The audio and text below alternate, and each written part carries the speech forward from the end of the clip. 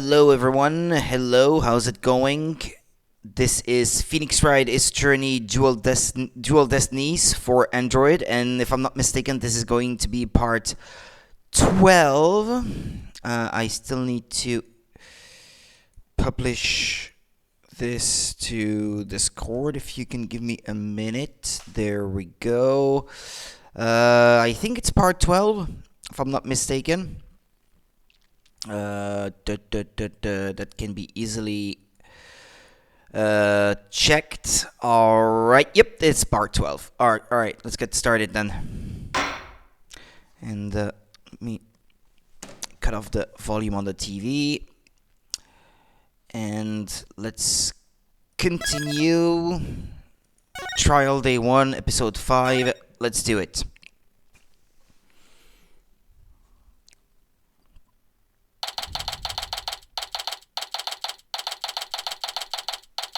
And since I can't use my controller anymore, for reasons I don't understand, I'm gonna use the keyboard.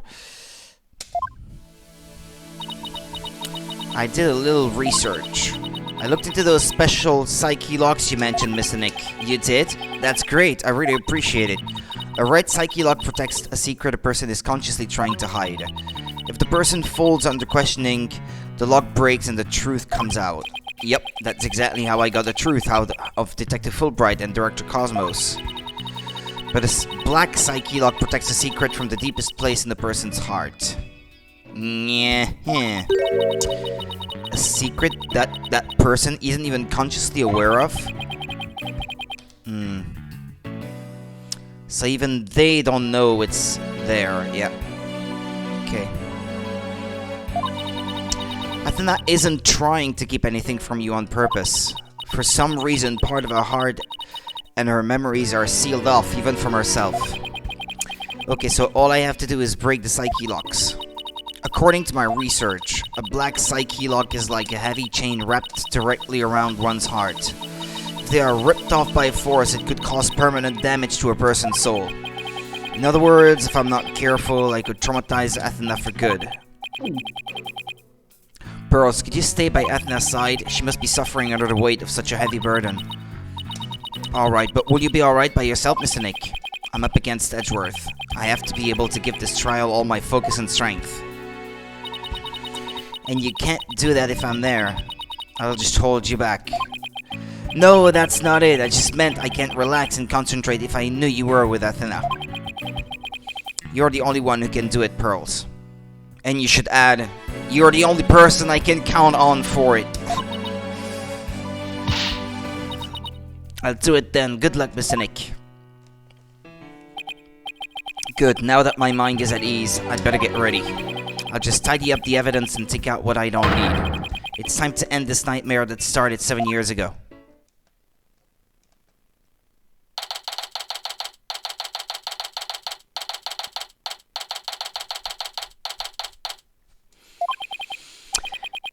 Defense, prosecution, and judge. There are even people in the gallery. The roof has been completely blown off the walls, and the walls have collapsed.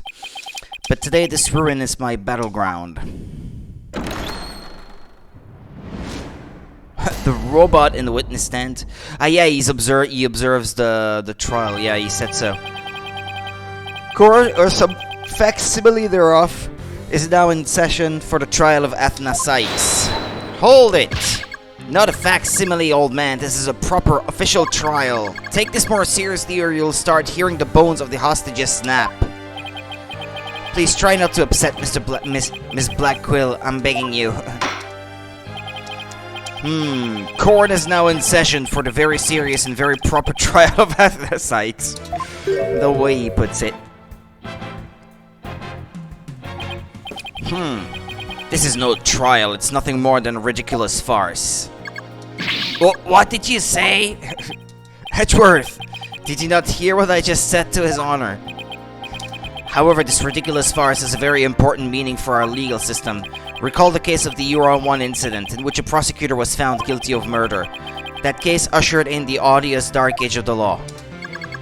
I see what you're after. If we can find the real truth behind that case today, precisely, the darkness will be dispelled and glory shall be restored to the court system.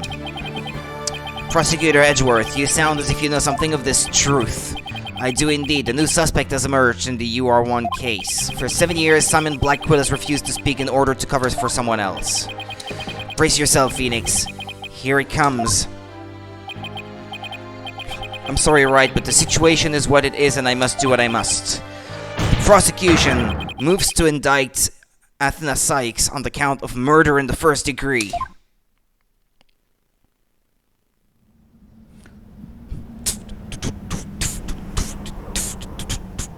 Regardless the circumstance, I intend to question the defendant with all I have. For that is a part of my creed. Then you'd better bring it. If the two of you are ready. Court is now in session for the trial of Athena Sykes. Athena. Your That's how they Honor, pronounce it. the defense was born ready. The prosecution is also ready.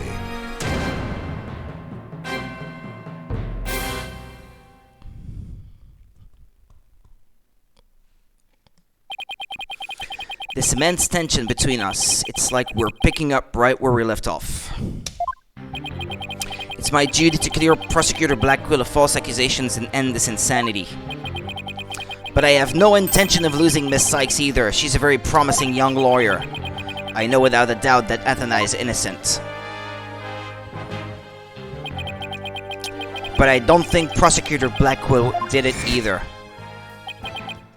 So, do you have any clue who was responsible for the sabotage? At the very least, I know it wasn't Simon Blackquill. I don't know enough to identify the true culprit, but it's clear what that person is. To put it simply, a spy. The true culprit is a spy.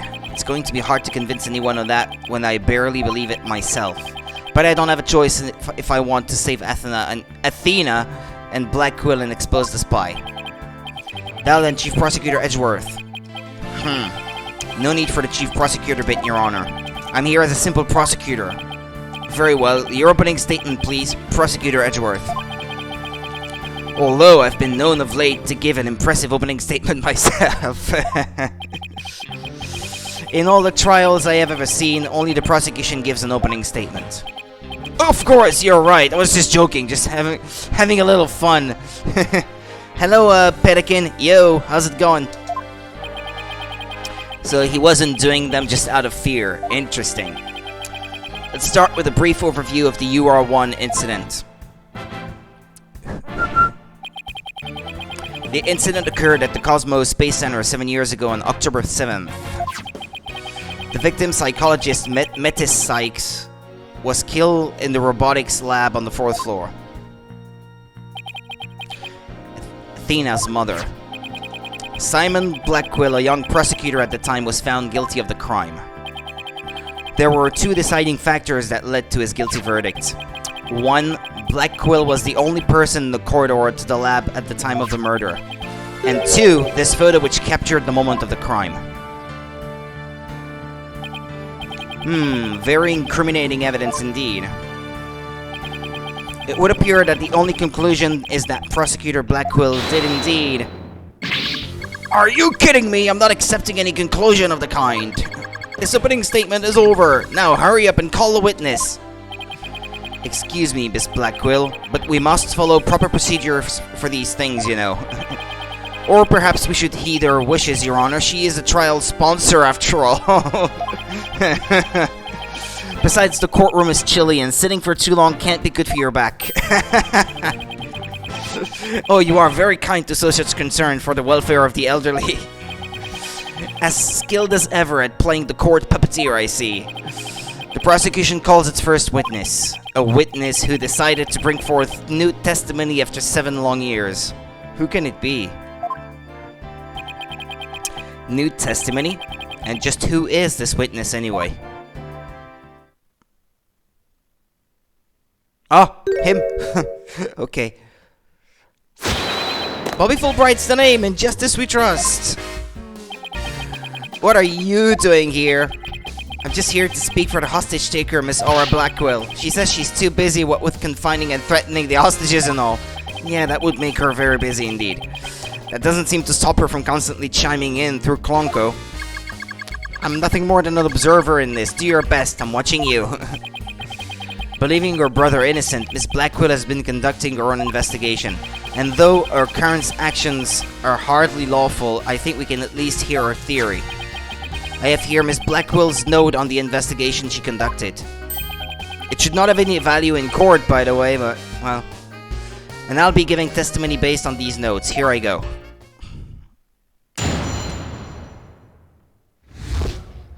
Aura Blackwell's theory.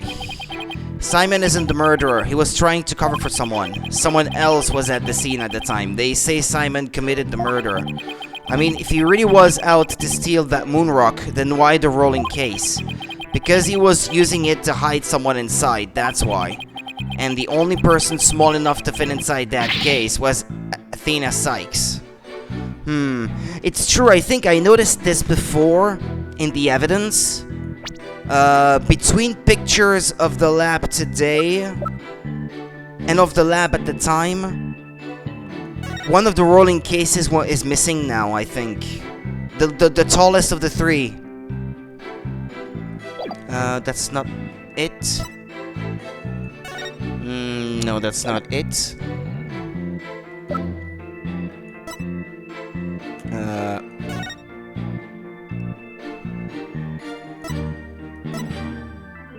Yeah, this photo is from today, and it has only two. But the tallest of the three was there in the past, I think. Don't I have pictures left of that thing? Yeah, there it is. Yeah, okay. There we go. There were three, and now there are only two left.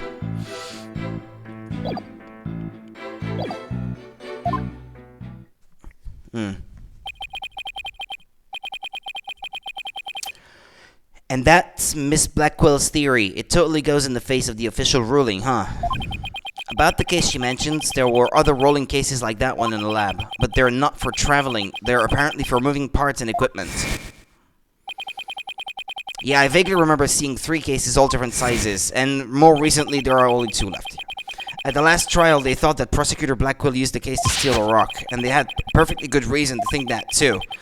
You see, there's a security camera in the corridor that leads to the robotics lab, and that camera captured footage of Blackwell leaving the scene with the case. That doesn't necessarily mean that the culprit, even if Athena Sykes is in the box, that doesn't necessarily mean that she killed her mother. That's not evidence enough. He could have only tried to take her off the scene. Well, but yeah, he wouldn't have to hide her then, though. I can see why that footage helped to bring his trial to a quick end.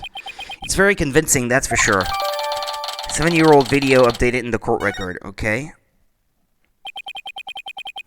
That case, by the way, was later discovered outside on the Space Center grounds.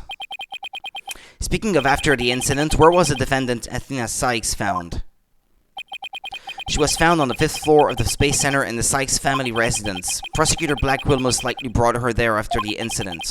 In addition, it's unknown where Miss Sykes was at the estimated time of death. I kind of want to believe it, actually. It all seems very plausible. Oops, sorry. Yikes. There we go. Miss Sykes was too confused by the shock of her mother's death to give proper testimony, and there was no witness or evidence to tell us where she might have been. So what you're saying is Miss Sykes didn't have an alibi? That is what the evidence is saying, yes. I understand the reasoning behind the theory, but I'm far from convinced. The victim is the accused's mother. Are you actually claiming an 11-year-old girl? Of course the girl had a very strong motive. Dr. Sykes was a psychologist who wrote many papers about speech and emotions. You're aware of Athena Sykes' special ability, aren't you, Your Honor? Are you referring to that therapy thing? Yes, she's done it quite a few times in court. The ability to read emotions from speech and the subject of her mother's research. Well, as long as it benefits society, I don't see any particular problem researching it. I don't like where this is heading. Not one bit. Dr. Sykes was so intent on her research, she forced her daughter to undergo experiments. Prosecutor Edgeworth, are you seriously suggesting? I've done my best to be delicate, but even you can't deny it to be true, Mr. Wright. No longer able to withstand the anguish of the experiments. The anguish. Miss Sykes felt her only choice was to kill her own mother. Ah! Don't say that!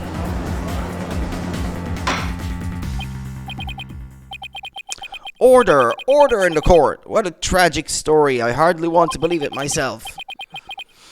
But we must proceed. Mr. Wright, if you could, Detective Fulbright, please refer to the notes.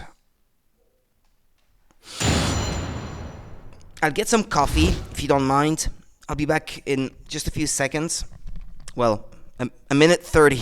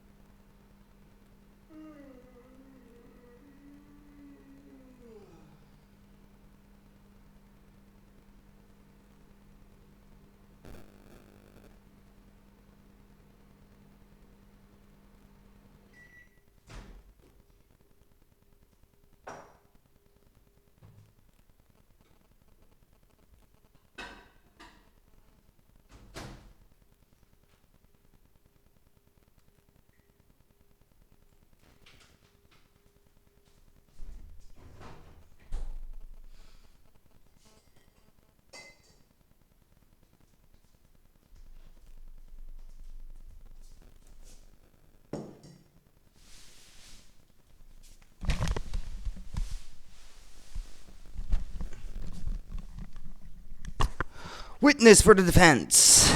Albus Percival Wulfric Brown Dumbledore. Simon isn't the murderer. He was trying to cover for someone. Someone else was at the scene at the time. They say Simon committed the murder. I mean, if he really was out to steal that moon rock, then why the rolling case? Because he was using it to hide someone inside, that's why. And the only person small enough to fit inside that case was Ethna Sykes. Hold it! But that's nothing more than conjecture, and it's hardly the only possibility. In that case, what do you think Prosecutor Blackwell had in that case? I think it was the moon rock. You know what? Phoenix, I think you can do better than that for sure. Right? I should think.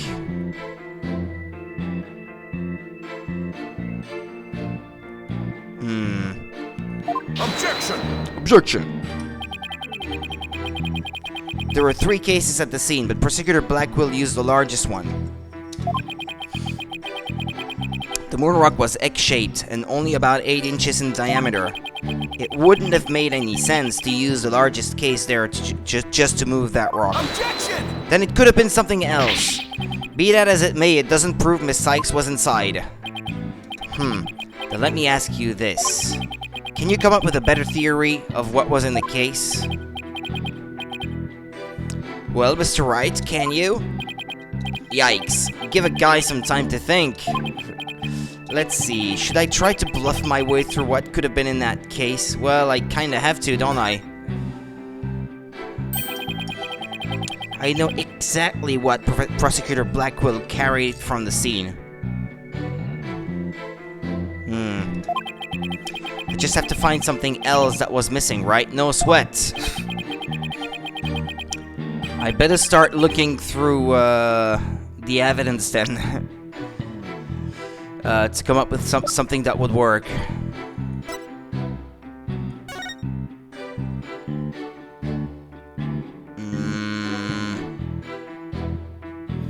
Well, the robot arm on the table there could work, I suppose. Is it missing? Actually, it is. If this is the same table. Is it the same table?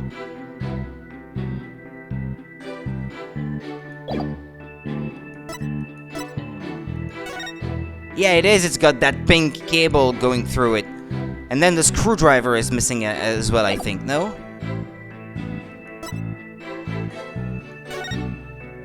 Yeah, that's gone too.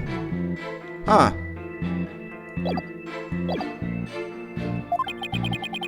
Okay, this is a crime scene photo taken after Prosecutor Blackwell left, correct? All we have to do is compare this with... Oh, well, there we go. I was doing it myself, but the game was about to do it. This photo of Prosecutor Blackwell to see what's missing. Uh-huh. Yeah. If he took something with him, then it should be in one of these photos. Lady Luck, don't fail me now. Alright then, Mr. Wright, let us hear your theory. I don't know what it is, really, because it looks like it's wrapped in something, and it's got, like, a bandage around it. I'm not sure. Isn't there blood on it, actually? What did Prosecutor Blackwell take from the scene of the murder? Is that blood here? Like, right here, no? I'm not sure. But this is missing. I have to present, okay. Take that! Please notice that there is a robot part on the top of the card in this photo. Yeah, a part. Yeah, it's not really an arm, I guess. Maybe. I don't know, it looked like one. However, in this photo taken after the crime, the robot part is gone. In other words, this part is something that was taken from the scene of the crime. You do appear to be right. I don't see it in the second picture. But it's just a piece of junk. How important could it be? That's not for us to decide. It's for scientists, I guess, to decide.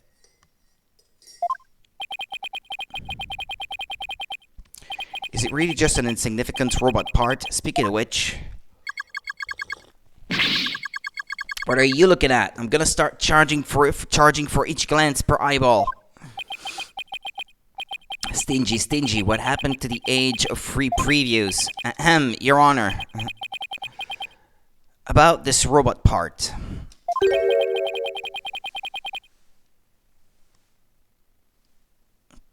My mistake. Doesn't it look like it could be an arm from that robot there? Well, now that you mention it, it does, doesn't it? But the case is still too big to be practical for just a moonrock and robot arm. Was it really just the one arm that was in there? If it wasn't Athena in the case, then maybe... I believe there was another robot at the scene that looks just like the one here. Your Honor, it is the defense's assertion that it was this other robot that was in the case. What? Objection! We can't be certain that part belonged to a robot. Yes, it looks like the arm of the one before us, but it could be something else entirely. Besides, it's wrapped entirely in bandaging, making it difficult to verify what it is. I know for a fact that it is a robot arm. I can even tell which robot it belonged to, just by looking at it. With this information, we can investigate whether it was there at the time or not. Mr. Wright, I thought you were more of the technologically illiterate type. When did you become such an expert? I feel somehow abandoned. Not to worry, Your Honor. I still know next to nothing about machines. Yeah, don't worry. But I know this piece of evidence proves which robot the arm belonged to.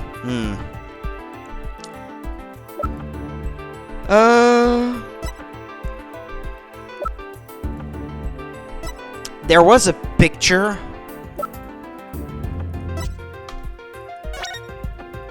Is it this? Yeah, it's this one. Take that! The robot in this picture is named Ponko. But take a look at Ponko's arm. It was Miss Sykes who bandaged it up like that. Okay, excuse me. She must have thought that machines heal in the same way that people do. What an adorable, naive mistake. It reminds me of my own grandchild. The robot arm at the crime scene had the same bandaging wrapped around it. In other words, this robot arm could belong to none other than Ponko.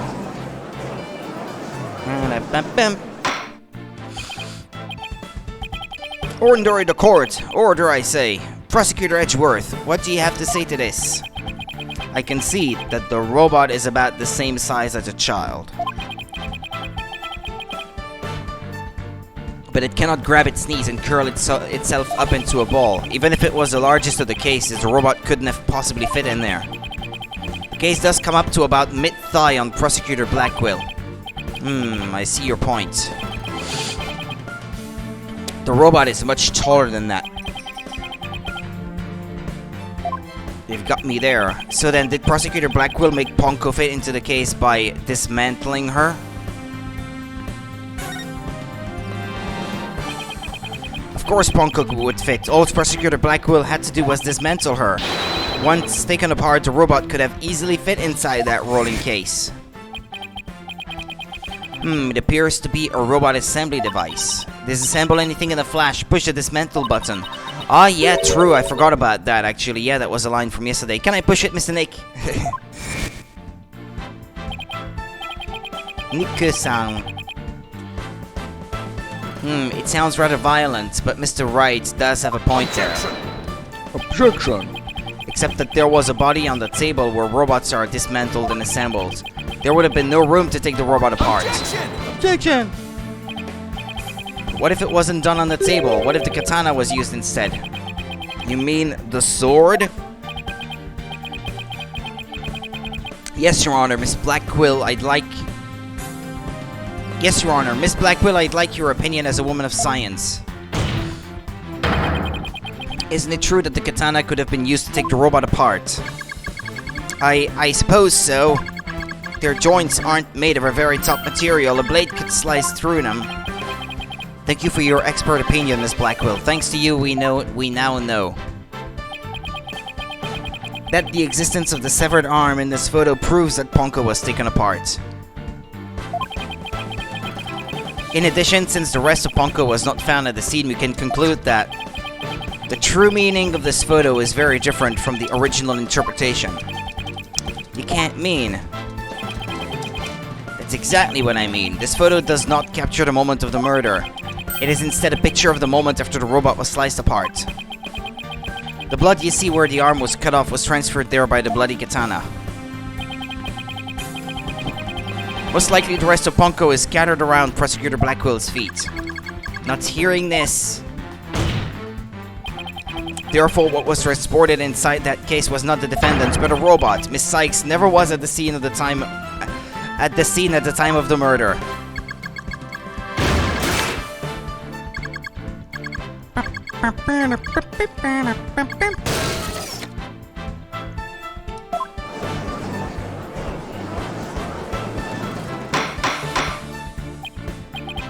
Order! Order in the court! It's true that Ponko was found in pieces after the murder. And I'll admit I repaired her myself afterwards. Excuse me, there's something I need to check.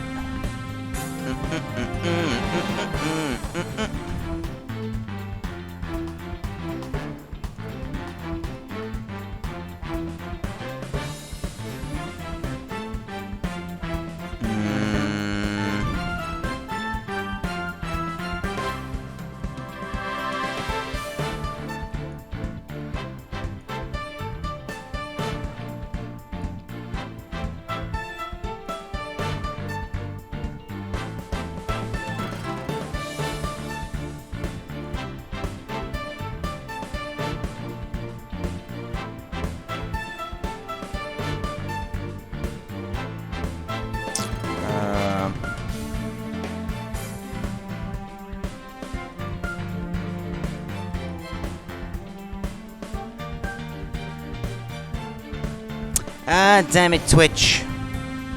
I'm looking for an info on my channel and I can't find it.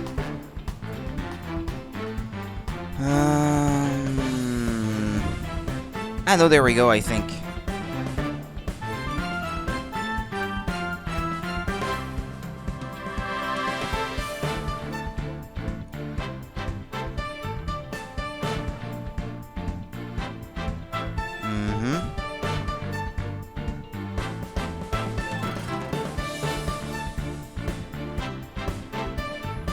Ah, shoot.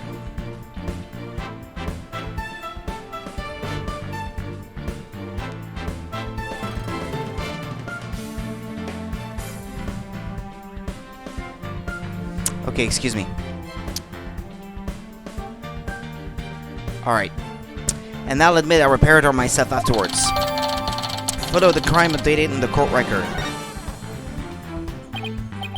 Yes, I'm finally making some progress. Hopefully I've gotten at least one step closer to proving both Athena and Prosecutor Blackwell innocent.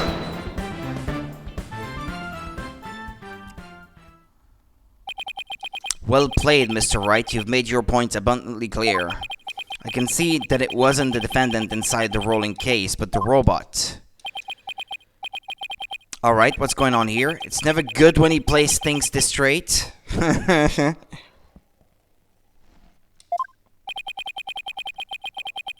Does the prosecution withdraw its claim that the defendant was carried from the scene? No, Your Honor, my claim hasn't changed. Objection!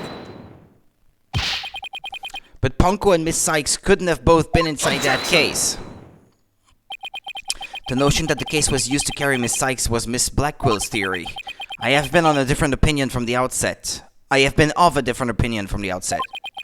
Now I finally have the opportunity to voice my theory.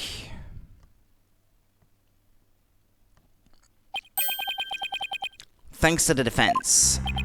Edgeworth has been one step ahead of me this whole time. Well, he knows you and how you function, so, in that case, how do you propose the defendant left the crime scene? Simple, the footage only shows Prosecutor Blackwell from behind. What's more, he's holding his arm in front of his body as if he were holding something or someone. That's hardly evidence. I have proof. The surcoat Prosecutor Blackwell is wearing. The victim's blood was found on the front of it, and the stain had a highly distinctive shape. A blood stain with a distinctive shape? Please continue, Prosecutor Edgeworth. 7 years ago, the defendant was known to constantly wear a certain item, of which there is only one in the world, a special pair of headphones made just for her. She always wore these big, heavy-looking headphones. She said her mother made them for her as part of her research. Analysis showed the blood stain to be in the exact same shape as these headphones. In other words, this was no mere blood splatter. The blood went from the victim's body to the headphones, and then was imprinted onto the Prosecutor Blackwell's coat like a stamp. A most gruesome stamp indeed. Blackwell carried Miss Sykes, who had been hit by splatter, away from the crime scene. This proves that Athena Sykes was without question present at the crime scene. And that concludes the prosecution's argument. No!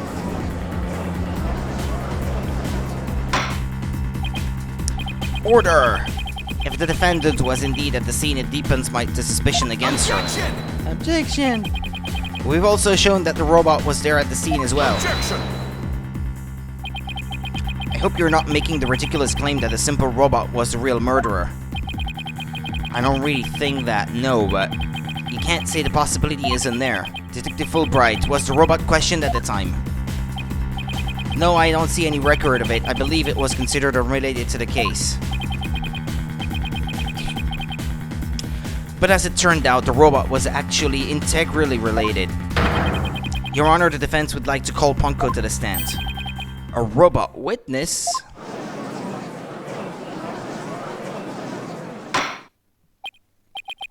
Order! Order in the court! Prosecutor Edgeworth, what do you think about this? Mr. Wright has called all manner of witnesses to the stand over the years, so why not a robot? Nothing surprises me anymore with him. Very well, I will allow the witness. Bailiff, please summon the robot named Ponko.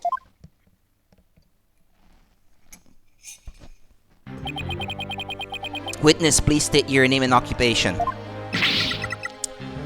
My name is not a witness, my name is Ponko. Yes, I realize that. When you are at the witness stand, you are the witness. No, I'm not. I'm Ponko. Say it with me. Ponko. What an utterly inflexible little robot. You're the last person who should be calling anybody inflexible. Haha, you remind me of my grandchild who just learned his own name. How precious. Alright, Ponko, I'm going to ask you some questions. Questions? You have questions? Hooray! What are your questions? I want to know if you were there at the scene of the murder of Mrs. Sykes. It was 7 years ago on the 7th of October around 2 p.m. in the robotics lab. Certainly, just one moment. Searching data. Search complete. Yes, I was there in the robotics lab.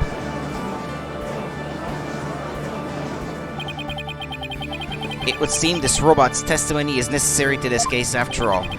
This is great. I just knew Ponko must have seen something important. You don't know what it's about to say, so... A murder committed right before this poor little girl's eyes, it's inexcusable. The judge seems ready to adopt Ponko as another grandchild. So, little Ponko, do you think you can give us your testimony today? Little Ponko. Witness testimony. What I saw. I went to the robotics lab at about 2 p.m. for my regular recharge. Just as I was about to charge up, Athena came in and hugged Mommy Metis. And then Mommy Metis fell down. After that, I was recharging, so I don't know anything. After I charged up, I was cleaning the room and Mr. Simon came in. And then an error occurred. There is no data after that point. Oh. But it sounds like the defendant was, without question, at the scene. However, it doesn't appear that the witness saw the actual moment of the murder. I disagree. This testimony shows that the defendant did indeed commit the crime. How? At the end of the day, we mustn't forget that this witness is still a machine. Being a robot, its understanding and capacity to express itself are limited. So what are you suggesting? The witness's statements need to be interpreted. For example, the terms hugged and then later fell down. Adults don't usually fall down after being hugged by a child. They don't, but... Yes, what this witness's statements are telling us is... that the defendant stabbed the victim with the murder weapon during this moment. What?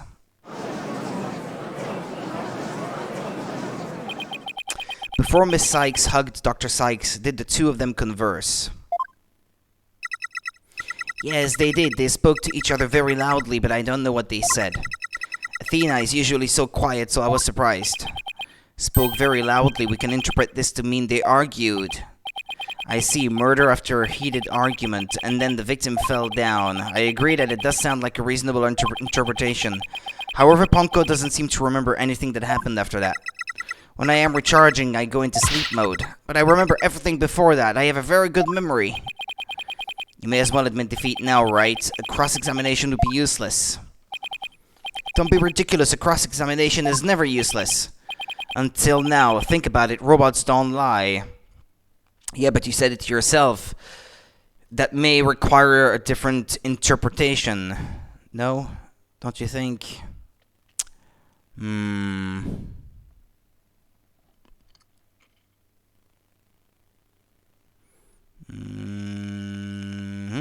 Okay. This robot is both an important witness and valuable evidence at the same time.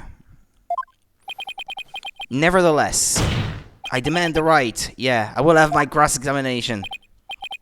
I see you haven't changed. You never were one to worry about wasting time. Very well, even if it may be a waste of time, you may proceed, Mr. Wright. I'll show you both just how fruitful any cross-examination can be.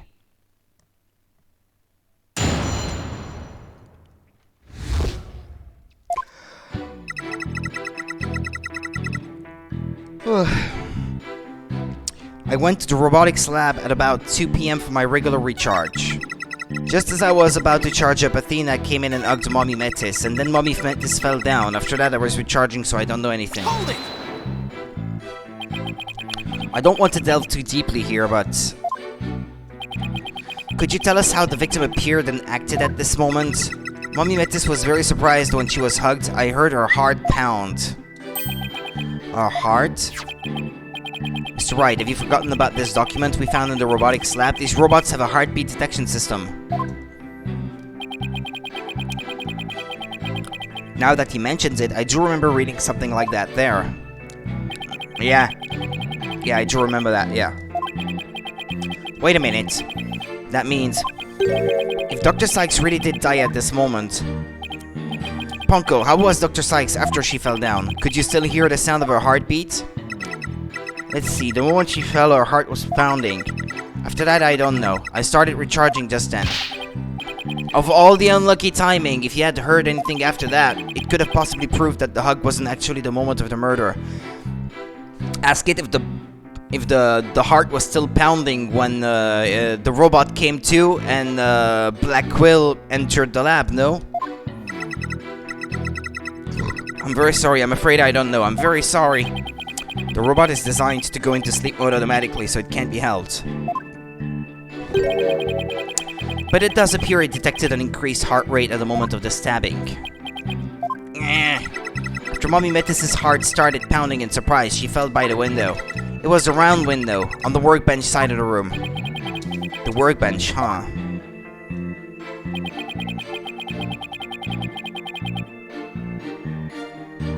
The table to the right of where that giant robot is right now. Is there something critical in Ponko's statement just now? Okay. There is something. Your Honor, I believe this statement is critical. I'd like it added to her testimony.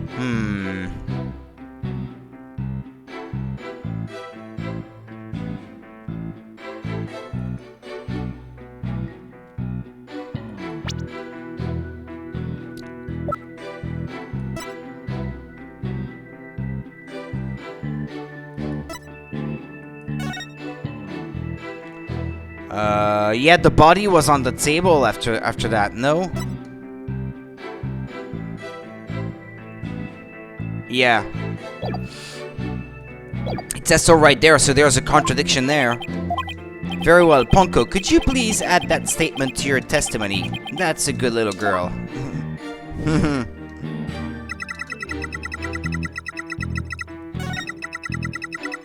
No. This one. Objection! Objection! Punker, your statement may have just inspired a breakthrough. If she fell near the window, how did she reach the thing there? Or are you suggesting that Black Quill only moved the body after the fact? Well, that might be what Edgeworth is going to go for as a rebuttal, I guess. Yikes. I was helpful? Hooray! I'm so happy. Just to be sure, let's go over it again, okay? The victim fell near the window on the workbench side of the room. However,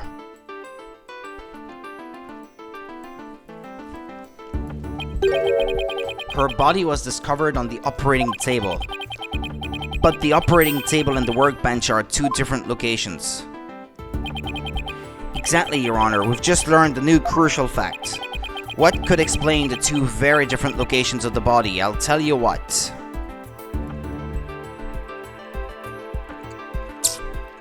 The victim moved. Yeah, so she couldn't have been dead. Yeah, the defendant couldn't have moved her mother. And the 11-year-old girl couldn't have moved the heavy body of an adult. So the only explanation is that the victim walked to the operating table herself. In other words, what Ponko observed near the workbench couldn't possibly have been the moment of the murder. What did she die from, by the way? Blood loss, or was she stabbed in the heart or something? Because if you were stabbed in the heart, I doubt you would have the strength to walk all the way to the dismantling table. Instant death. Yeah. Yeah, the autopsy report says instant death. Okay. Whew, I'm very relieved to hear that. Glad to know that the murder wasn't committed in front of little Ponko here. As we just heard in the testimony, Miss Sykes hugged her mother and nothing more. Objection!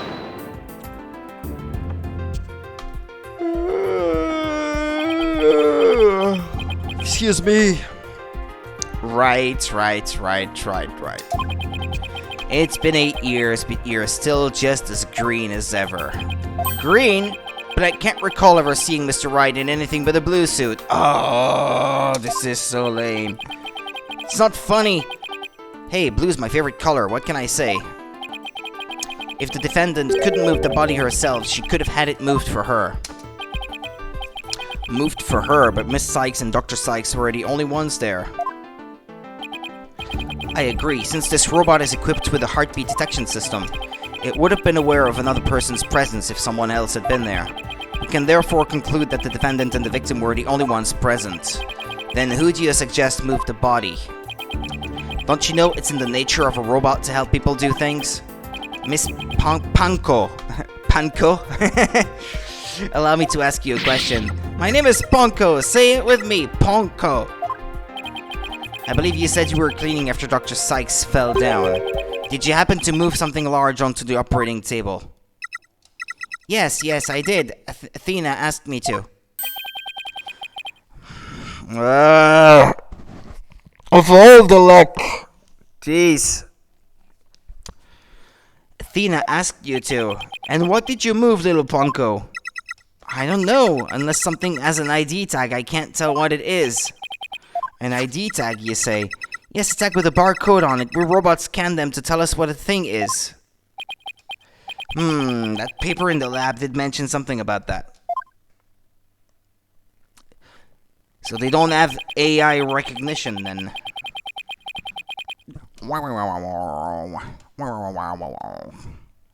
Recognizes people by scanning their spacesuit or uniform jacket ID tag, it said. Didn't the body have one?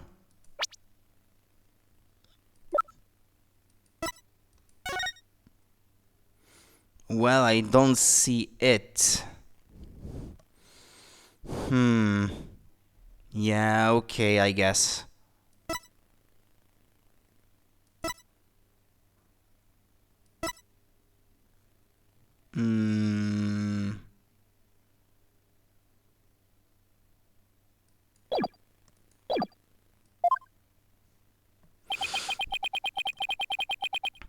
So it would appear that Miss Panko here, insisting on not using the right name, Mr. Panko here can't identify what it moved. My name is Panko.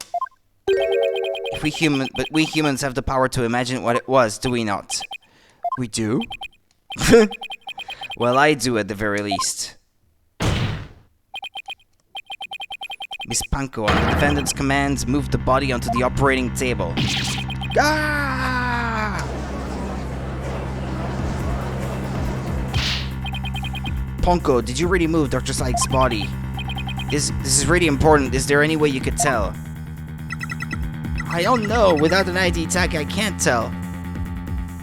Do you know the weight? If it was identical, give it up, Wright.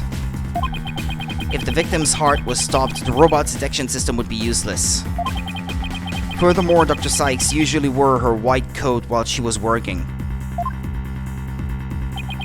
She kept the jacket with her ID tag on it draped over a chair in the robotics lab, and only wore it for special occasions. In other words, the victim wasn't wearing her ID tag at the time. From the robot's point of view, her body was simply just another object. Objection! Objection! But Ponko is equipped with a facial recognition system. If she really did move the victim, she would have recognized the body as Dr. Sykes, but she didn't. So that means... Objection! The face can easily be covered with a piece of cloth, a mask, or anything else for that matter. There's a piece of cloth on the floor right next to the body in the photo. With her facial features hidden, the robot wouldn't be able to tell it was Dr. Sykes. Ask the robot if it is even capable of lifting that kind of weight to begin with. It looks so small. To summarize, Miss Sykes stabbed her mother near the workbench, then using the robot, she moved the body to the table where she removed the sword and was stained in blood.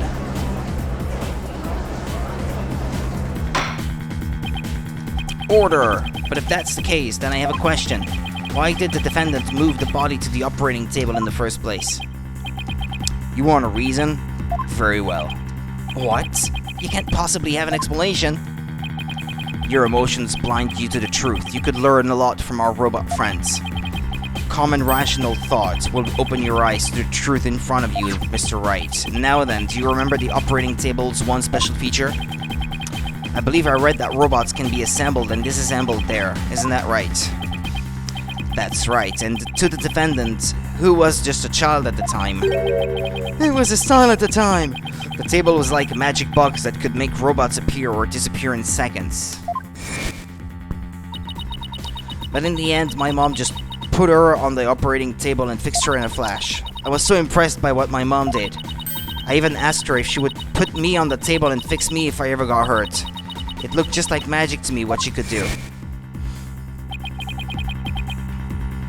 You can't possibly be suggesting this young sheltered girl had a difficult time distinguishing robots from people.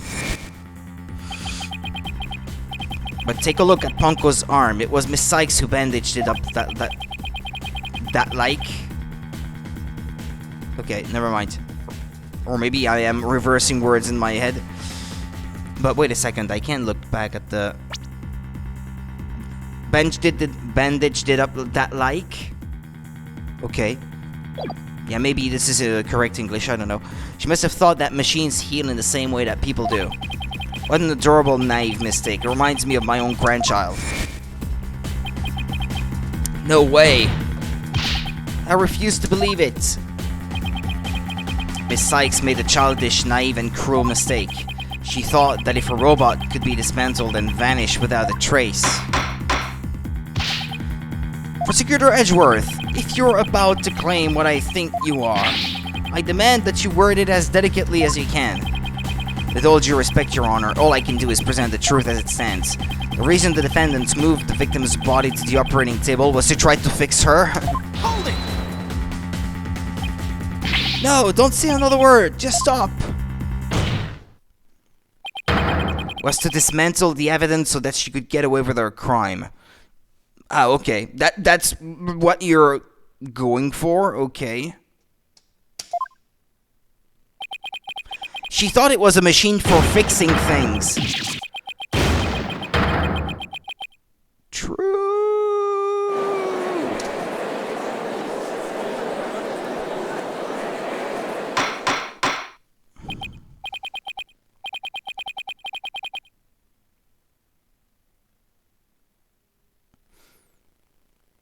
Why didn't I get a message for this? Hold on a minute.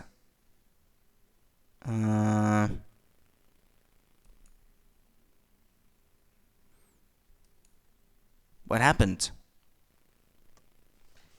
Something weird. Hold on a minute.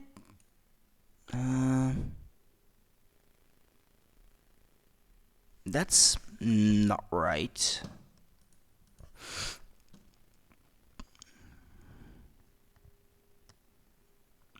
Yeah. Pelican followed 46 minutes ago, but I did not get a notification for it. That's weird. It didn't even pop up on the screen, or unless it was when I got up to go get coffee. But no, I don't think so. Oh well. I'm gonna have to look into this then later, because if this is something that doesn't work with my stream anymore, this is something I have to try to fix. Okay, never mind. Let's continue. Order in the court! Order, I say! Edgeworth, she was just a little kid. How can you say such a horrible thing? Horrible? Like I said, you're just as green as ever. I came here today as a prosecutor to seek only the truth, no more, no less. My theory is simply the result of a rational consideration of every possibility. I can easily imagine her trying to get her mother fixed sooner than what he is suggesting. Objection! But dismantling isn't the table's only function. It can make repairs as well. It's conceivable that Miss Sykes moved her mother to the table in order to fix her. I suppose that could be another way of interpreting it. Your mind goes straight to the most horrible thing possible? Come on.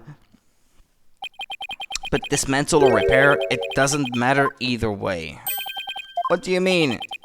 After murdering her mother, Miss Sykes may have come to her senses. Perhaps she didn't want to make it appear as if it had never happened. And that's why she tried to repair her mother. Yes, that's one possible explanation. You were only trying to get me to say it. But we mustn't forget the facts of this case. The victim was observed to fall down after being hugged by the defendant, and the body was moved per the defendant's command.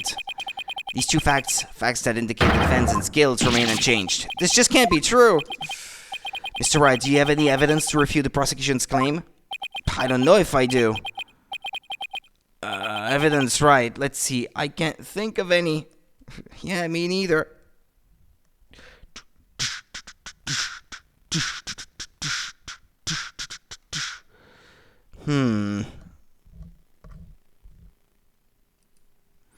Okay, excuse me. I'm afraid I don't have any evidence, Your Honor. Since becoming chief prosecutor, I've learned that the truth isn't always pretty. Now accept the truth, Mr. Wright. Your subordinate murdered her own mother. Your Honor, the prosecution demands a verdict. The hostages have suffered enough. What a terrible and tragic conclusion. Objection! If the defense has no counter-argument, I see no need to further prolong this trial. Edgeworth's argument seems solid enough, but there's no way Athena could have ever done anything like that. What do I do? There has to be something. But I can't think of a single thing. Objection. Ha. Prosecutor Blackwell. This is quite the farce you are conducting here. I could die from laughter. Prosecutor Blackwell, what are you talking about? I'll get something to drink again because I feel super thirsty reading out loud like this.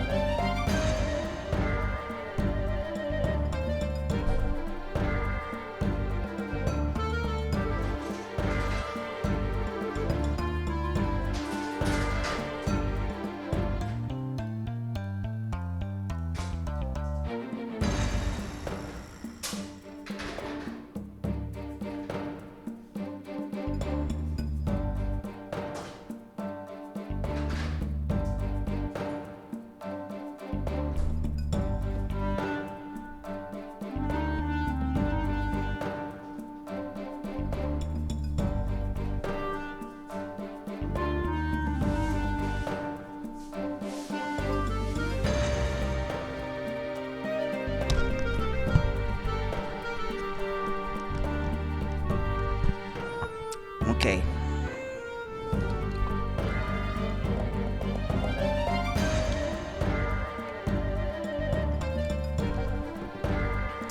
Right. What I'm talking about is that your argument is based on an entirely false premise. What's this? Go on, we're listening. Could this be the miracle I need? What is Prosecutor Blackwell trying to pull here? Still trying to cover Athena? 7 years. For 7 long years. This case has been on my mind. Not for an instant did I not think of it.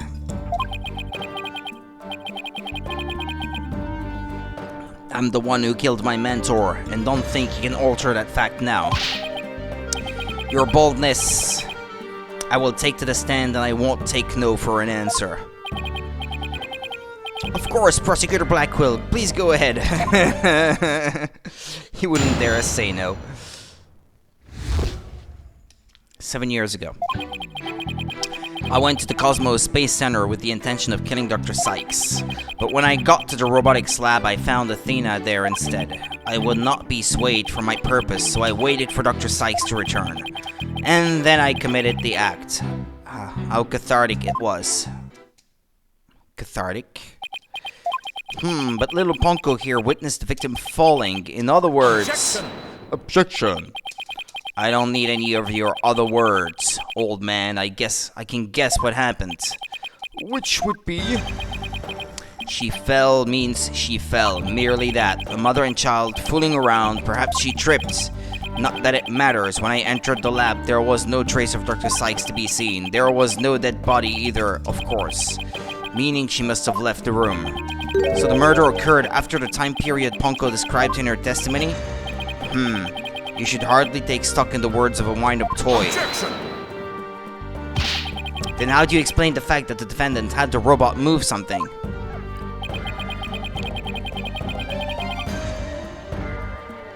Athena was always tinkering with robots on the operating table to amuse herself, and she always had Ponko move the heavy ones for her.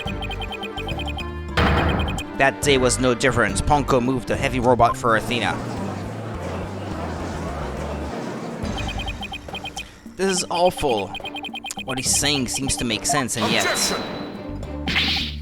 Prosecutor Blackquill, are you trying even now to turn away from the truth? Don't you realize we could bring the dark age of the law to a close today? You expect too much from me. I'm just a murderer, beyond redemption. Why don't you just let me go so I can settle down into hell? Prosecutor Blackwill's execution is tomorrow. If the truth doesn't come out now, it's all over. Are you saying that the little girl and the robot had nothing to do with the murder?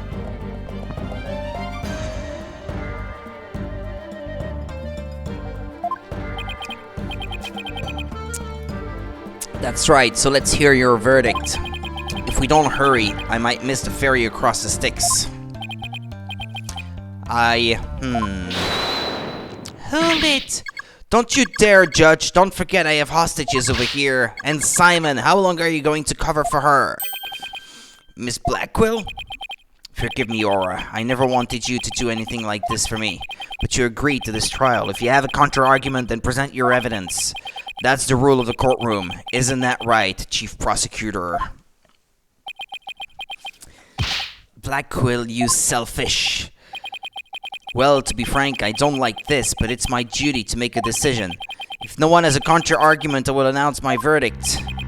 Is this really happening? Is it really going to end just like it did 7 years ago? I wanted to do it so bad, even now. I want to fly out of here and go save him.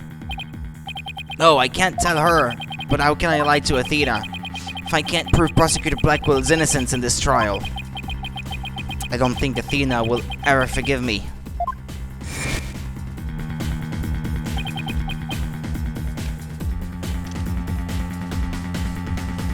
I can't let this happen, but I just don't have the evidence to counter Prosecutor Blackwell's testimony.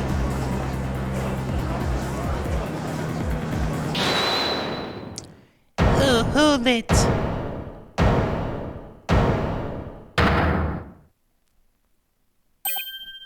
Athena, what are you... Are you feeling okay? I can hear it. I can hear the voice of his heart. He's hiding something.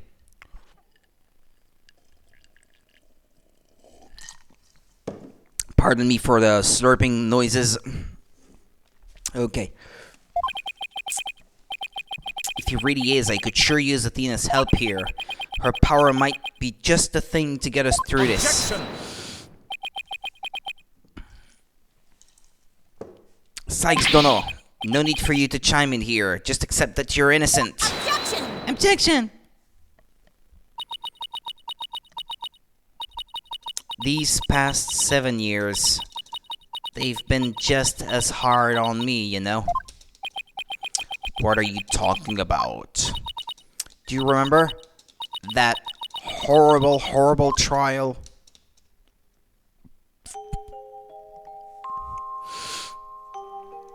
Please, you have to listen to me.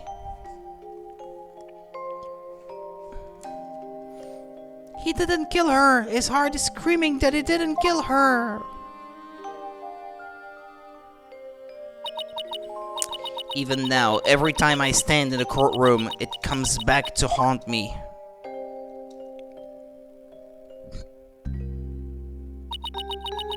Not being heard, no matter how hard you try.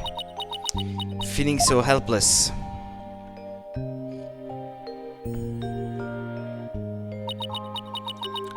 Caught in people's stares, so scared that it feels like your chest is in a vice.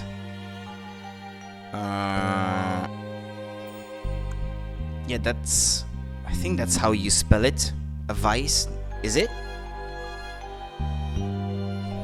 Why do I have a different spelling in mind?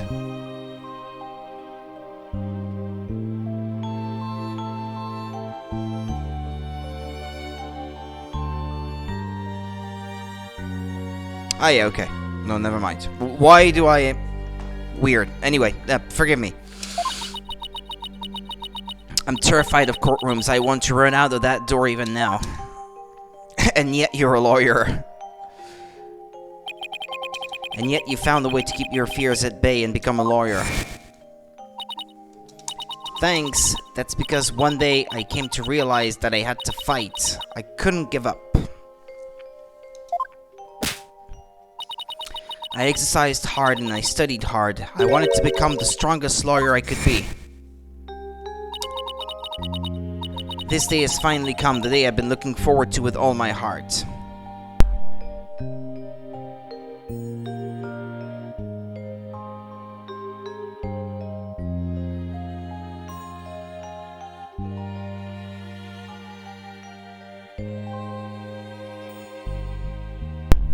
Okay, excuse me.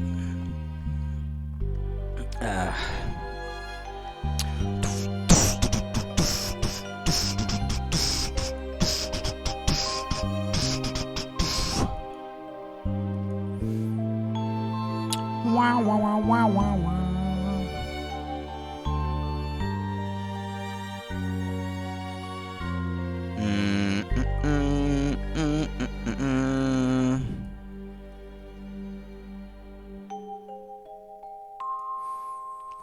This day has finally come, the day I've been looking forward to with all my heart. This is why I became a lawyer, this is why I studied psychology. It was all to save you from this false conviction.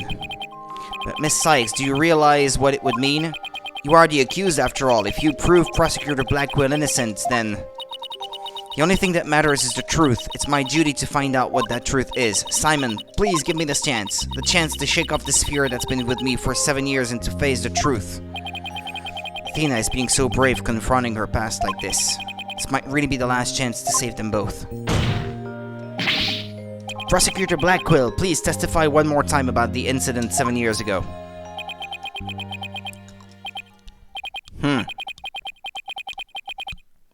Fine, but your efforts will surely be in vain. For I am not a man who can be cut down easily. Here we go, Simon. Let me hear the voice of your heart.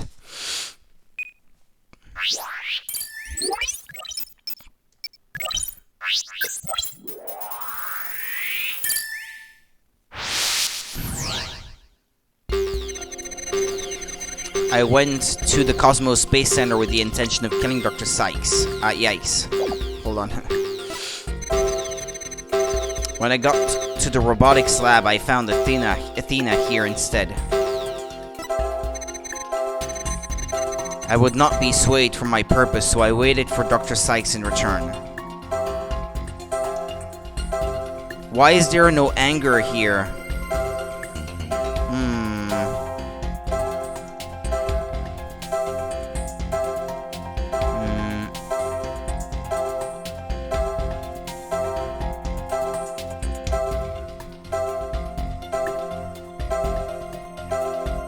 Oops.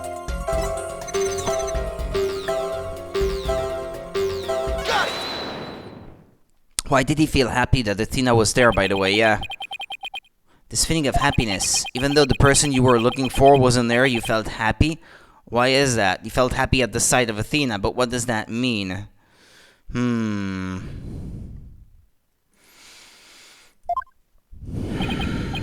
Simple. When I was looking for Athena and hadn't found her yet, I grew worried. So when I saw her in the robotics lab, I was happily relieved. Merely that. Just now you said that you went to the Space Center to kill Dr. Sykes, but the first thing you did was look for her daughter instead? I had no intention of harming Athena, so I wanted to confirm that she was safe first. It was just a part of my plan, nothing contradictory about that. The second I find an inconsistency, he cuts it down. Simon knows the principles of analytical psychology. There's less noise now, but I don't see any instabilities we can latch onto.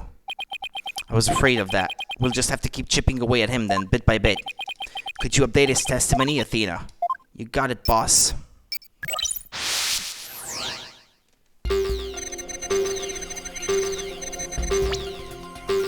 My mistake again.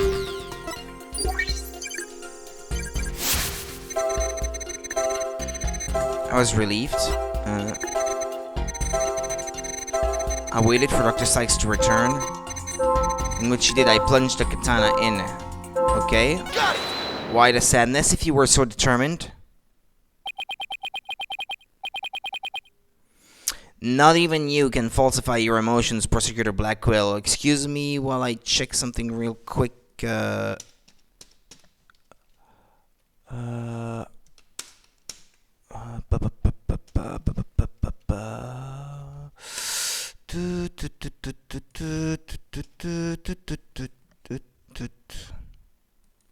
No, that's not it.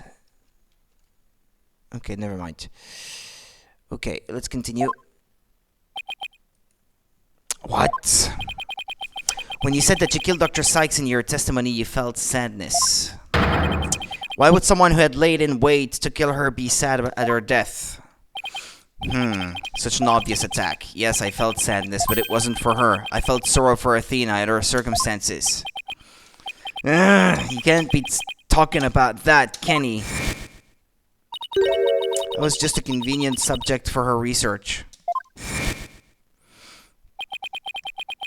Dr. Sykes was so intent on her research, she forced her daughter to undergo experiments. My objective was to save Athena. From an obsessive scientist who treated her own daughter like a research subject. What?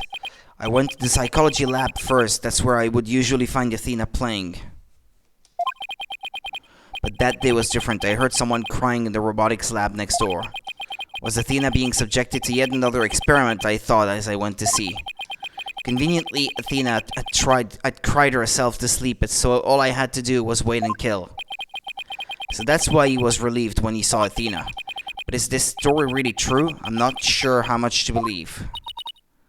Mr. Wright, how are you, Athena? Still hanging in there?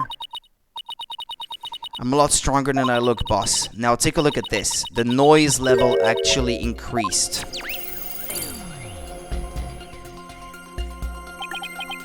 It went up? I've never seen it do that before.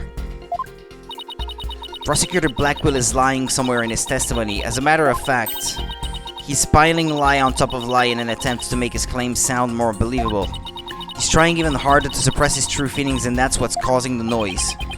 How in the world should I approach this? I can either use an evidence-based approach, if I can find a contradiction. Otherwise, I should look for an inconsistency in his emotions. What, they're introducing a new gameplay element now?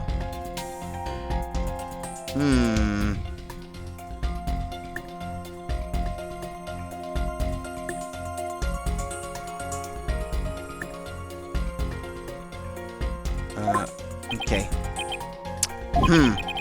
There are no flaws in my testimony, and his boldness is prepared to give his verdict. Give up on this lost cause, and let the law free me of these chains already. I don't think so, not while I'm around. Now, contradictory testimony or inconsistent emotions. Which should I tackle first? His emotions? first, and then the other one. Okay, let's look for inconsistent emotions. Got it, boss, but if you want to try looking for a contradictory statement instead, just let me know. I can easily switch you over.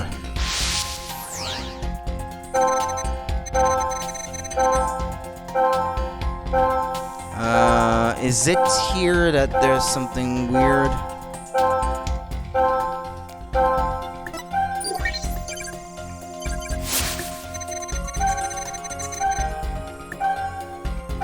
If you knew she was subjected to experiments, why are you surprised that she's crying?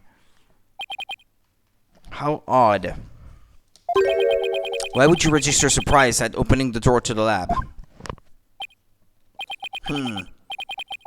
Alright, fine, I'll explain if I must. What surprised me was Ponko, that toy figure, attacked me. Dr. Sykes knew full well of my plan to rescue Athena, but she couldn't stand guard over her daughter 24 hours a day. So Dr. Sykes had Ponko do it. That's right, she ordered Ponko to forcibly remove me on sight, so I slashed Ponko up with the katana that was there in the lab. That rickety old puppet wasn't worthy of that fine blade. It's right, it's happening again. There's even more noise now.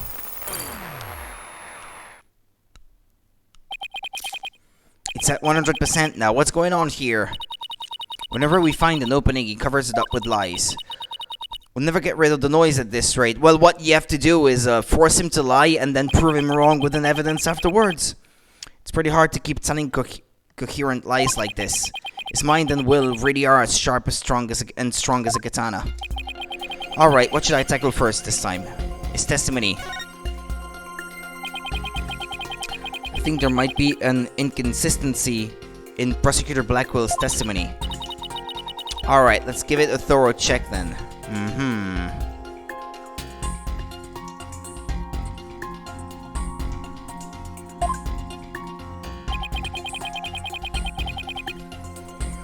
With a feeling of dread, I opened the robotics lab door just then.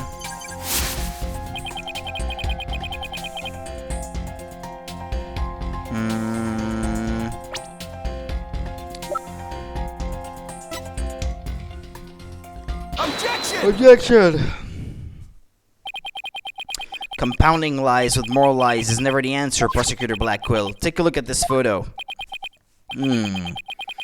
That's the photo of the supposed moment of the murder, isn't it? How many more times must I see that which damned me for my sin? The ironic thing is, I think this picture is actually going to be your savior now. See the bloodstain at the end of Ponko's arm where it was severed with the katana? Robots don't bleed. I hope you aren't claiming it's the robot's blood, Mr. Wright. On the contrary. No, most likely the blood was transferred here from the bloody katana. The katana already had blood on it, so then it must have been the victim's blood. That's right, but if that's the case, we found a glaring inconsistency. You said in your testimony that you cut up Ponko and then you killed Dr. Sykes. I wish I would stop yawning.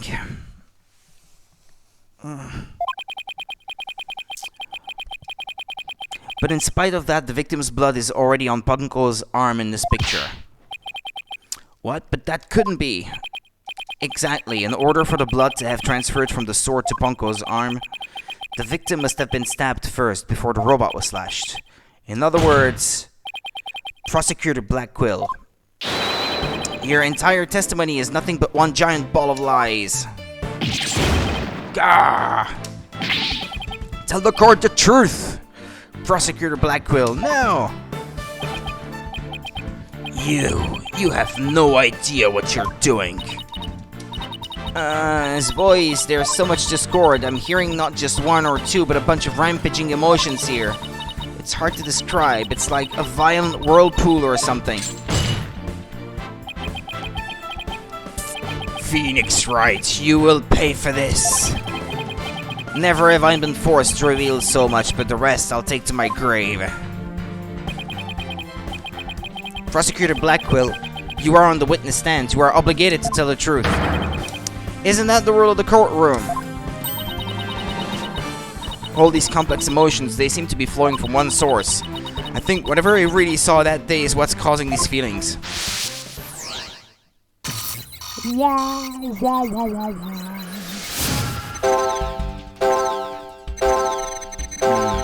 It's all emotions at once.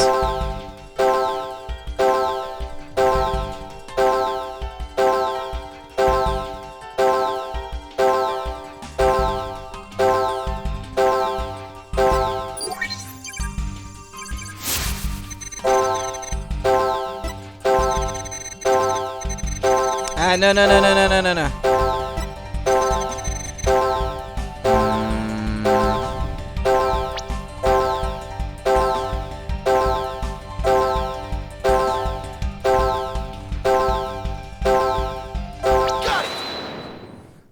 What's causing strong emotions? Athena? You scared for her? He cares about her? I'm your daddy! No, that's probably not possible. He would have been 10 years old when she was born. When you opened the door and saw Athena, you became overwhelmed by your emotions. Isn't that right, prosecutor? Nah, you should know better. And though it's pathetic, I admit I'm terrified to speak of it. Prosecutor Blackquill, Miss Sykes is innocent. I will always believe that with all my heart. Now, can't you find it within yourself to believe in me too? Athena is innocent, huh? Can you honestly say you believe that to be true, right, Dono? I give you my word. Now tell me what you really saw when you opened that door. Curse you, Phoenix Wright.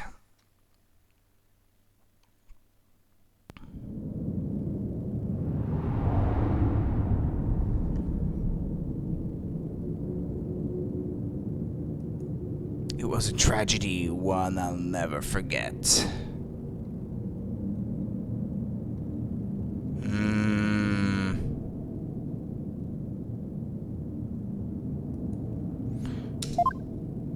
When I arrived at the lab, Dr. Sykes was already dead. She was lying on the operating table, while the bloody katana lay on the floor. And standing between the two, covered in blood, was Athena.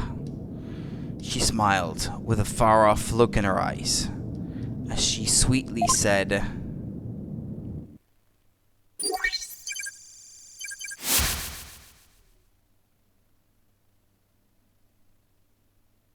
"What did she say?" Come on. Come on. Come on. Ah, there we go. Something's wrong with Mom, so I'm taking her apart to fix her. Yikes. Ooh.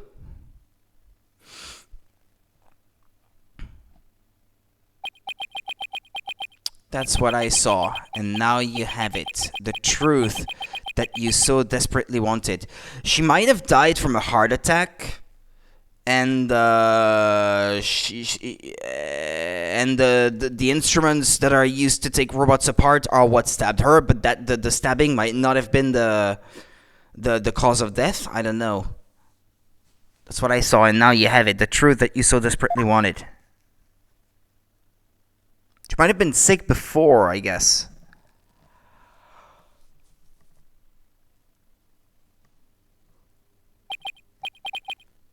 No. Prosecutor Blackquill finally tells the truth, and this is what it is. It's beyond devastating. I tried to take my mother apart.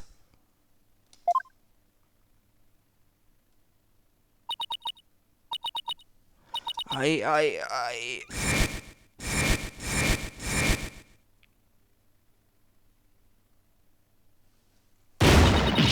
No!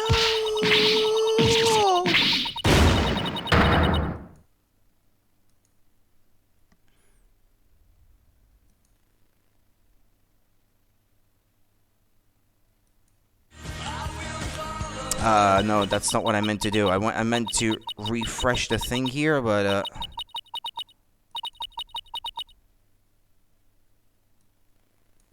yeah, I know that's strange, but I don't know. That's weird.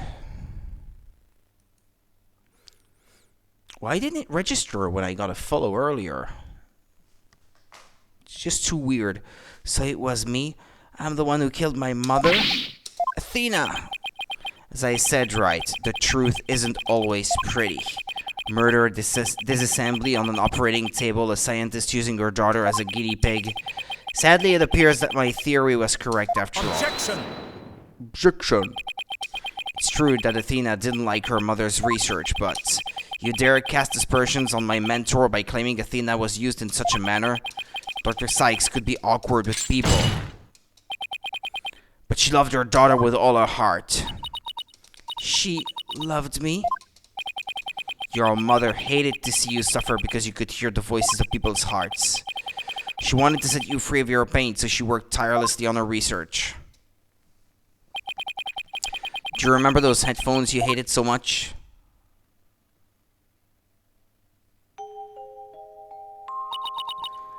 Yes, my head hurt every time I wore them. No, Athena, it's just the opposite. They emitted sound waves to nullify emotional input from the voices of people around you. Your power was much stronger then than it is now. And those headphones were what enabled you to carry on with everyday life. No, that can't be true. Then why? Why would I have done something like that to somebody who loved me so much? Her love for you was real. That I can guarantee. That's why I knew that what happened had to be some kind of mistake. I couldn't let you be punished for it. I think he's right. Yeah, that's the only thing that makes sense to me. So you took the blame yourself. You and your mentor are more alike than you know. Ponko was a witness, so I put it in the case, held Athena close, and vacated the lab. I threw Ponko away in the boarding lounge trash chute. And I hid the case on the Space Center grounds. It would seem that we now have all the facts of this case. Hold it! No, not yet. It can't end like this. Do not disgrace yourself, Mr. Wright. The truth has been revealed. Or are you the type of man to turn your back to things that disagree with you? I'm not, but this... can't give up now. I have to say something, anything, even if it's a bluff.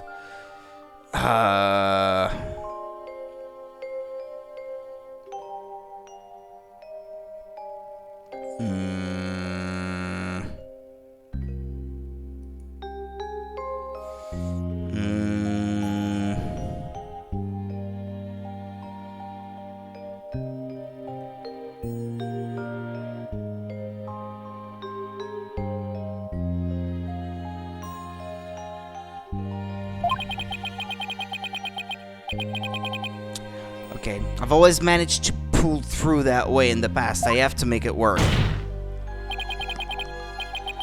The defense is prepared to present evidence. Why is there... No, wait, hold on.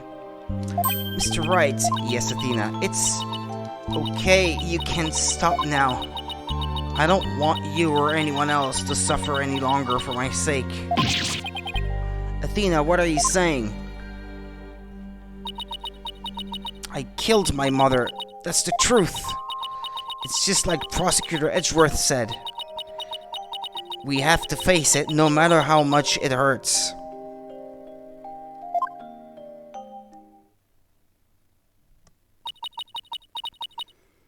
I admit my guilt.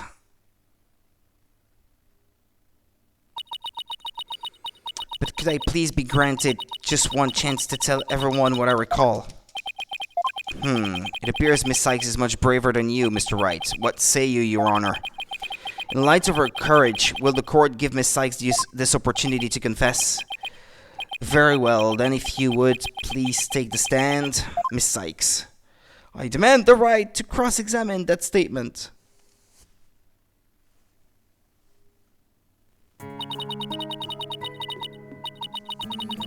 Thank you for letting me do this, Prosecutor Edgeworth, and thank you, Mr. Wright, and Prosecutor Blackquill for letting the truth be known. Now we can finally move forward, and everyone's suffering can come to an end. Athena. Prosecutor Blackwell will be cleared and the dark age of the law can come to an end. Yes, admit to your guilt and bring everything to its conclusion. I killed my mother. My memory is still a little hazy, but there's no question I remember it. I remember the weight of the weapon in my hands and the feeling of it stabbing in deep. And I remember the warmth of her blood as it flowed down the handle onto my fingers. Your Honor, please find me guilty. I dare say, these are all memories that no one but the murderer would have. I see. Thank you for your confession. I believe this trial has gone on long enough. But before we conclude, does anyone have a counter argument? Me, Your Honor! Me!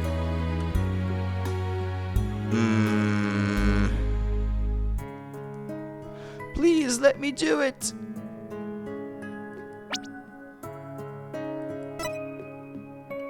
It has the victim's blood on it? Yeah.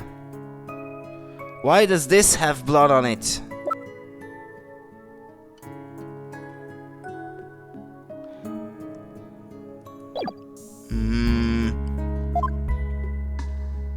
Objection! Objection! I knew it. I do, Your Honor. Mr. Wright. But Mr. Wright! Why? I killed her, I remember it now. Any counter-argument now is pointless. Objection! Objection! Don't tell me you've forgotten one of the basic tenets of lawyering. Always believe in the client to the bitter end. Athena, you are not a murderer. Objection! I said that you never changed, but could you have actually regressed in these 8 years? I won't stand for your childish emotionalism. Emotionalism? That's a mouthful. Getting in the way of the truth. Emotionalism. Don't lecture me on Martyrs of the Heart, Edgeworth.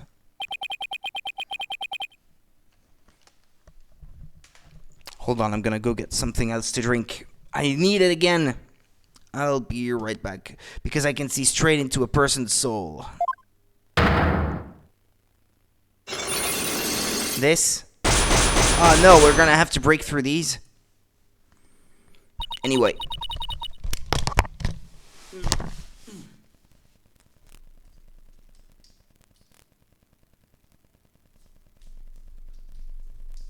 Emotionalism.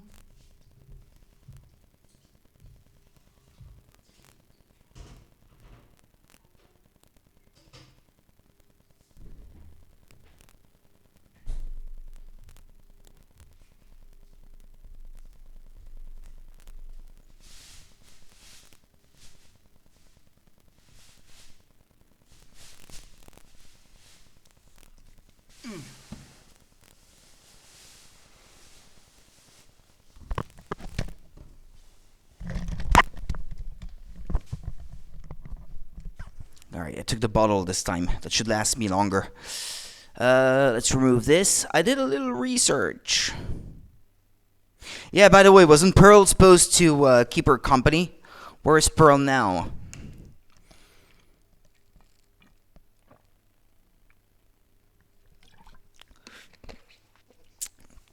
I did a little research.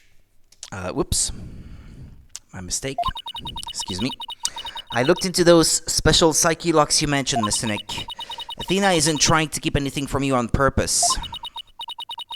For some reason, part of her heart and her memories are sealed off, even from herself.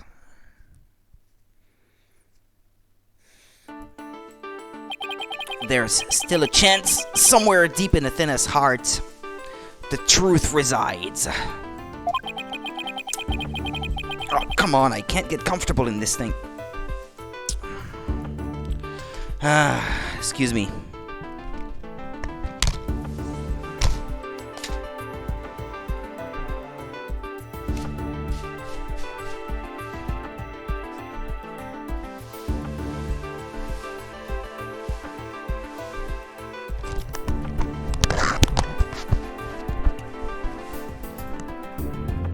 Well, it's better, but not by much. Okay.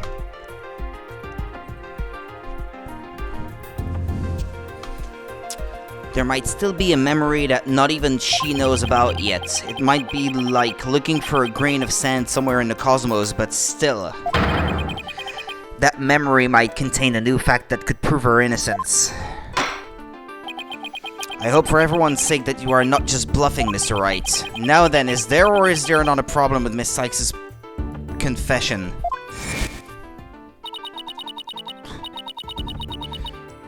My memory is still a little hazy, but there's no question I remember it. I remember the weight of the weapon in my hands, and the feeling of it stabbing in deep.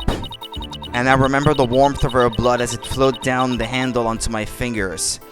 That can't be true, because the piece of evidence said that blood was only on the blade of the weapon, not the handle. There's definitely something wrong with her memory of the event, I can just tell. If there is a problem with our confession, please prove it to this court now. This, Your Honor. Are you mocking me, Mr. Wright? Yes, Your Honor. Isn't that the katana the defendant used to kill the victim, Mr. Wright? I respectfully and vehemently disagree, Your Honor. But I remember it. I remember holding the weapon and getting blood on my fingers. That's exactly my point. If blood really did get on your fingers while you were holding it, there should be blood on the handle. But please focus on the handle of the sword. There's not a trace of blood on it. And therefore, this is clearly a contradiction of the facts. You're right.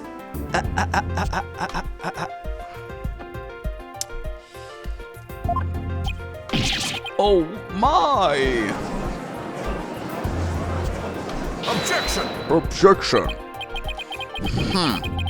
The defendant must have simply confused a portion of her memories. She mentioned it was hazy to begin with, and we can't mull over every minor detail. Objection! What's black back there? And excuse me. Ah, okay. I see. Well, that's okay.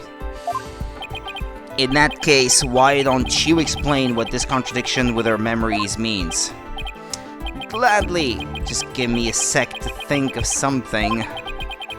I want to say that Athena didn't stab anyone, but she said it herself that she remembers the feeling of committing the act, so, she stabbed something, but it was not the robot. I was gonna say, but it was not the victim, it was actually one of the robots, maybe? And it was maybe oil, not blood. That's what I was going to say. Maybe one of the robots attacked her mother. She tried to defend her mother, but she couldn't. And then she brought her mom onto the operating table to try to fix her. I don't know.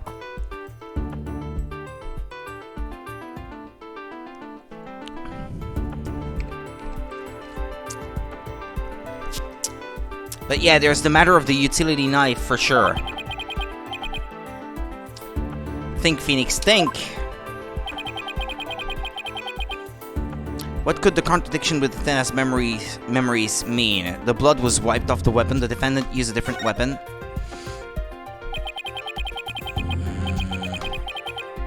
Miss Sykes said blood flowed down the handle, but the katana's handle is spotless. So doesn't it follow that the defendant must have used a weapon other than the katana? What are you up to this time? This is it. This time I found just the thing to end Athena's nightmare for good. The weapon that took Dr. Sykes' life was the katana, that much is for sure. So if I can show a possibility that Athena didn't use the katana, it could help me prove her innocent.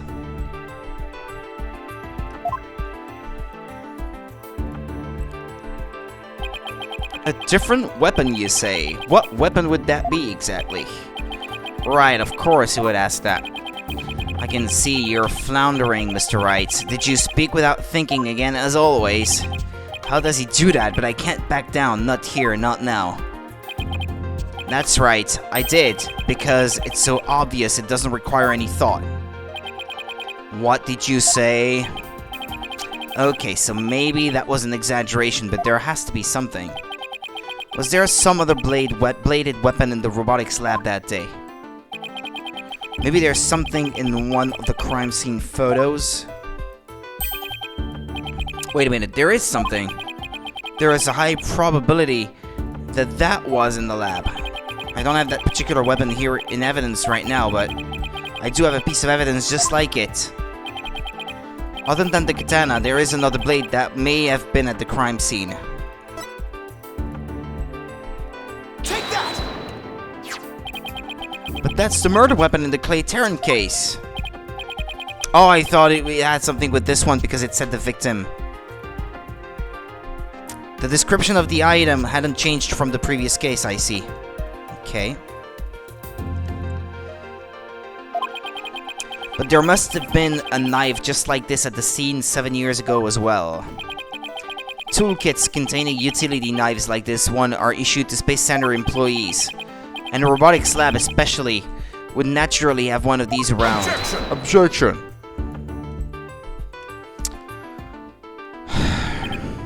But, besides the katana, no other bladed weapon was found at the site. It was in the investigation report, if you didn't know. Objection! Of course I knew that, once you told me just now. Then here's something else you already knew. There was a toolkit at the scene. But it didn't contain any blades. Here is a photo of its contents. Then it was taken away by the true killer, the true murderer.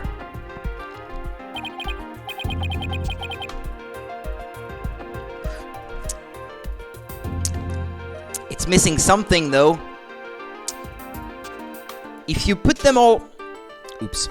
If you put them all back together, I guess. If you rearrange them, no? Because it seems to, spell something. Fine, but isn't there something odd about the design of these handles? Therefore, there was no other bladed weapon in the room. Objection! Objection! Can't you examine these pieces of evidence in 3D? In the extra case they added to the first game on DS, you could look at evidence in 3D. I disagree, this toolkit contained a knife. And what proof do you have of that? Don't tell me your eye for art is failing you too, Mr. Edgeworth. You are the last person in the world who should be criticizing my aesthetic sense. Just look at your cravat, you fool. Now, he is simply watching out for your ocular health. Please proceed, Mr. Wright.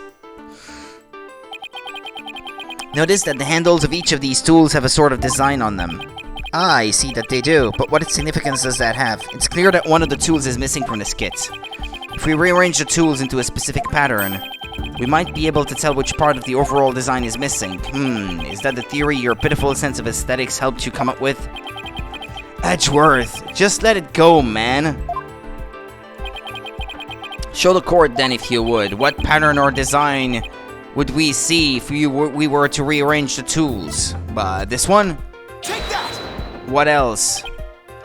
Here it is. That's the design we'll see when we rearrange the tools. Ah, but no.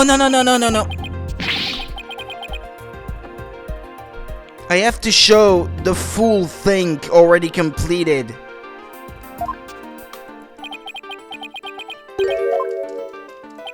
Yeah, I made a little mistake, alright. Jeez.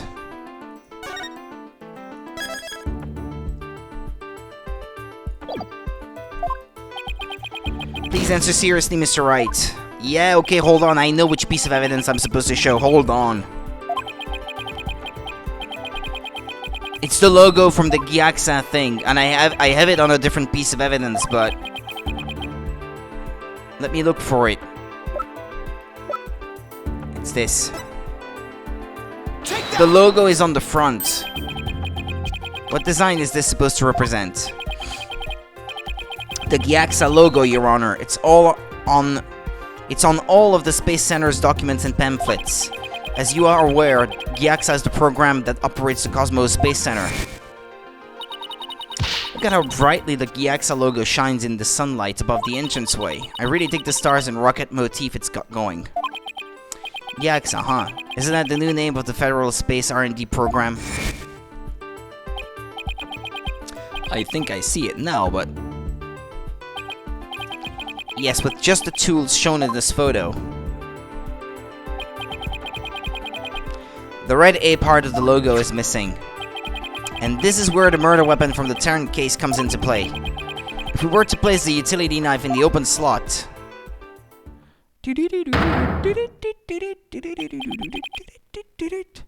it would complete the Gyaxa logo. So it would. Then that means... Admit it, Mr. Edgeworth. My aesthetic sense is keener than yours, and while you're at it... Admit that the weapon Miss Sykes used could have been this one.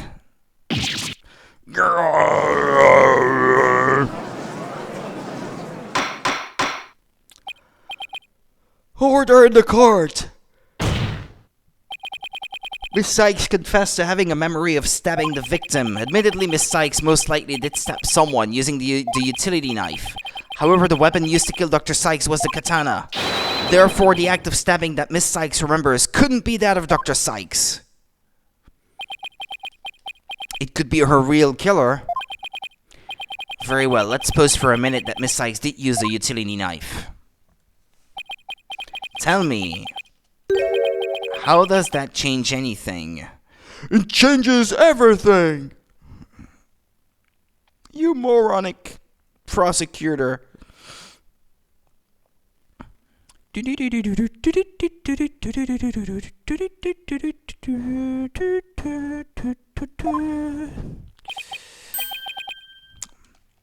Why do I have the Final Fantasy 3 overworld music in mind now? I think this game's music is reminding me. Come again? What if the katana was only being used as a decoy to conceal the true murder weapon? What if the real weapon that took the victim's life was the utility knife? Don't be ridiculous, or are you changing the premise of your entire argument? I'm merely offering a hypothetical situation derived from your logic. Miss Sykes could have put blood on the katana to make it look like the murder weapon, and then concealed the knife on her personage until Blackquill carried her away. Yeah, but I guess the forensics would have noticed, no? The blades are very different. That does clear up the contradiction between Miss Sykes' memories and the evidence. If in fact the murder weapon is a utility knife, then fate has dealt you a cruel hand. For you have just proven the knife's existence to the rest of us with your own logic. The prosecution is attempting to lead the court. You're the one attempting to lead the court, Mr. Wright, by forcing us to forget the facts of this case. Need I remind you that there were only 2 people in the lab at the time of the murder? How do we know that? What proof do we have of that? And that the defendant herself recalls stabbing someone with her own hands. No! It matters not whether the murder weapon was a katana or a utility knife, as long as we know that the victim and the defendant were the only ones there. You cannot escape the fact that it was Ethna Sykes who killed her own mother. I don't believe it. Why? Why does this keep happening? Every time I find a contradiction, it vanishes and the suspicion keeps coming back. It's almost as if... Now you're finally starting to get it. Your contradictions keep vanishing because the charge is true. And the suspicion keeps coming back to the defendant because that's where it belongs. Phoenix Wright, when will you open your eyes and accept the truth?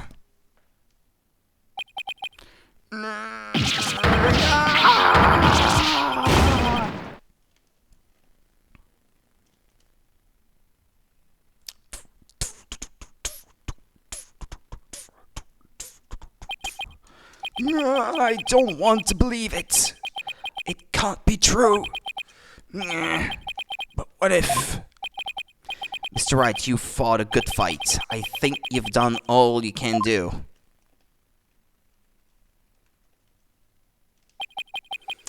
Is giving up really the only option?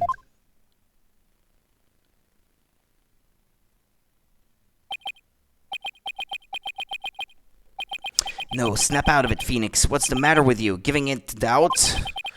I can't look back. Forward is the only way to go. No, Your Honor, not yet. It isn't over yet. Right. I can't lose sight of what's important. I believe in Athena, and I'll always believe in her, to the very end. A defense lawyer never gives up on his client. I have to pick myself up and stand firm. Make that brain of yours work, Phoenix. If I don't see a way, I'll just have to go back and look for one. Time to rethink this case thoroughly. I concede the fact that Athena must have stabbed someone with the utility knife. This must have been what Ponko witnessed as Athena's hug. But Prosecutor Blackwell didn't see the knife at the scene. This means that someone must have removed it from the lab before he arrived. Well, it had to be someone else. A third person was at the scene. If I trust in Athena, then I have to conclude that there was a third person at the scene. But according to Ponko's testimony, Athena and her mother were the only two here. If the person didn't have an ID tag, then the person would not have been registered as a person, right? We've already established that fact before.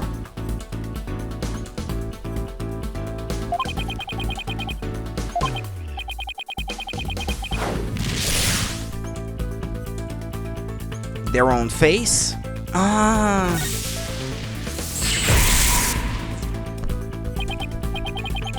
But wait a minute, Ponko has a heartbeat detection system too. Even if they covered their own face, Ponko would have still detected their presence. But she wouldn't have been able to tell who they were. Wait, that's it. The culprit could have covered their face and posed as which person to avoid detection.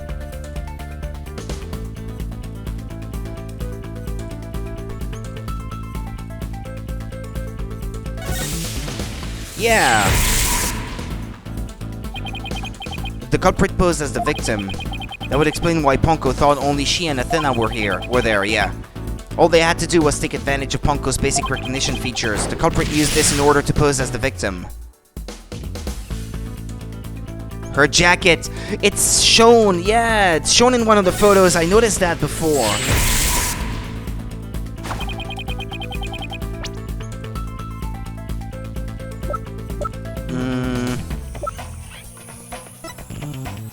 It's on this one.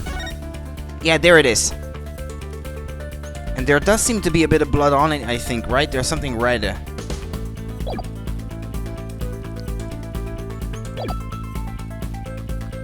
Yeah, and there would have been the ID tag on it. Indeed, yeah. That still leaves the heartbeat detection system. How did the culprit get around that? It wouldn't have worked, and Ponko could detect the real Dr. Sykes' heartbeat too. So does that mean that the real Dr. Sykes was already dead by that time? If that's the case, then who did Athena stab? The real culprit.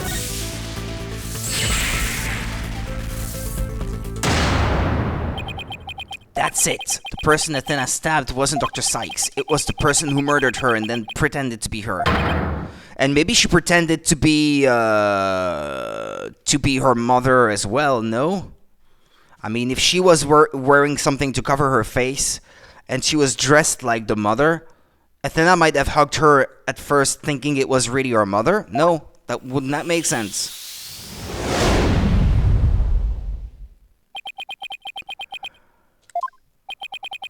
Now that Mr. Wright has finally finished thinking, let us bring this to a swift end. Please give us your verdict, Your Honor, so that we can move on to hostage negotiations. You are absolutely right, Prosecutor Edgeworth. I hereby... Objection! I didn't say I was finished. I was only pausing for a second, because I realized something so shocking I had to take a break to digest it. But now I know for a fact that Miss Sykes is innocent. But Ponko saw me. She witnessed the moment of the crime. Yes, Ponko did witness something. She saw the hug. In other words, the moment you used the utility knife. But the person you stabbed wasn't your mother. What are you saying, Mr. Wright? The answer is simple. The person Miss Sykes stabbed was a third person posing as Dr. Sykes. What? Objection! Do you really expect us to swallow that, Mr. Wright? According to the robot statements, there was no third person there. Did you really think I wouldn't see through your ludicrous grab for time? Objection! After all we've been through, Mr. Edgeworth, I'm disappointed. Don't you know by now that this smile of mine means I have absolute confidence? Ha! You make that pose all the time, regardless of the facts. Clonko's strange malfunction. Mr. Terran, you look pale. Shall I help you to the sick bay? Mr. Terran? But that's Apollo you're talking to. Oh, this hunk of junk here is mistaking Apollo for Clay. Maybe Apollo is possessed by Clay's ghost. No, it was the ID tag, actually. That was another case of mistaken identity caused by a jacket ID tag. All because Clonko couldn't read Apollo's facial features due to that eye patch. Like Mr. Edgeworth said, a mask could nullify the robot's facial recognition, and then all the person would have to do is wear a jacket with the victim's ID tag to pose as her. Of all the ridiculous theories, what good would a silly disguise like that do? Have you forgotten that the robot also has a heartbeat detection system? If there was a third person at the scene, the robot would have detected them. Not if the victim was already dead. I'm sorry, Mr. Edgeworth, but that doesn't count for much, I'm afraid. Because by that time, Dr. Sykes' heart had already stopped beating. What? So does that mean... Yes, Your Honor, the person Miss Sykes stabbed. This third person who was posing as Dr. Sykes is her mother's real killer. But that's... impossible!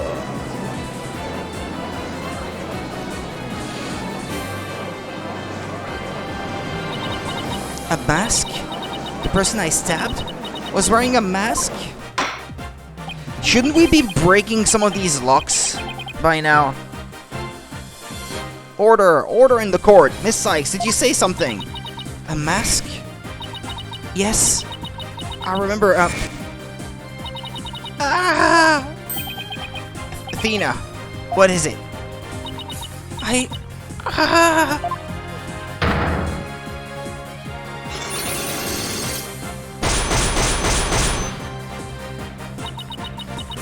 I remember a man with a mask. How could he... What did he do to my mother? My head. Miss Sykes, are you alright? No!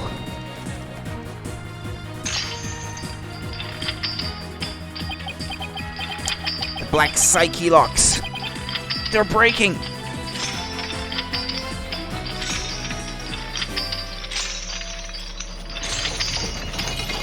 That's kind of freaky.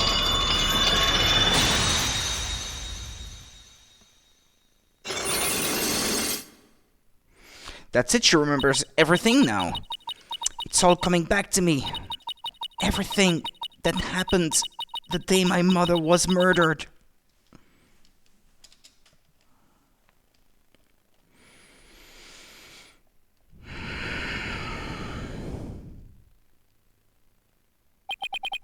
They're gone. The black psyche locks are finally gone.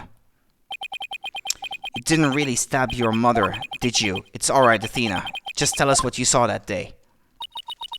I was drawing a picture. When I was done, I went to show it to my mom. I opened the door, and then... Nah. It's alright. I'm right here. You're safe, Athena. She was on the floor, by the workbench, with the katana sticking out of her. There was a handkerchief over her face, but I knew it was her by her clothes. And there was a man there. A man? Hold it! Or maybe the hug is that he was trying to grab her. It was the other way around. And she was trying to push him away. I don't know. Trying to make sense of the whole thing. Quiet, Your Honor. Go on, Athena. Quiet, Your Honor. He tried to attack me. In a panic, I grabbed the knife that was there and... He dodged at first, so I only got his clothes. But I tried again. And this time you got him, didn't you? I did. I remember it clearly now. The knife went into the back of his hand. Then he kicked me, and I passed out. Utility knife updated in the court record. She also used one of these to stab the Phantom's hand during the incident 7 years ago. Okay.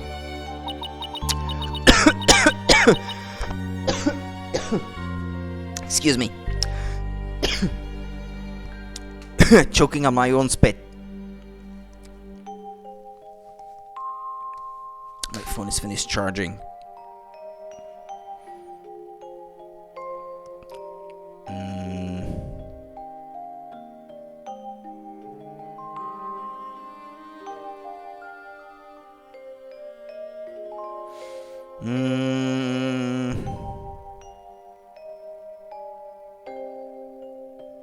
Excuse me.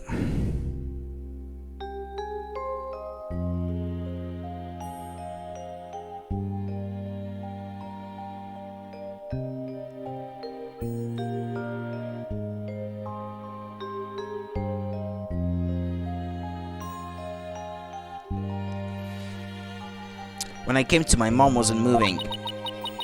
I had to do something. I had to fix her, I thought. So I asked Ponko to move her to the operating table. Something's wrong with Mom, so I'm taking her apart to fix her.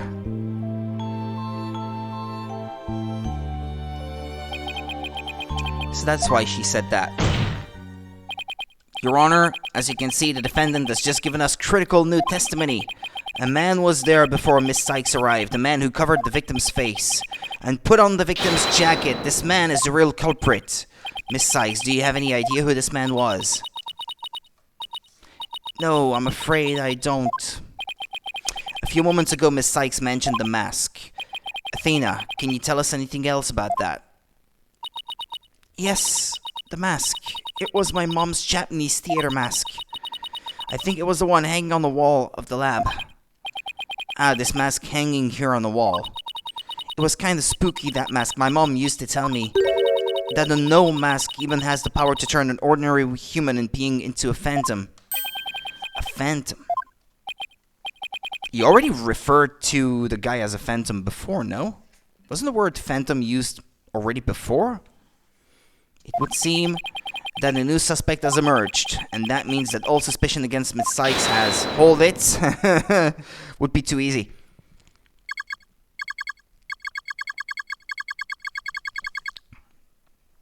You see, this is precisely why I can't trust the court system. Athena Sykes is the murderer. I won't accept any other verdict. Yeah, so you won't accept the truth, even when it's not convenient, is all you're saying. Miss Blackquill, this is not good.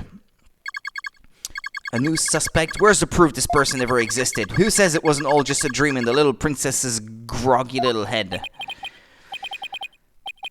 She's right, we don't have any hard evidence of the masked man's existence. Objection! Her hand is going through the witness stand, I think. Thank you, Mr. Wright. I'll never be able to repay you for all you've done, but I'm fine now, because I can say with certainty that I didn't kill my mother. Athena, I'm so glad for you. More and more memories are coming back now. So I'd like to say one thing if I could. Ponko came to the robotics lab at about 2 p.m. I went to the robotics lab at about 2 p.m. for my regular recharge. Just as I was about to charge up, Athena came in and hugged Mommy Metis. And then Mommy Metis fell down. After that, I was recharging, so I don't know anything. I see where you're going with this. If Mommy Metis was really the killer in disguise... Right, then we must have come to the robotics lab before 2 p.m. Do I have anything here in the evidence? Recordings, maybe?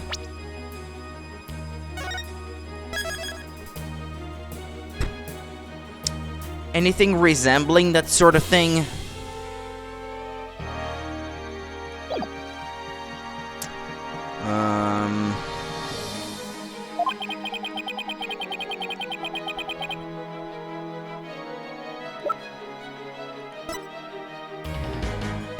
This?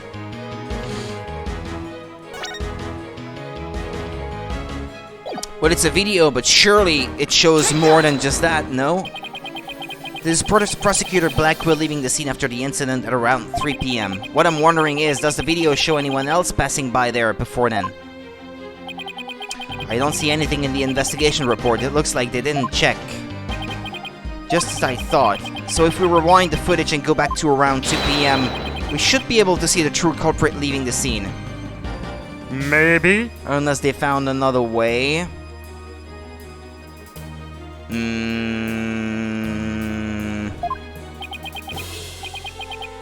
Very well then, let's take a look.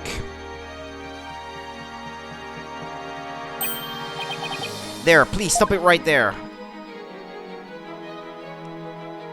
A bandage. It's just like you said, there is a man leaving the scene of the crime, and it's the same jacket with the same little red line on it that we saw in the picture before. Miss Sykes, do you remember this person? That's him, I'm sure of it. He's wearing my mother's jacket. I did, but what I really wanted to see was her jacket. The jacket on display, that was Dr. Sykes's. Can you see it? There's the slash I made with the utility knife that day. And I'm sure that knife is under that jacket somewhere. So then, everything Miss Sykes said. Exactly, it proves that Miss Sykes' memory was correct. Dr. Sykes' killer arrived at the robotics lab before 2 p.m. He killed her and hit her face with her handkerchief. Then he disguised himself with Dr. Sykes' jacket and mask that were in the lab. The culprit probably knew beforehand that Ponko charged up at 2 p.m. every day. So he waited for Ponko to come to the lab for her regular recharge. Can we say with certainty that it was a man, though? Could be a flat-chested woman. How would you know? How would you tell? By leaving Dr. Sykes' jacket on, the culprit tricked Ponko into thinking he was Dr. Sykes, thereby making it look like she was alive up to that point in time. All to disguise the real time of death. Objection!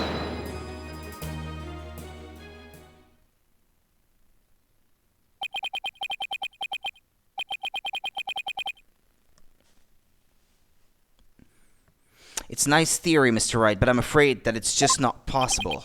What? Why not? The victim's jacket is clearly visible right there in this video, and that right there is precisely the problem. The ID tag on the jacket at the scene confirms beyond doubt that it belonged to the victim.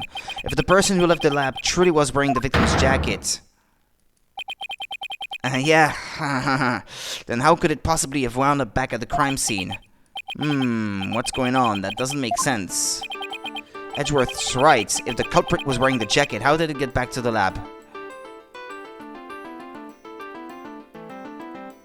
Who brought it back? The killer himself? Wouldn't that not make much sense? The killer used the jacket as a disguise to make his escape, but in order to conceal that fact, he had to get the jacket back to the crime scene. So the culprit simply returned to the robotics lab later and planted it there. Contradiction resolved. Yeah, but except that it would have been impossible. The only people who came to the robotics lab after the killer were Prosecutor Blackwell and the people who reported the body.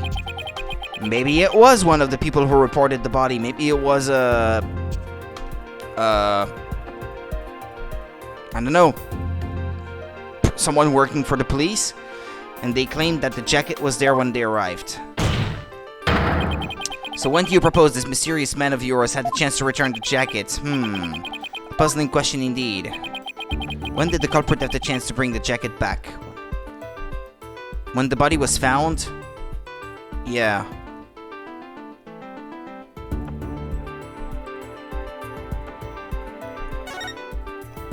It's the only thing that makes sense of the two, anyway. The only time the culprit could have returned the jacket was when the body was found. Mr. Wright, do you realize the implication of that argument? I do. Most people, when they come across a murder, focus their attention on the body. Don't tell me it's Fulbright. That would be a bit weird, wouldn't it?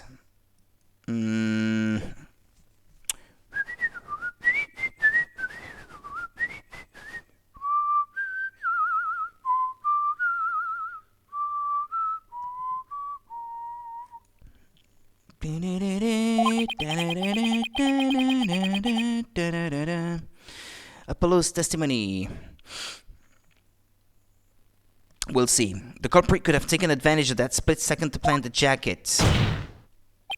In other words, the true culprit of this case, the man known as the Phantom, was one of the first people to discover the body. I would never have thought of that.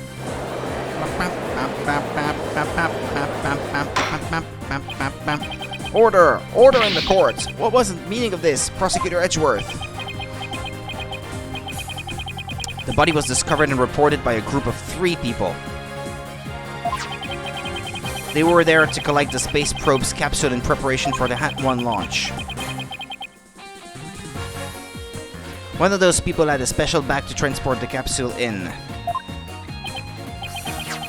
Oh, you mean the shock-resistant bag? Correct. I suppose that if the jacket was in that bag, it could have been returned to the scene of the crime without anyone noticing. I'll see to it that you get the reports on those 3 people. You will? You should also check the facial recognition database for that robot.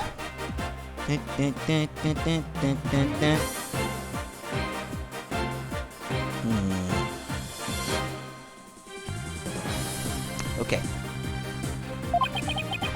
If this person felt the need to hide his face with the theater mask, it might mean that his facial data was once registered.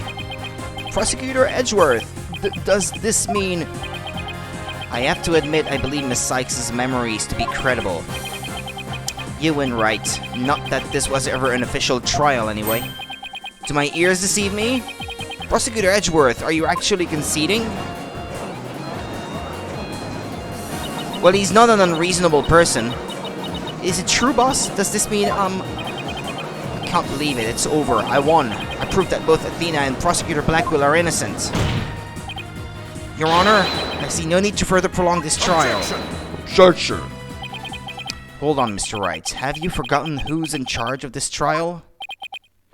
That's right. I'm the one who's supposed to say I see no need to further prolong. Not you either, Your Honor. Now silence. Yikes. The little princess who was truly beloved by Metis and who repaid that love with death. All these years hating Athena was the only thing that's kept me going. But what do I do now? Can anybody tell me? How am I supposed to go on? Miss Blackquill. How unlike you, Aura. Metis was deeply passionate about her work and she chose you as her partner. Isn't that... Shut up, Simon. You know exactly how I felt about her. Her respect as a co-worker wasn't all that I wanted. Then what did you want from her? Did you really just go there, Your Honor? Alright, there is something I've wanted to say if you will lend me an ear. I have in my possession a lead on who Metis' murderer is. You do? Right, Dono. You asked me about the identity of the Phantom of 7 years past. That's right. The Phantom. The person Blackquill has been looking for. Even from behind bars. 7 years ago, somebody hatched a plan to sabotage the HAT-1 rocket. The Spy. But he was no ordinary spy. We knew naught about him. His background, appearance... We came to refer to him as the Phantom. At the time, I was working with the police to hunt him down. And then one day a miracle occurred, and I obtained the lead on him. Oh, how exciting. What was the lead? A recording of the Phantom's voice, but the quality was too poor for proper voice analysis. Yet I had hope. Aura's co-worker was a scientist who could analyze human emotions. So I asked her to evaluate the recording using analytical psychology.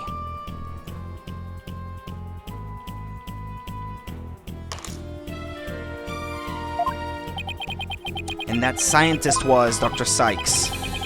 Yes, the spy's greatest fear is to have his true identity discovered. In addition to HAT-1, Dr. Sykes' results and the recording were surely among his targets. But his search of the Space Center bore no fruit, so he must have started to panic. He couldn't find them? But where could they have been? Who is to say? Wow, I bet he's never let that out of his sight all these years. How in the world did you smuggle them into prison? Oh, I have my ways. What's more, my partner is especially talented at that sort of thing.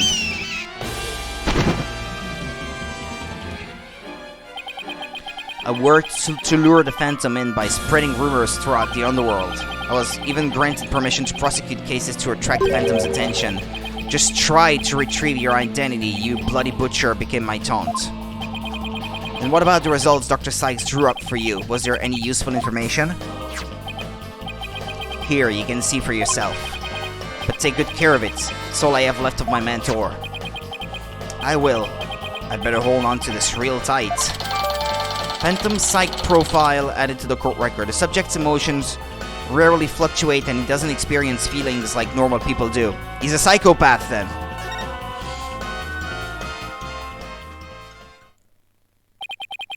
Psychological profile classified. Emotional output of this voice extremely weak compared to typical voices. Subject deemed to have unique psychological makeup with almost no emotional fluctuation.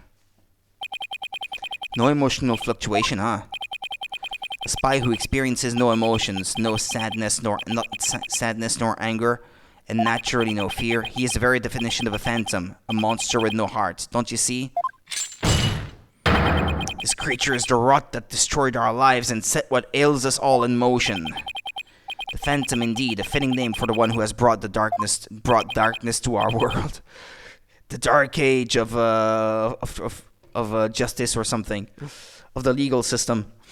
Well then, it seems a faint image of this man has started to take shape. Based on what we have learned, I'd like all of you to conduct further investigation. This is not a formal trial, but I do want to follow protocol. If I may, I'd like to hand down my verdict and bring these proceedings to an end. Whatever, do what you want. You'll hear no objections from me. Yes, please, Your Honor, it's over. It's finally over. Very well, in that case, Prosecutor Blackwell, could you please take the stand? As a result of this trial, your innocence has been proven. The verdict handed down 7 years ago is hereby overturned. And now, the defendant of the current trial, Miss Athena Sykes. Yes, Your Honor. Mr. Wright, thank you. Thank you for everything. Athena, you're more than welcome. If everyone is ready, I will now give my verdict. Objection. And this is what I spoiled myself with a few minutes ago when I tried to look into how much of the game was left. Yeah.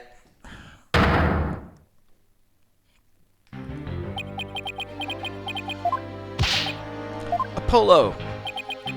What is the meaning of this? Congratulations, Mr. Wright and Prosecutor Edgeworth. You uncovered the truth from 7 years ago and you saved Prosecutor Blackwell.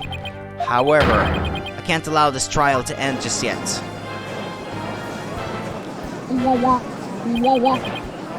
Why, Apollo? Why would you do this to us?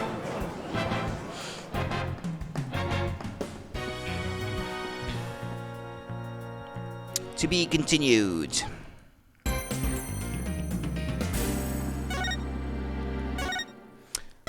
Alright, let's continue then.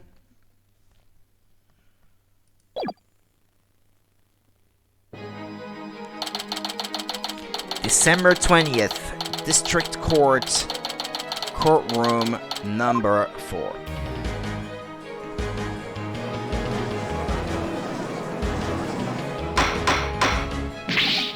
Mr. Justice, please explain yourself. It's very simple, there isn't much to explain. The defendant, Miss Athena Sykes, might not be innocent. What are you talking about? The case from 7 years ago has been settled. I'm not talking about the past here, I'm talking about the present case. It's still not clear who killed Clay Tarrant. But Apollo, why would you... Miss Sykes, please listen quietly to what I have to say. What in the world is Apollo trying to do? Your Honor, please allow me a little of the court's time. But this is a trial for the case from 7 years ago. Miss Blackwell, I'd like to ask a favor of you. Just as you lost someone close to you, I lost someone close to me too. I'm sure you want to know the real truth of what happened as much as I do. Apollo. Hehe. Sure, you know I'm all for the truth. Now let's see you expose the princess's guilt. Judge, I give my permission. Continue with the trial. Very well. Is that alright with you? Prosecutor Edgeworth. The prosecution has no objections, let's hear Mr. Justice's testimony. I'll have the police's investigation report brought immediately. Not you two, Edgeworth. I really hope it's because you have something up your sleeve. Very well, your opening statement, please, Prosecutor Edgeworth. As you wish, let's review the case of the murder of Mr. Clay Tarrant. It was made clear in the previous trial that Solomon Starbuck was not his killer. Therefore, the true culprit was someone else. On that day, the culprit waited for the astronauts in boarding lounge 1. When the two men made their escape out of the Space Museum, the killer attacked Mr. Tarrant with the same type of knife that was used 7 years ago. Who's to say it's not the same one, even? The murderer then escaped into the Space Museum. Next, Director Yuri Cosmos switched the launch pads. After that, the culprit exited the Space Museum and escaped via boarding lounge 2. Therefore, this trial must make clear who Mr. Tarrant's true killer was. In other words, we must discover who it was that escaped through the Space Museum that day. Thank you, Prosecutor Edgeworth. Mr. Wright, is the defense ready? Yes, Your Honor. I'd better rearrange my evidence. Okay, thank you. Mr. Justice, your testimony, if you please.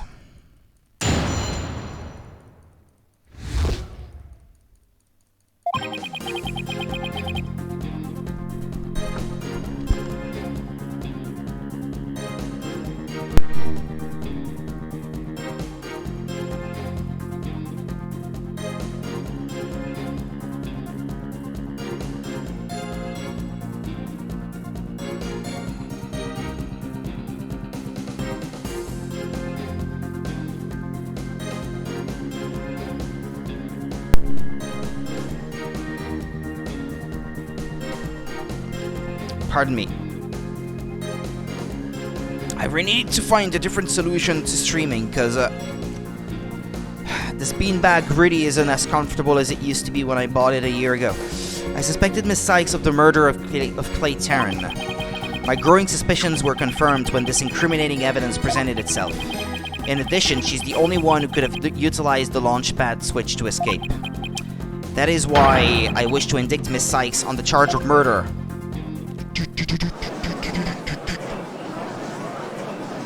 What are you doing?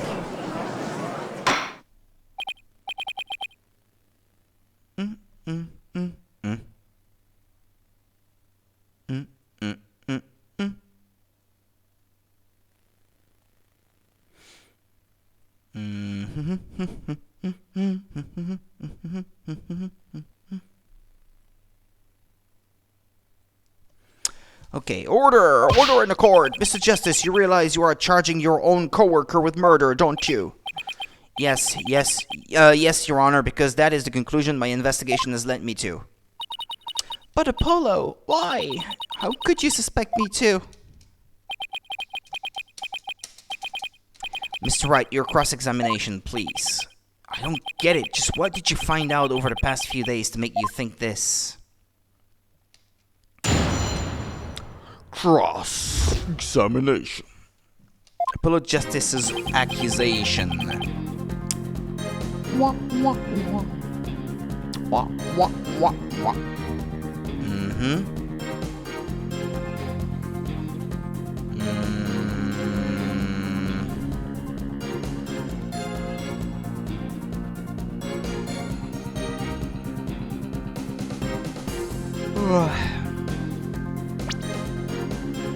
Whoops.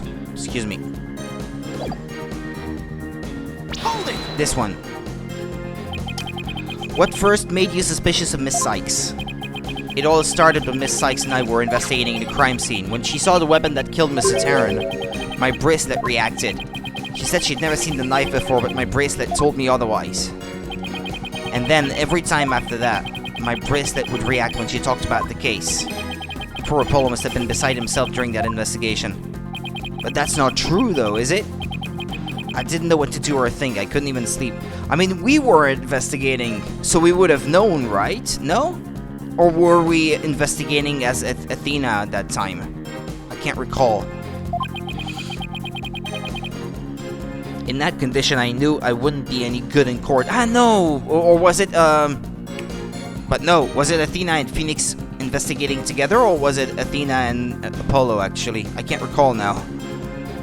In that condition, I knew I wouldn't be any good in court, so I decided to wear an eye patch, so I wouldn't be able to perceive any of her tells.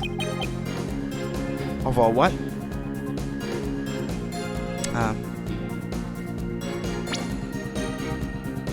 Her tells, okay.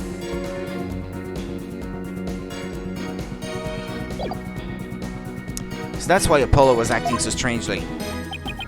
But the reason Miss Sykes unconsciously reacted to the knife that way is because she stabbed her mother's murderer with one identical to it 7 years ago. But that knife was also the murder weapon that was used to kill Clay Tarrant. My bracelet could have also reacted to her because she knew she was his killer too. I guess he has a point. Yeah, but bracelets... compressing someone's wrist as evidence in court? Really? Mystical bracelets? As proof? My bracelet wasn't the only reason I became suspicious of her. When this incriminating evidence presented itself... That's the lighter that was found in the Space Museum with her fingerprints on it, right? But even if it seems decisive, there must be other facts we don't know about it. There must be other facts we don't know about it yet. About yet, I think they meant to say. If that's so, go ahead and prove it then. Look, honestly, I don't want to believe it's true either. But Miss Sykes was the only one who was in the Space Museum at the time of the murder. But Mr. Justice, Miss Sykes had absolutely no motive to kill Mr. Tarrant. 7 years ago, Miss Sykes lived at the Cosmos Space Center. It wouldn't be strange if she had some kind of connection to him. Besides, people sometimes kill for motives we can't even imagine. I know you've seen plenty of cases like that in your own career, Mr. Wright. I still can't believe this.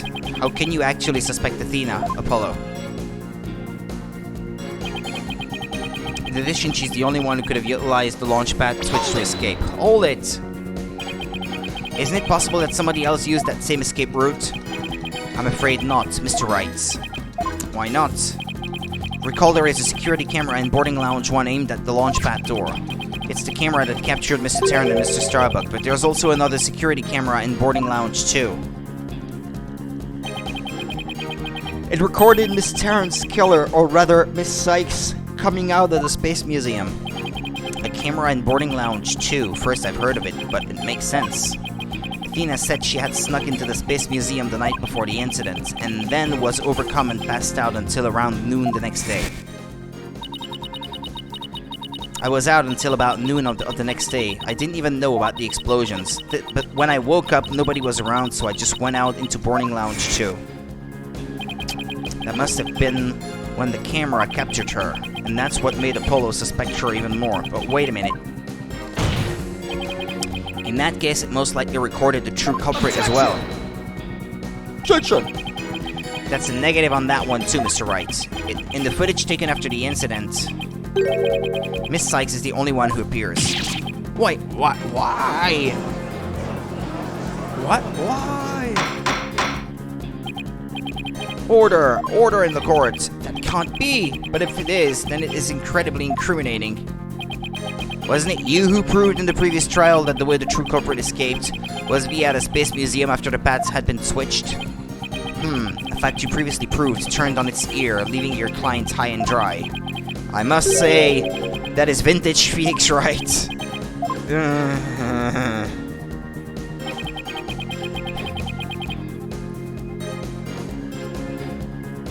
Hold it! Believing in your client to the end is a basic principle of good defense. Shouldn't you extend that same principle to your own coworker? You're probably right. Maybe I'm not even fit to be a lawyer. However, I don't care. This case is special to me.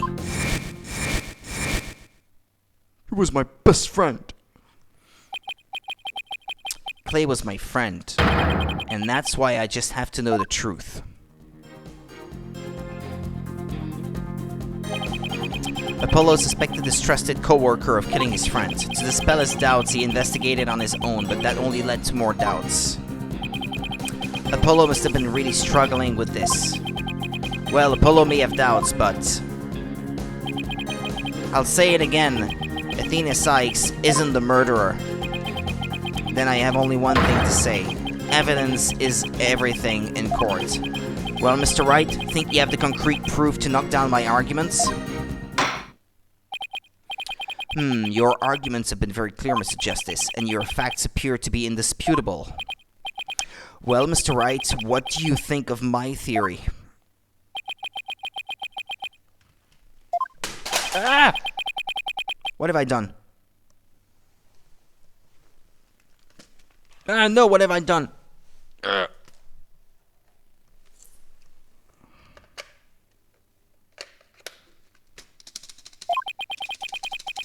Ah, putain, fait chier.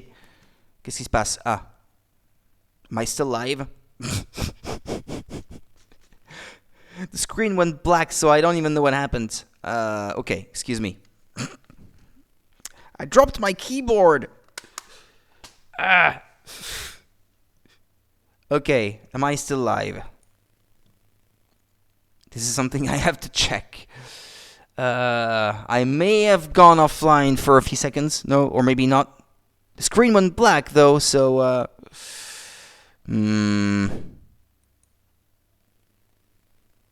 Okay, never mind.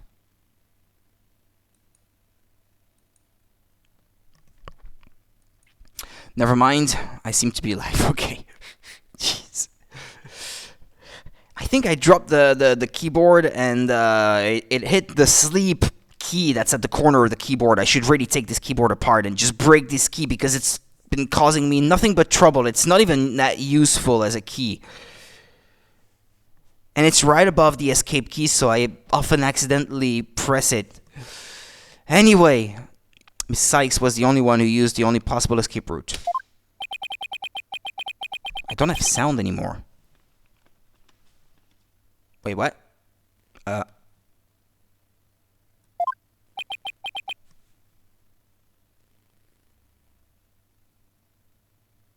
Unless... But I don't have sound anymore. What's going on now? Why don't I have sound coming through my headset?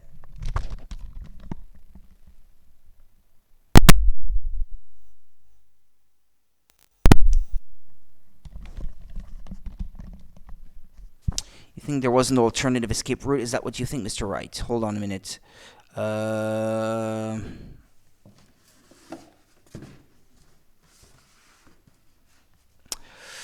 I have to try to fix this. Excuse me.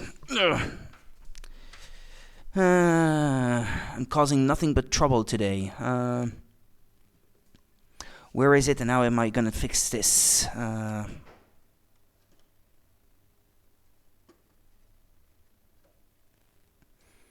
I've got this thing here still plugged in. The volume is registering on the stream. I can see it from the meters. My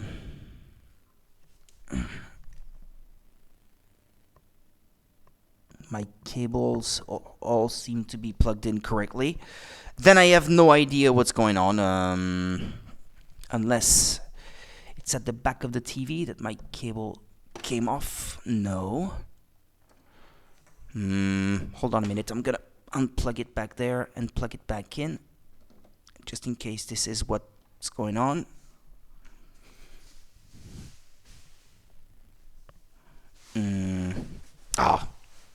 Crying out loud. I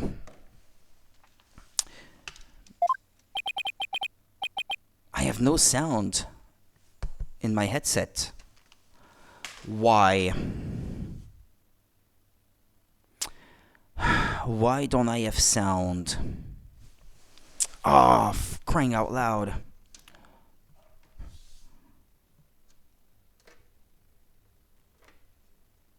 What's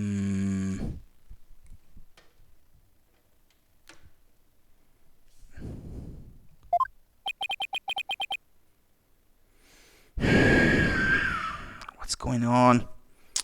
Hold on. I'm gonna turn off my TV.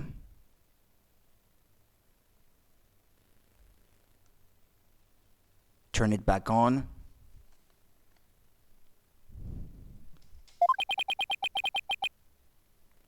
I have no sounds. What is going on?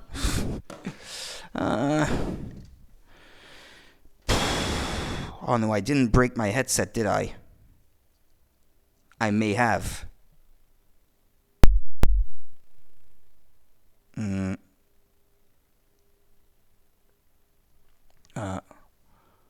Of course. Was there an alternative escape route? Of course. Okay. I need to try my head.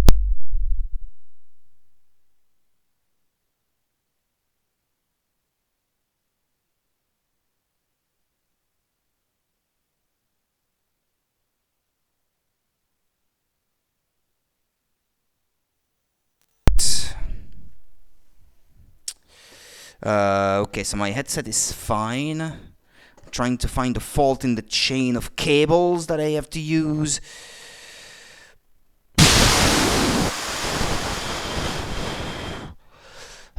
I have an idea of what might be causing the problem. I have an idea.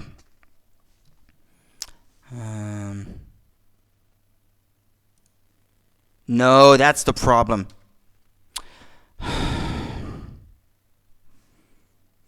The silent key was also pressed. Now it's way too loud. Oh, it's way too loud in my headset. Okay. You're just bluffing again, aren't you? Okay. Everything is working now. But now I'm not comfortable.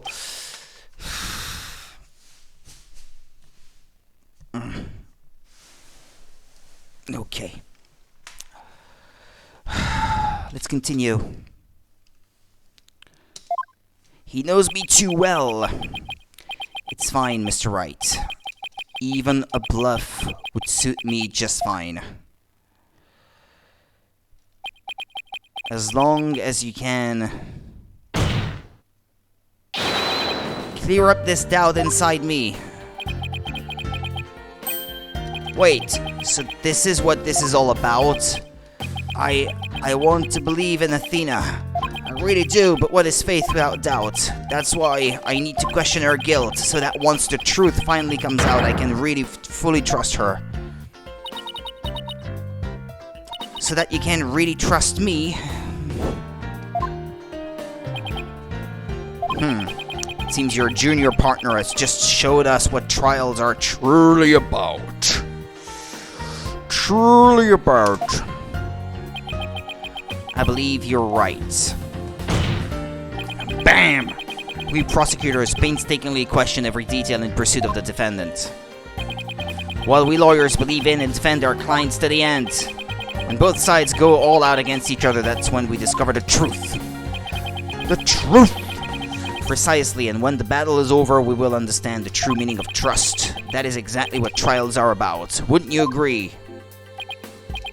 Yes, I couldn't ignore the seed of doubt that was growing inside me.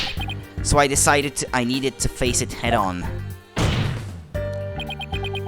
No matter what the truth is that's waiting ahead, I won't be afraid. So like Apollo, always uber earnest about things like this. Mr. Justice, I vow to dispel every last bit of doubt in your heart. Good, because I want to believe in Miss Sykes again. You're really hoping there was an alternative route, aren't you, Apollo?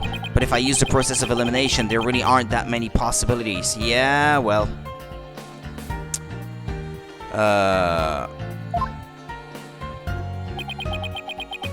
Director Cosmos was at the southern exit. Yeah.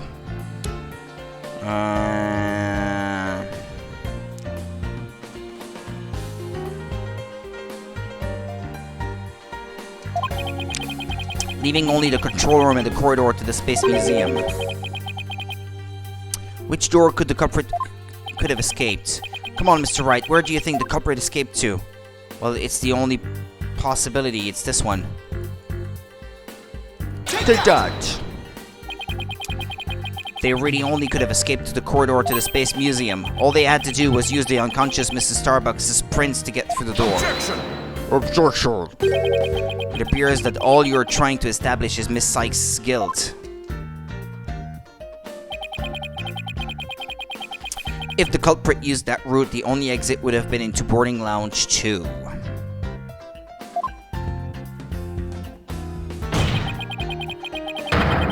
The logical conclusion of your argument is that the killer is none other than the defendant. I knew it. That's the only way it could be, huh? If the culprit escaped into the corridor that leads to the Space Museum, then I guess it's true. The only exit would have been into boarding lounge 2.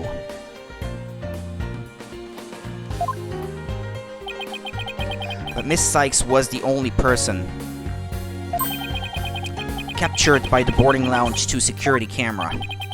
I investigated the crime scene thoroughly. But the only place the culprit could have escaped to was the Space Museum corridor. There weren't any other secret corridors or anything. So that leaves us with no other conclusion to draw but that Athena Sykes was the culprit. What could the answer be? Was there really no other escape route? But hold on a second. What if...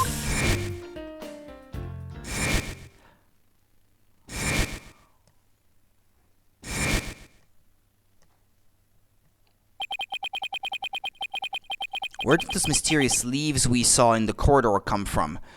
Could you open the door from inside the corridor when it's not connected to either of those two other things? Because that's the only way that those dead leaves could have come in from. What if they're a clue to the culprit's real escape route? I think it is possible that the culprit escaped into the Space Museum, but then came out using a route other than into boarding lounge 2. Oh? Launchpad 1 and the Space Museum were switched after the bombing, meaning the Space Museum corridor was moving along the rail at the time. Which is exactly when an alternative escape route opened up for our culprits. If the door can be opened, indeed, yes. Are you kidding me? Judging by the intense look in your eyes, I take it you're serious. Very well then, Mr. Wright, do tell. Where could the culprit have gone from the museum corridor besides boarding lounge 2? Well, anywhere outside, no? Or the control room? Could it connect to it? There's no door there. Is there? Is there? I don't know. I don't know what I'm supposed to answer. The launch site? Outside of it? I'm gonna save. Because I'm not sure.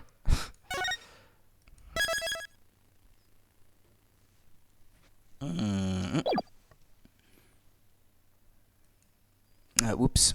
Present. Take that! Outside? We found something odd while investigating the museum corridor this afternoon. Namely, a few dead leaves on the floor. Considering where dead leaves come from, they point us to exactly where the culprit escaped to. Yes, I remember seeing some leaves myself. Ah! Do you mean... Yup, while the Space Museum was in motion just beyond the corridor's safety door, was an alternative place that the culprit could use to escape. In other words, the culprit's real escape route was... outside? The area outside the Space Center. You're freaking insane! But isn't it a bit high up? Objection! Do you know how impossible that would be? That corridor is level with the 3rd floor. It's not that high up, I guess, if it's only a 3rd floor. How high up could it be? 5 meters?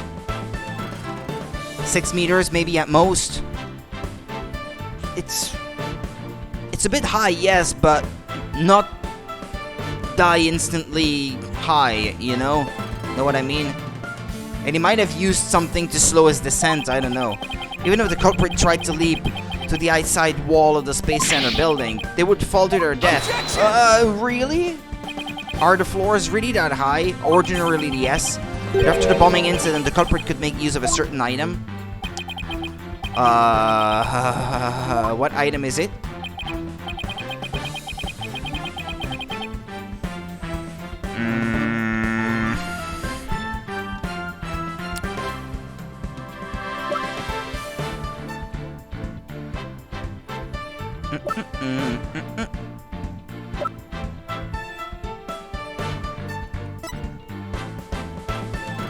No.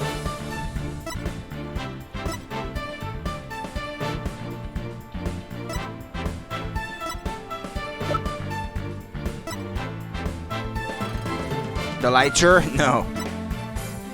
Ah, the emergency ladder.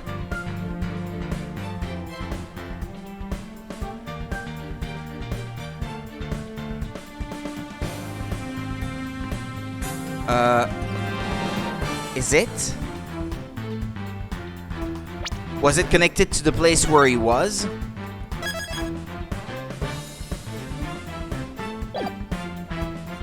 Take that!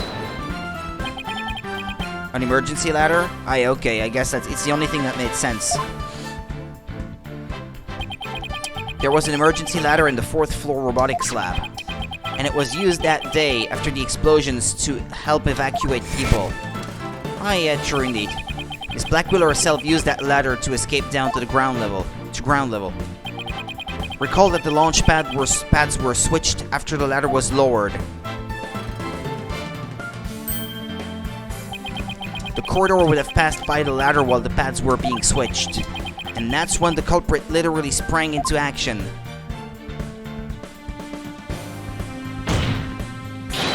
And leapt onto the ladder. What? Who would have imagined?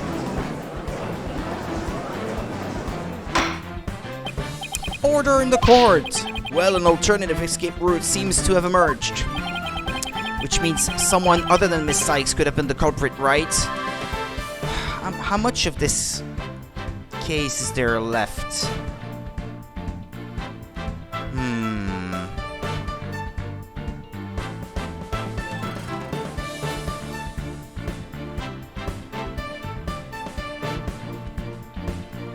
Okay, it's maybe not that long after all. Well, I'll try to have it finished today, I suppose.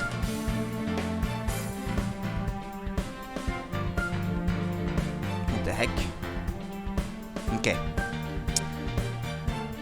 Which means someone other than Miss Sykes would have been the culprit, right? Objection! Objection! Making things up on the fly in an attempt to sway the court again, are we, Mr. Wright? Your theory has so many holes it puts Swiss cheese to shame. Swiss cheese doesn't necessarily have holes. Gruyere doesn't. That's for sure. Alright then, name one. I have here... Yeah, Emmental, I guess, does. Maybe. I have here detailed information about the Space Center. According to this, the distance between the museum corridor and the main building during movement is... a full 20 feet. I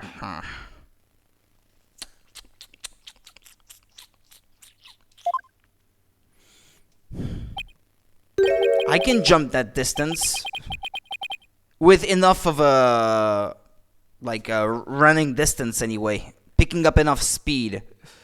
I think, right? 20 feet. How long is that? Between 6 and 7 meters. I think I could jump just about 6 meters, I think, back in school. 20 feet in meters. How much is it?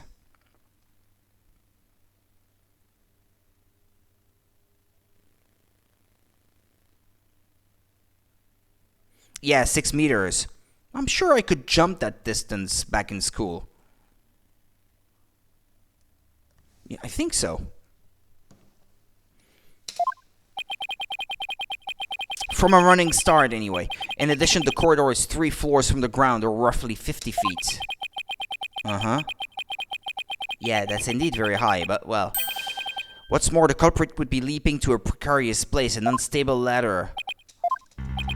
Human beings feel fear in dangerous situations, but not the Phantom. An ordinary person would certainly hesitate before jumping. Or even freeze in fear and not jump at all. But the culprit had just murdered someone. They weren't in an ordinary state of mind. Nevertheless, why would they have taken that kind of risk? They could have waited for the switch to be complete and escaped to boarding lounge 2. Because there was a security camera in boarding lounge 2. The culprit knew they would be recorded if they left the Space Museum that way. In that case, the culprit could have hidden in the museum until things settled down, and then blended in with the other people after the museum was opened. That's a good point, but you claim that despite all this, the culprit took a 20-foot deep, death-defying leap, and all in the brief moment that the corridor and the ladder passed by each other? That's also a good point. They would have needed a running start while the corridor was moving to make that jump. I was not arguing that point. If their timing was off or if they couldn't jump far enough, it would have been instant death. If even a person who is not the sporty type like me could jump that distance, someone like the murderer probably could. Although technically it's not the sports discipline I was the worst at in school. I was decent at it, compared to the rest of the class. I was not top of the class, I don't think so, but I was decent. Because I had good technique. What kind of person would attempt something like that? A psychopath! Stop bringing up good points, Edgeworth. This true culprit of yours is nothing but a figment of your imagination. Why do you always have to point out every flaw? Mr. Edgeworth is right. That does sound pretty insane. The culprit would have to be someone who feels no fear, like a stuntman. But everyone feels fear on some level. Right?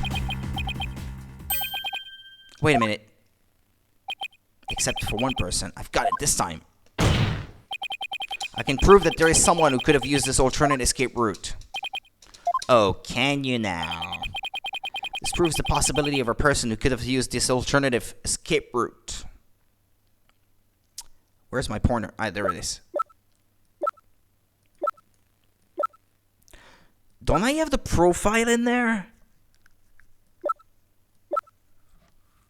The profile of the Phantom. No, I don't have this. Ah, yeah, there it is. The psych profile. Okay. What's that, Mr. Wright? This is a certain person's very interesting psych profile. The subject doesn't experience feelings like normal people do. In other words, this person doesn't feel happiness, sadness, or fear. Doesn't feel fear? Well, he knew where this was going, doesn't he? I know, he's acting surprised. Right. You can't be serious. Without the constraint of fear, he could easily do what?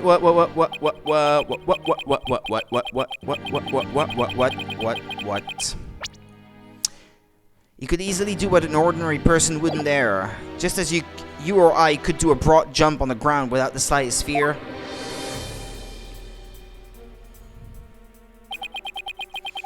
This subject could make a 20-foot leap, 50 feet up in the air. He could choose this extreme way of escaping without hesitation. So you're saying that to a person without fear, the alternative route would be quicker and eliminate the chance that they'd be spotted? That's definitely pretty extreme, Mr. Wright. But was there such a person there at the scene? Yes, the Phantom, that mysterious shadowy figure who keeps popping up. Quill said it earlier. Everything he's been doing lately has been to try to bring him out of the shadows again. For him to show himself once more. Oh dear! The Phantom again? I knew the Phantom was there behind the scenes of the Space Center bombing, but I wasn't sure if he was connected to the murder of Clay Terran as well. However, now it's all clear. The Phantom is the one who not only bombed the Space Center, but also killed Mr. Terran. What?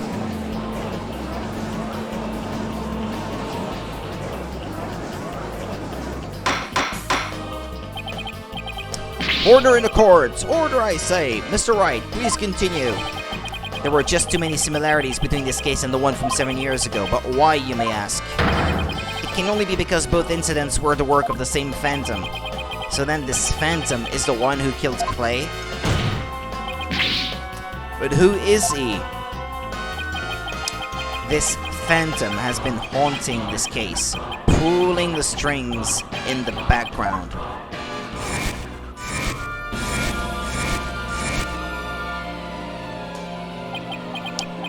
Who could this unidentified international spy be?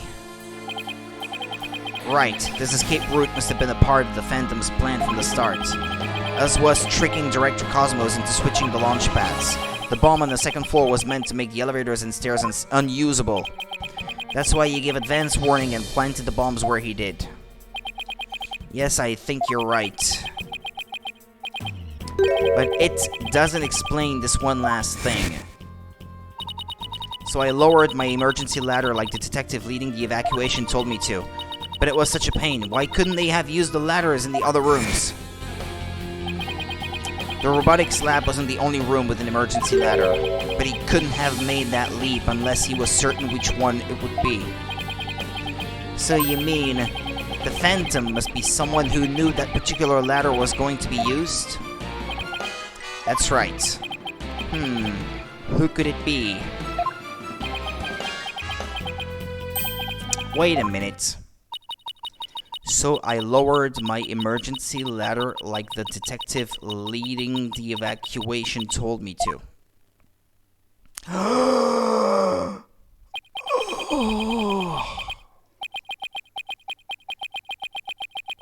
Mr. Blackwell lowered the ladder after being told to by the detective leading the...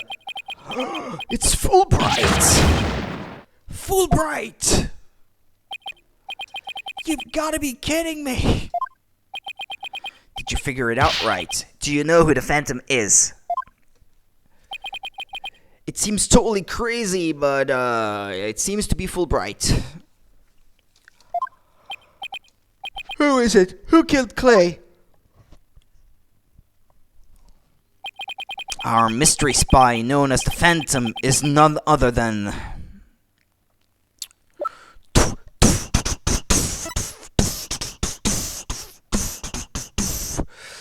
The detective assigned to this case, he led the evacuation effort at the Space Center after the bombing incident. They even spell it out for you in the profile. After the explosions, a member of the staff crossed paths with a certain detective. I was on duty on the 4th floor. It was quite the madhouse, I tell you. As for the detective who was leading the evacuation from the 4th floor, he had a very special objective in mind. So I lowered my emergency ladder like the detective leading the evacuation told me to. His objective was to secure his own escape route.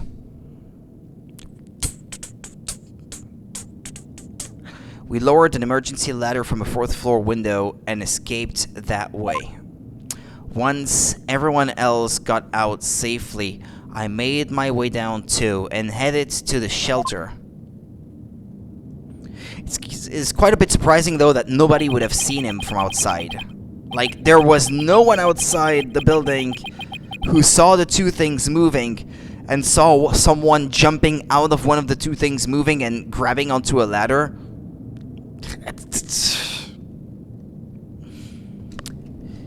Don't try to explain, don't try to look for reasoning the whole thing. That's probably a bad idea, I guess. This is a detective.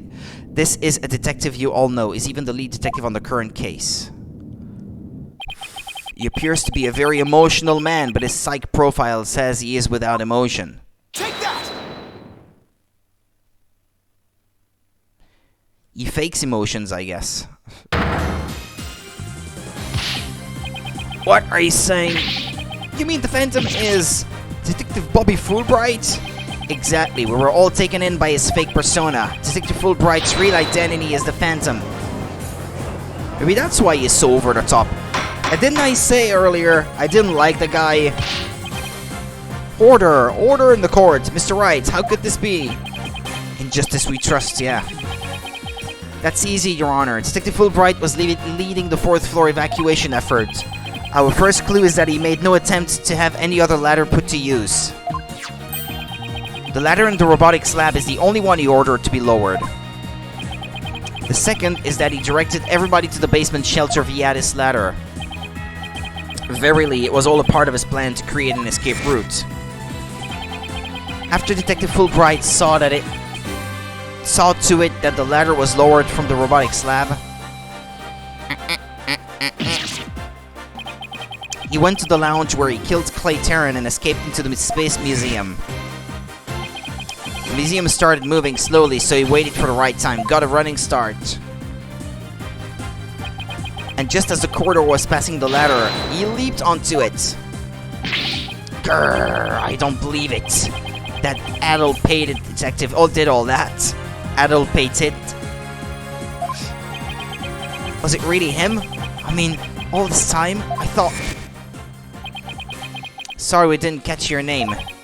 I'm Bobby Fulbright. The heroic detective who defends our good citizens from evil. The champion of justice who comes running whenever you're in need. And my catchphrase, it's in justice we trust. Then, his concern for Simon was also just one big act? Must have been. I swore to reform Prosecutor Blackwell and make him a valued member of society again. So I can't just sit by and watch him give in to his emotions and tear the defendant apart. That monster killed Clay. He had me completely fooled.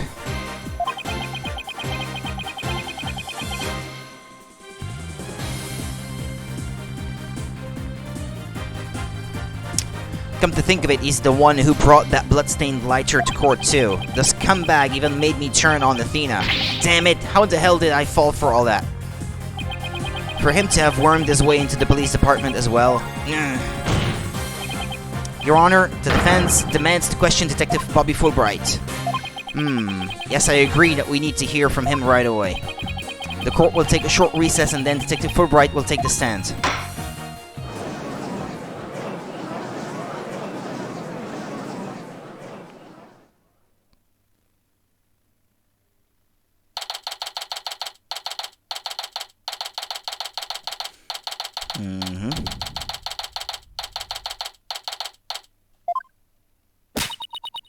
Thank you so much, Mr. Wright. If it wasn't for everything you did, I don't thank me yet.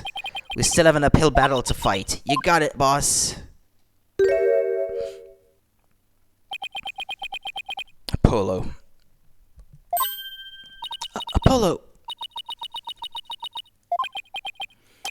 Well, this is awkward. Athena, can you do me a favor? Huh? What is it?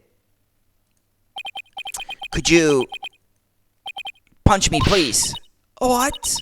Why should I do that? Because I should have believed in you. I let the seed of doubt inside me get the best of me. I'm really sorry that I didn't trust. Ouch! Don't be such a dope. I was really touched by what you did. Now what are you talking about? I want to believe in Athena. I really do. But what is faith without doubt? That's why I need to question her guilt. So that once the truth finally comes out, I can really fully trust her. You took the time and effort to genuinely think about who I am and what I'm made of. After all that, how could I punch a true friend like you, Apollo? You didn't have any trouble slapping him a second ago. Thanks, Athena. And thanks for waking me up to reality again. Guess I know now who to call if I ever get sleepy in court.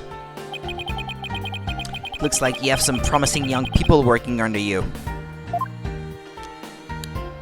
Edgeworth! Yeah, I think they're pretty great myself, and they're not afraid to keep me in line. Anyway, I have some very good news. Aura Blackwell has surrendered and the hostages have been set free. Trissy and all the others? Oh, thank goodness. Miss Blackquill said she had something she really needed to do, so I granted her special permission to do what she must. I wonder what it is. Miss Blackquill! I didn't come to apologize, if that's what you're thinking. My actions are what allowed the truth of what happened 7 years ago to come to light. But I did come because I had something to say to all of you. Miss Aura, she better not be here to complain about something. That looked a bit glitchy back there. Miss Blackquill, I want to apologize to you. The fact that you couldn't trust the court system is our fault. Yes, it's true the courts are filled with incompetent idiots. Still, I suppose I could let you handle the rest of this case for me. Oh, Miss Aura, does this mean you're starting to trust the system again? No, of course not. Be quiet, Hot Conjunk. It's just, I wouldn't mind if you were the ones who took Metis' killer down. Leave it to us, we'll get him. So I guess that means she's starting to trust us at least. Aura. Simon, I'm so glad both you and the princess were cleared of all suspicion. And it's all thanks to me and my robots. You'd better be grateful. I never imagined you would go that far, though you always were extreme. But I don't recall ever requesting your help. As close as ever, I see. Well, now that you've been released, I guess it's my turn to go live in the Slammer. I just hope you're not the prosecutor for my trial. You'd probably give me the death penalty. You know me all too well. I guess love can take on a variety of expressions, including stunting in their case. But I truly was about to be executed tomorrow. Though, because of you, it looks like I won't be crossing the stakes just yet. You have my heartfelt thanks, Aura. I'm sorry I caused you so much anguish. Simon. Some tears. I'm so glad, Simon. So very glad to hear you say that. Aura. Alright, that's enough of that.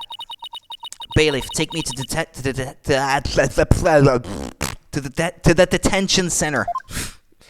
Right. What Miss Blackquill did was inexcusable, but it's clear she did it out of love for her brother. I still can't wrap my mind around Detective Fulbright being the Phantom. I can't believe he killed Clay. Right, and murdered my mentor, which brought great distress upon little Athena. Chief Prosecutor. Yes? I would ask a favor. Would you allow me to stand at the prosecutor's bench for this trial? I wish to claim the Phantom's head by my own hand. That was my plan all along, after all. It's highly unconventional for a man of my position to stand in court. You should have stayed! Damn it. Sir, the formal paperwork has yet to be filed, but you are hereby conditionally released. Please take the prosecutor's bench in your official capacity and uncover the truth by your own hand. I'm much obliged.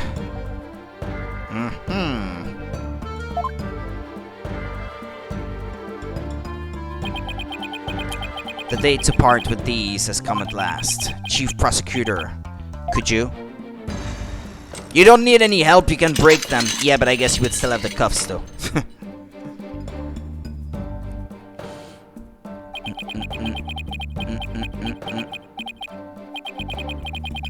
Is that the Alice Cooper makeup that he has? It's a little bit like it. How long have I waited? Maybe it's the sense of freedom, but even the air seems fresher, the light brighter. And I will relish slashing that blackguard Fulbright to shreds without mercy. I don't have to be able to read his heart to see how happy he is. I'm so glad, but I won't cry just yet. After all, we've still got a trial to finish. It's okay to cry, Athena. I promise. Prosecutor Blackquill, Mr. Wright, please avenge Clay's death for me. What are you talking about, Apollo? You're coming to the defendant's bench with me? I am? Well, I can't expect Athena to assist me now, can I? She's the defendant. That leaves you, Apollo. But, are you sure you want me? I took a leave of absence and everything. Well, our office is pretty short-handed and you're all I've got. Thank you, Mr. Wright. Apollo! Athena, I can say it with all my heart now. I believe in your complete innocence, and now we're going to prove it to the world. Thank you, Apollo. I know you can do it. So, you won't be needing that eye patch anymore, right? Right, because I'm fine now. The music is too loud. Can't hear them very well.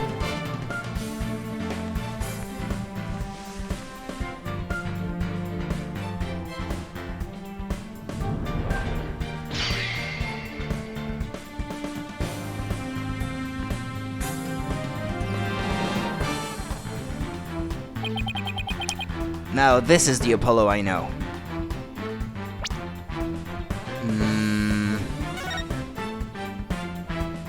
I guess I could technically have lowered the volume of the music, but well, at this point, there's no need, I suppose. Now, this is the Apollo I know. Welcome back, Apollo! It's almost time for the trial to restart, though it looks like you have things well in hand. Yep, I should head back to the prosecutor's office. But why? I want to look into a few things, namely, the first people on the scene 7 years ago. Excuse me, I'm looking at the weather forecast because I don't want it to rain tomorrow, and I hope it won't.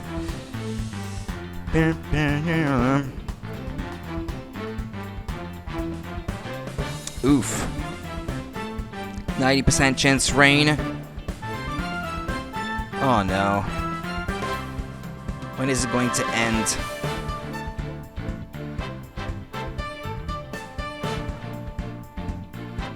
Hmm.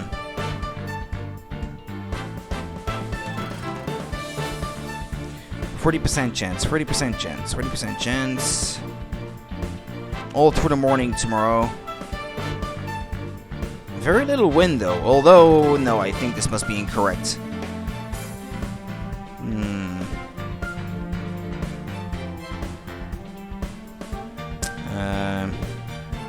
Please! I don't want to get drenched going to work tomorrow.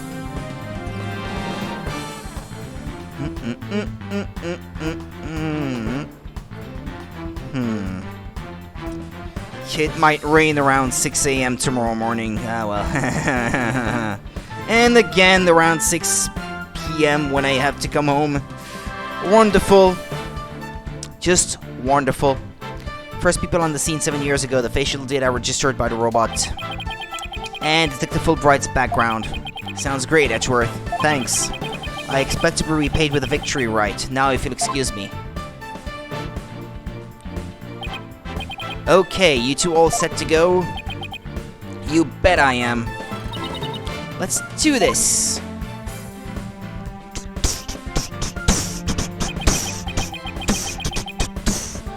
This is it, the final battle. The murder of Apollo's friend.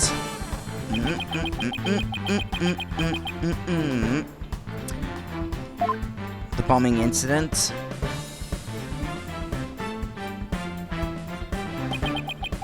And the case that ushered in the dark age of the law 7 years ago. Destiny has called us to bring the one responsible for it all to justice today. Or something, or something, or something.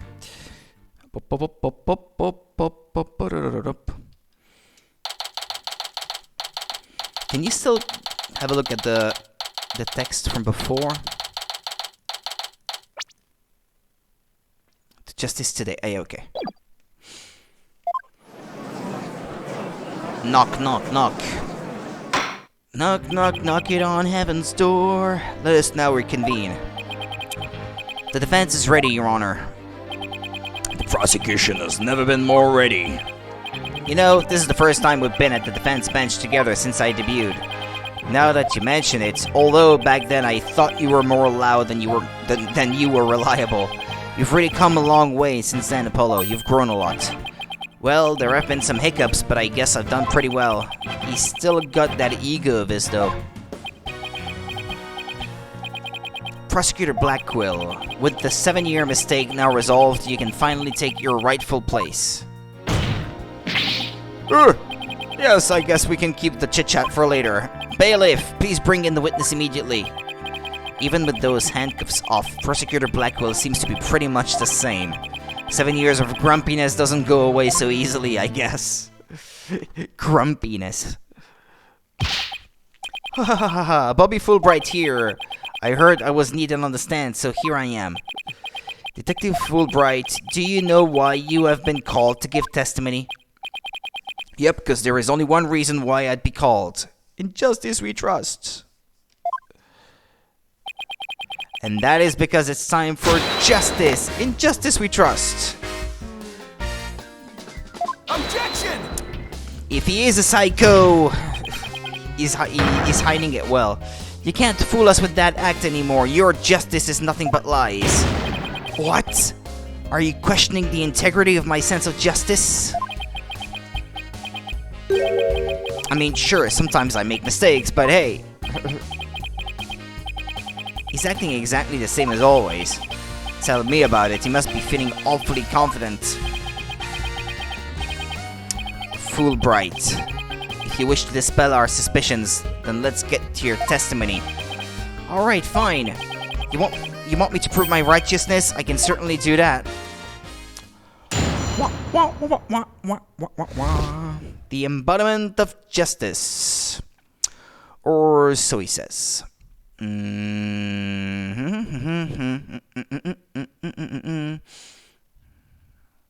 Whoops. Ha ha ha, I am the very embodiment of justice itself. I won't have you make me into a villain with your far-fetched arguments. And this bit about the escape route is only a theory, you don't have any proof. What we do have is proof that Athena Sykes is the culprit, this ledger with her prints on it.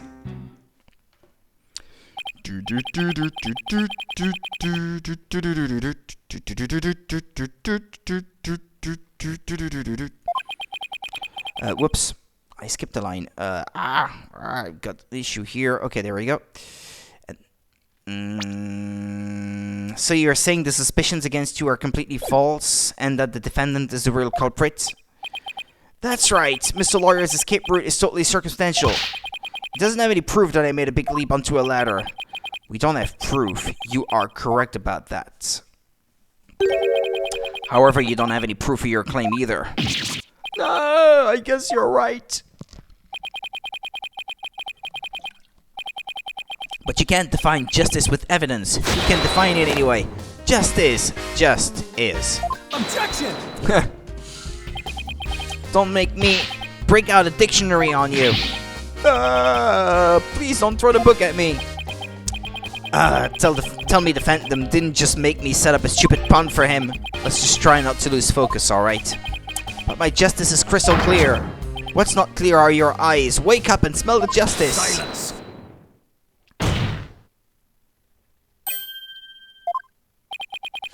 Enough of your rubbish, Fulbright.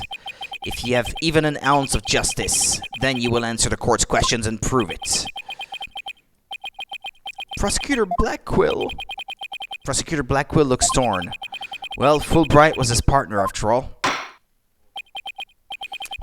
Prosecutor Blackquill is right. The truth will be revealed in the cross-examination. The suspicions against Detective Fulbright are, at this point, only suspicions. As is my duty, I will judge the claims against the detective as impartially as I can. Does anyone have any objections? That's fine, Your Honor. Now ask away and don't hold back. Don't hold back. Because you woke up in the morning when they shift to move, so why make it harder? Well, there don't appear to be any objections. Very well, Mr. Wright. Please begin your cross-examination.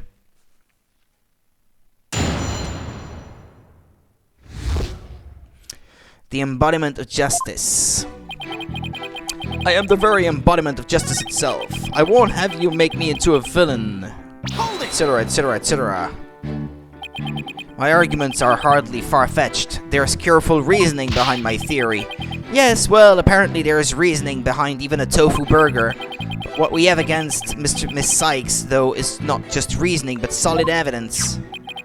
And it's called the lighter with Miss Sykes' fingerprints on it, the victim's blood. Yes, that's true, but wait, Detective Fulbright was the one who brought that evidence to the trial. It could be counterfeit. If you harbor any suspicions, I suggest you ask Fulbright, right, Dono? Especially about that lighter. He's right, but what exactly should I ask about? The number of prints, the position of the prints... The number? How many prints were found exactly? 3. The thumb, the index finger, and the middle finger of a right hand. Your Honor, that is an important statement. Could we please have it... Add it to my testimony? You got it! He beat me to it. Hahaha, be it investigating or testifying, speed is the key. In justice we trust, I guess.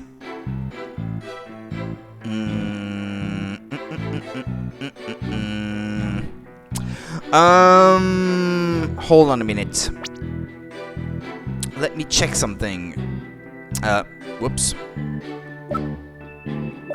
Do I have that photo somewhere?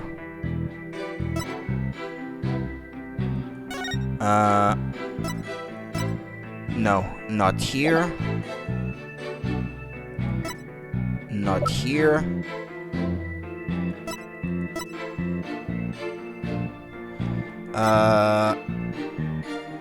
Where is it? Ah. In their left hand? Was it? And what did he say? A right hand. Okay, there we go. There we go.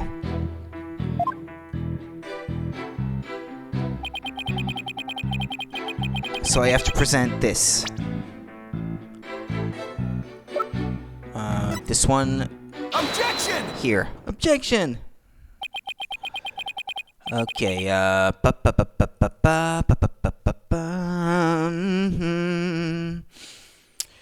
Cause you woke up in the morning and I can't sing. Can't sing to save my life. Okay, don't hold back.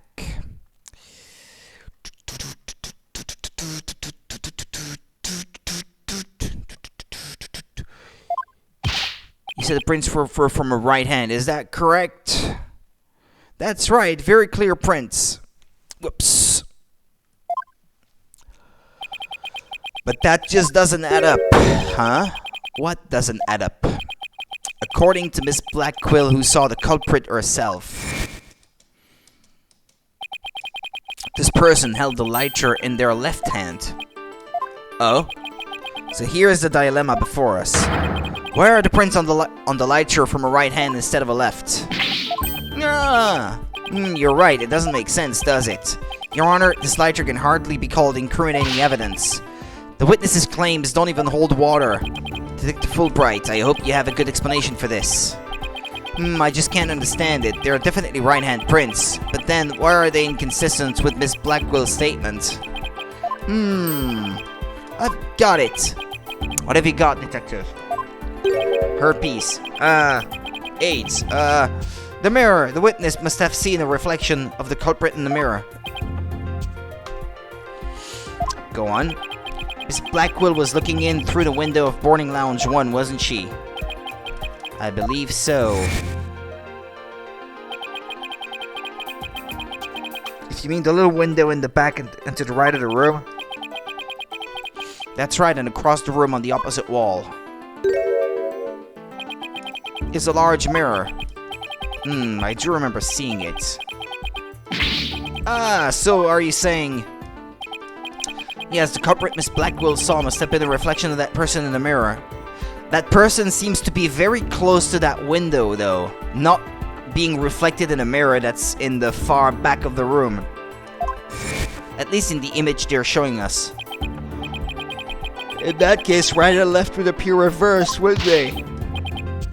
Now, do you see? That's the logic of pure justice. Objection! But your argument is only conjecture. So is yours. You don't have any proof that what Miss Blackwell saw was a reflection. Right, Dono, you'd sooner nick yourself than him like that. Put some more muscle into it. Hahaha, that's right.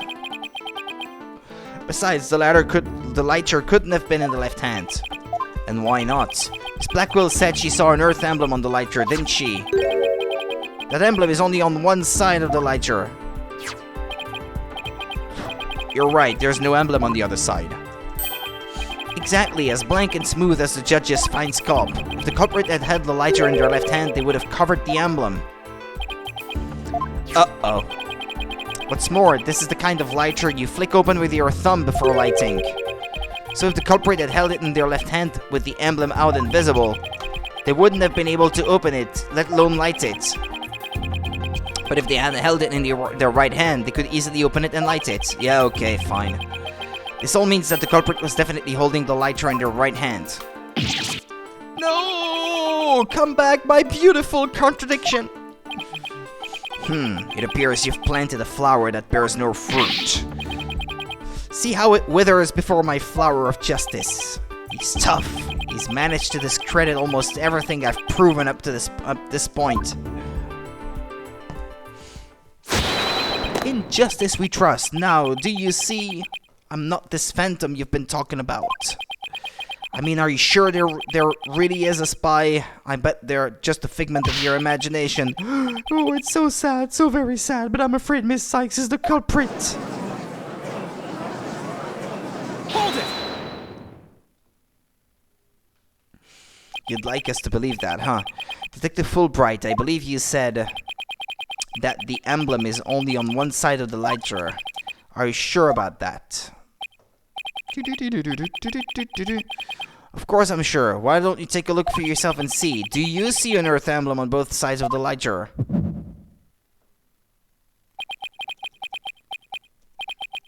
I knew it. You're lying, detective. Pardon me? You mean, yes, my bracelet reacted to a statement about the emblem. It's definitely hiding something big. And I think if we use my talent, we might be able to figure it out. Justice Dono, are you to use that cheat of yours again? A cheat. It's not cheating, Prosecutor Blackwell. Very well. Whether I like it or not, I suppose we should use whatever works right now. Go on, then. We have Prosecutor Blackwell's reluctant blessing, apparently. Okay, Apollo, you're up. Is it something about his glasses? When he is lying. Excuse me. Gosh. Right. Could you repeat that last statement one more time? What in the world are you up to? Alright, fine. I'll say it as many times as you like. Listen carefully. The Earth emblem is only on one side that you can see when held in the right hand. Bracelet power! Go, go, bracelet power!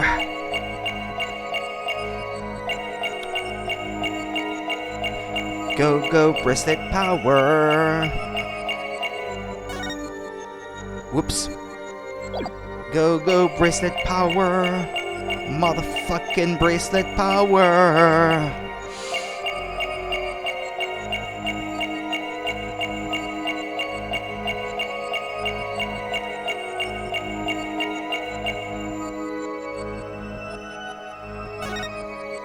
Is it on that statement?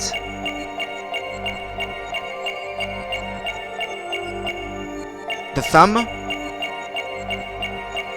Ah, yeah, it's the thumb. Okay. I have to listen to it again.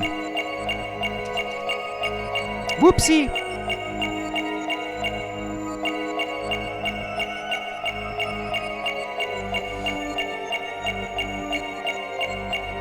Okay, listen again.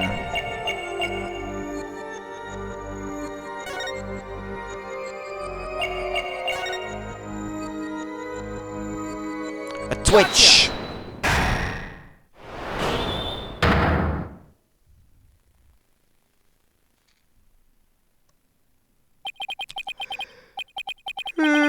Detective Fulbright, you might not be aware of it yourself, but whenever you say the phrase, the Earth emblem, your left thumb moves. In fact, it appears as though you're running along the edge of your holster. Mr. Lawyer, I don't have the foggiest notion what you're talking about, so it's his? Be that as it may, I know it has something to do with the lighter. Let me examine it.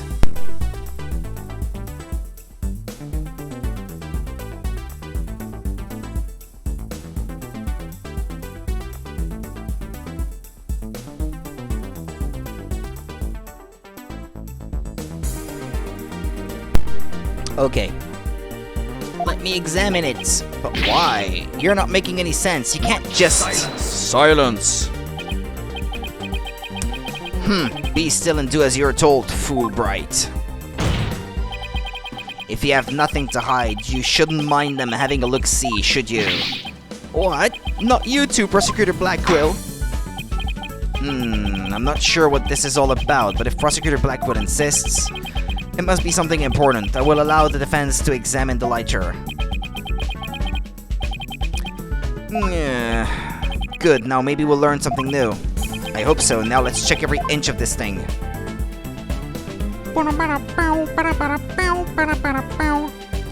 You know what? I think I may have a problem with this thing here. I may need to update my Streamlabs stream labels.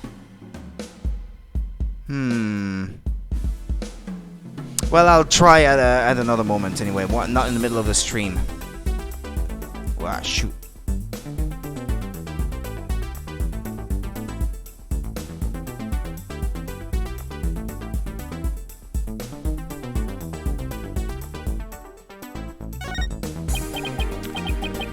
The back is covered with blood. Say, do you notice anything funny about this blood stain?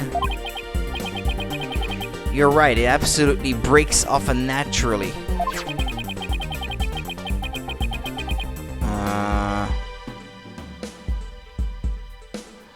Supposedly the lighter was held with the right hand so that the emblem was visible. If so, the print should be around the emblem and on the lid where you open it. You're right, there's definitely something off here.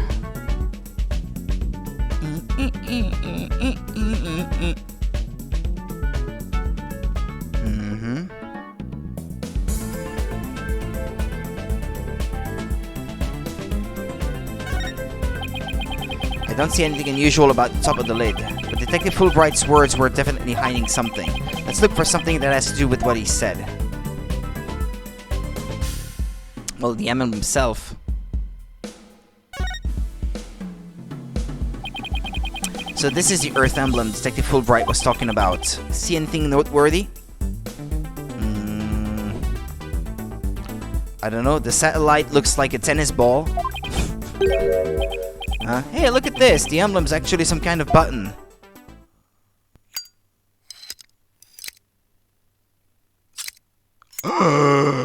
It is the .10 caliber gun that disappeared from the scene.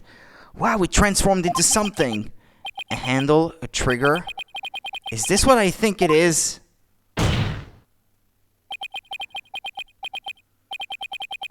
There's no question, it seems. What you have there is a gun. A what? A gun? So that's it. Your Honor, please recall this morning's trial when Director Cosmos was on the stand. The bullet that hit the oxygen tank was extremely small, maybe a .10 caliber. This little compact gun probably takes bullets of that caliber. It looks like this is the gun that was fired at the scene. I'm flabbergasted. The lighter was a gun? So when Detective Fulbright would touch his holster... That's right, whenever he mentioned the Earth emblem, he must have subconsciously thought about the secret behind the lighter, which he carefully forgot to mention. In other words, he knew it was a gun from the very beginning.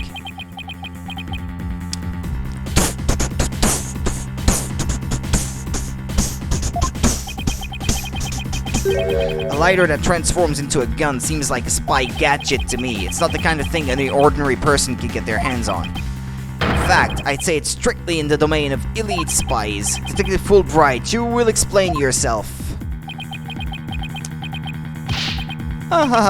There was nothing for me to explain. I didn't know the lighter could transform. I mean, it was found in the Space Museum and then I brought it straight in. I don't know where it came from. I didn't even have time to check it out. Whenever you mentioned the Earth emblem, you touched your holster. You subconsciously did that because you knew it was a gun. You're gonna have a hard time proving that, though. Accuse me all you want, but where's your proof? Do you have any evidence that I knew the lighter was a gun? Not exactly. And whose prints are on it? Miss Sykes' prints. It proves that she's the culprit who fired the gun at the scene. Is it, though?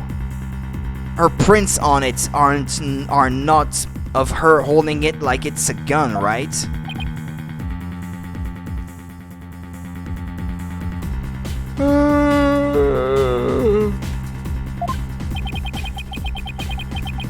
And besides, the victim was not killed by a 0.10 caliber. What, right? Terran. Hey RNG, how's it going? I know it was stabbing. The cause of death. Sorry. How sleepy am I today? It's been my early morning shift, all this week. It's my early morning week. In terms of shifts, I should say. So yeah, pretty sleepy all week. I'll start feeling better next week though. I mean, sort of. Because it's night shift week next week.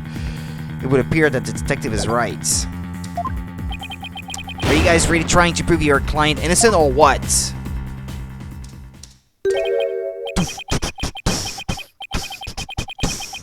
Although it pains me to do this now that we are where we are.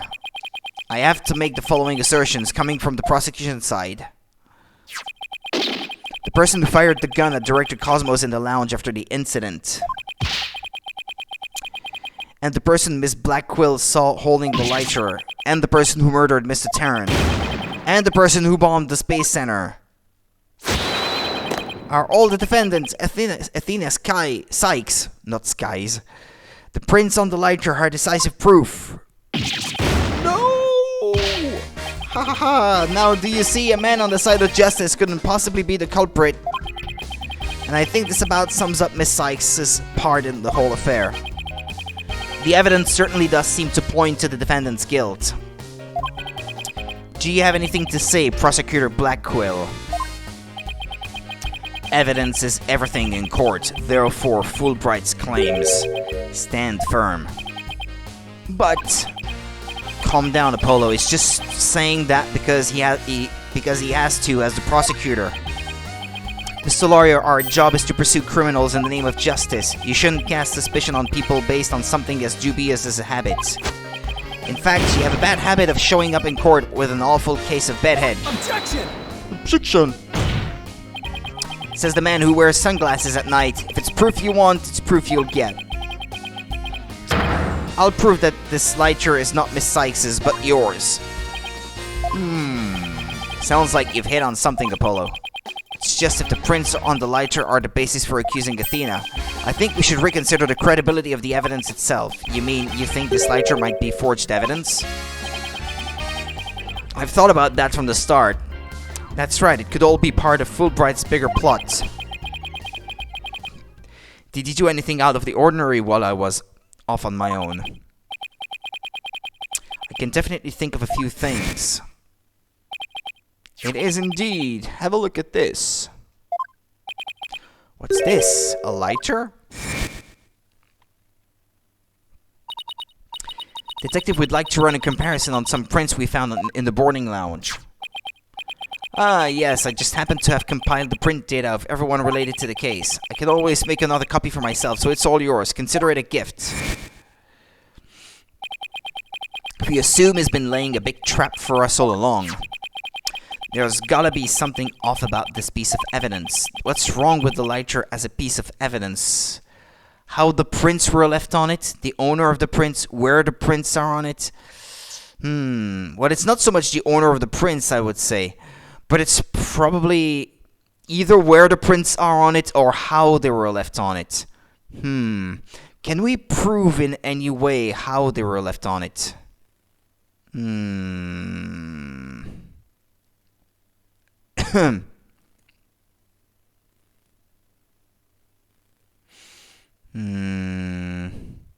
Or maybe the owner of the prints. Actually, no. Oops. Like this. Are they really Athena's fingerprints? They definitely matched her print data. But what about the data itself?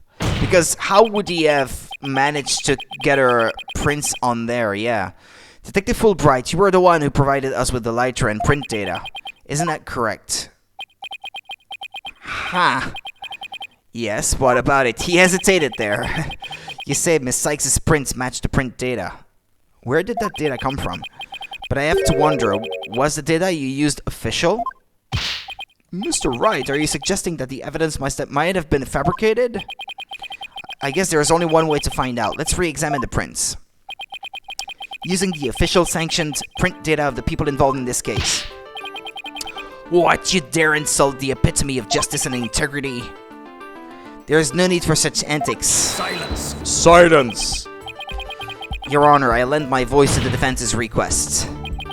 You must allow the test to be rerun. Very well then. Bailiff!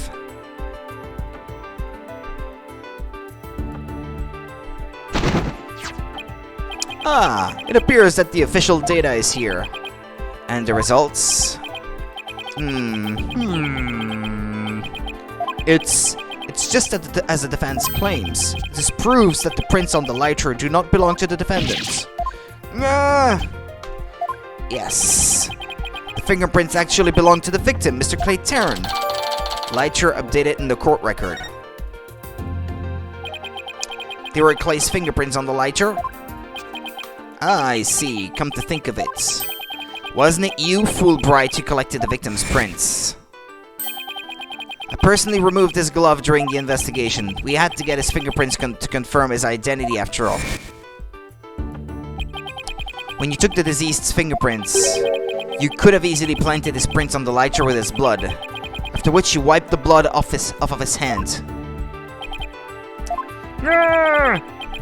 It should be easy enough to prove.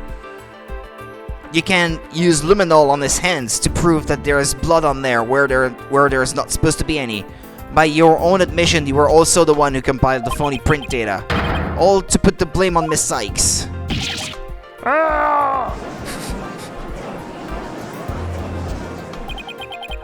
This ploy must have been to distract us from the Phantom, who was behind everything. You were out to create the impression that the Phantom wasn't the true culprit.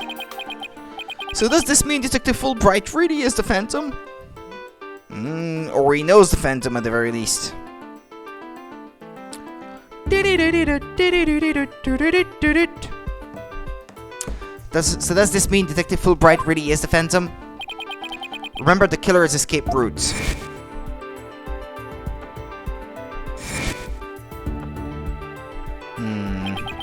No ordinary person would have been fearless enough to attempt it.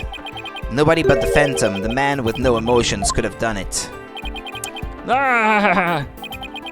Detective Fulbright, you were the only one who could have used that escape route. I ain't afraid of no ghost. Fulbright, are you ready, Phantom? Answer me, or so help me, I will slash you to tiny slivers with where you stand. Alright, I'll talk. I confess. I'm not the Phantom. Silence! It's all over now. Be a man and admit it already. But I'm not a spy.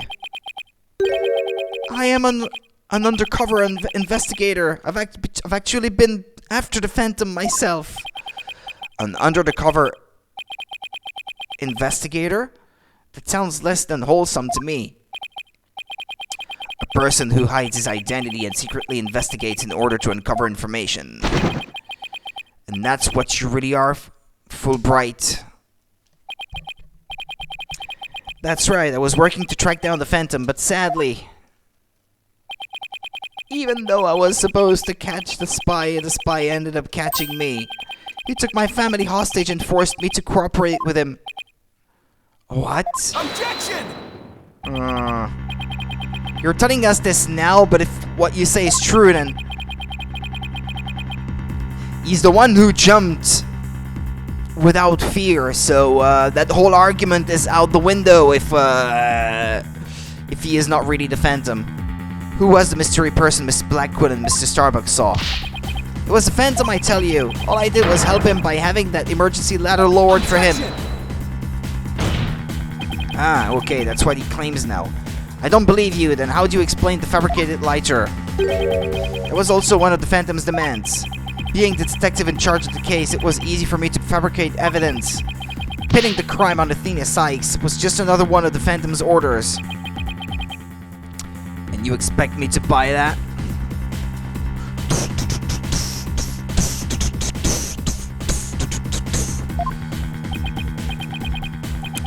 Fulbright, what was the Phantom's ultimate objective? I was told it was to sabotage the rocket launch. Someone who didn't want the launch to happen must have given him the order. Actually, I have to apologize to you too. The Phantom told me to get close to you. He ordered me to get back to that psych profile you have on him. So he sent a buzzard of his own to tail me this past year, did he? I haven't been a champion of justice. I've just been a pawn of evil. A pawn of the Phantom who stole the moon rock and killed Dr. Sykes 7 years ago.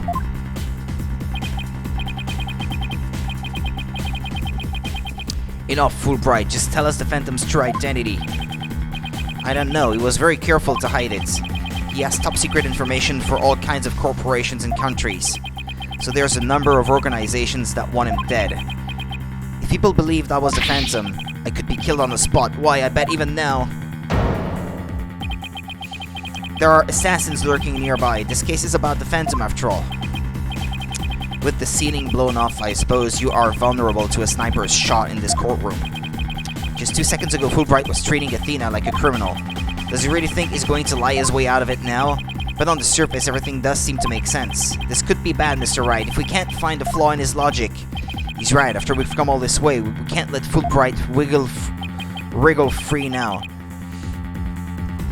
There, I finally told the truth! Now I hope you see how foolish it was to think I was the Phantom. Ooh, that expression, we haven't seen this one yet. You're an intelligent man, Prosecutor Blackquill. You believe me, right? I believe you. I don't think you're the Phantom. What? How can you say that, Prosecutor Blackquill? It's obvious he's the Phantom. Silence! Evidence is everything, right, Dono? I'll give you evidence. Wait a minute. Wait, what? Ah, there we go. Okay. Evidence is everything, right, Dono? And you must admit, there is no clear evidence that Fulbright is the Phantom. Nah. Yes, as I recall, the only solid proof we've seen up to this point is the fact that Detective Fulbright fabricated evidence. But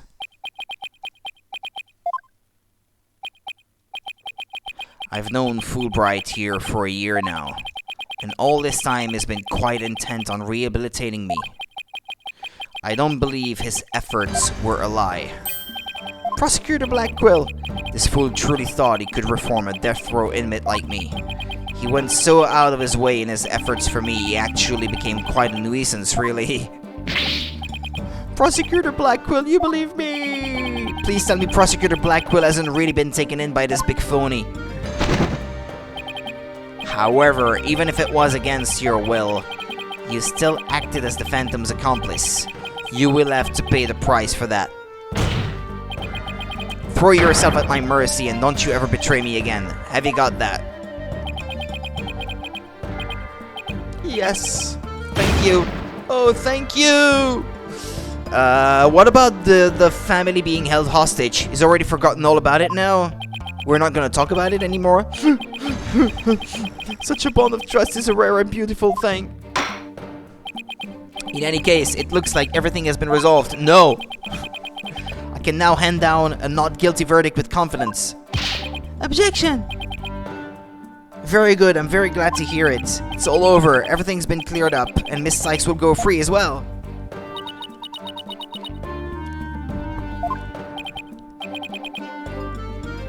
Mr. Wright, we can't let the trial end here. If we do the Phantom, the man who killed Clay will get away. I know, but... what do I do? I don't have any proof that Detective Fulbright is the Phantom. Is this it? Is he going to get away just like that? Now, if you'll excuse me, my next investigation awaits. And with that... I'm off. Hold it.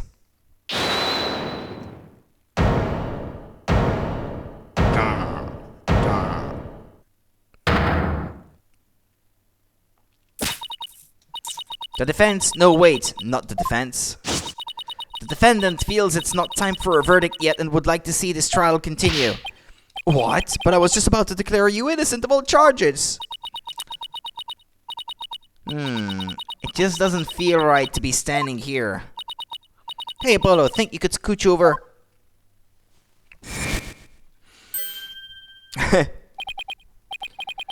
Athena, what are you doing? Hope we don't get held in contempt of court. I have some questions for you, Detective Fulbright. Are you relieved that you are no longer under suspicions of being the Phantom?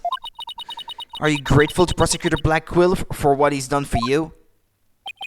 Of course I am, and I'm truly grateful from the bottom of my heart. Athena, where are you going with these questions? He's not feeling any emotions. I have yet to hear a single emotion behind any of Detective Fulbright's words, boss. The suspicion against him has been cleared up, but he's not feeling happy at all. What does that mean? We may not have any evidence, but the heart doesn't lie. That's it. With your special ability, we just might be able to stop him. Your Honor, the detective has been deeply traumatized by your accusations. Yes, well, even before all this, I thought he was a rather odd fellow. If he doesn't get counseling right away, who knows what might happen to him. Prosecutor Blackquill, can you believe the nonsense the defense is spouting?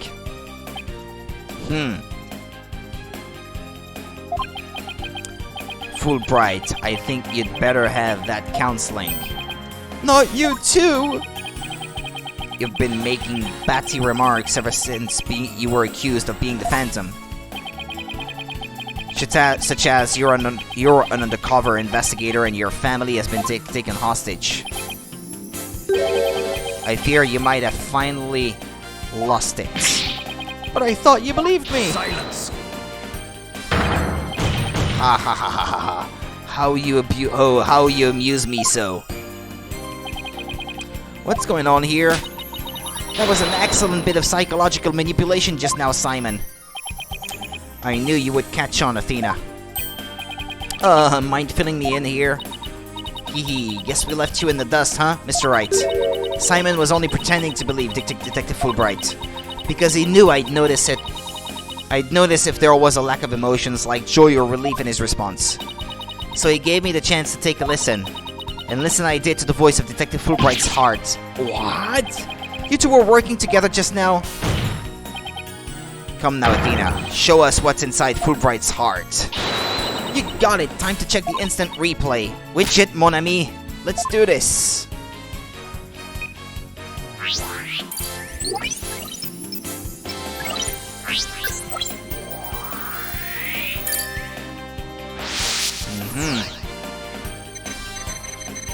Thank you for believing in me, Prosecutor Blackquill. No emotion.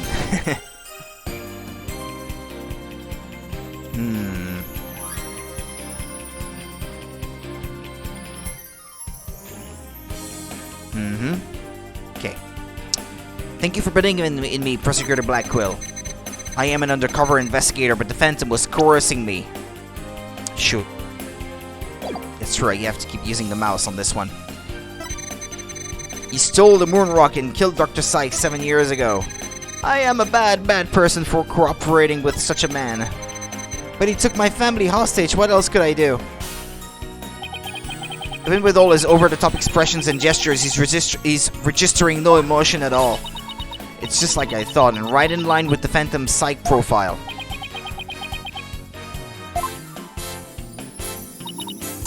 Detective Fulbright, this lack of emotion proves you're the Phantom.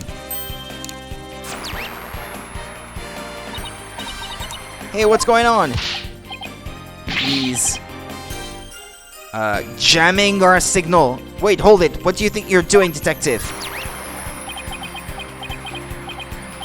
Me? I'm not doing anything.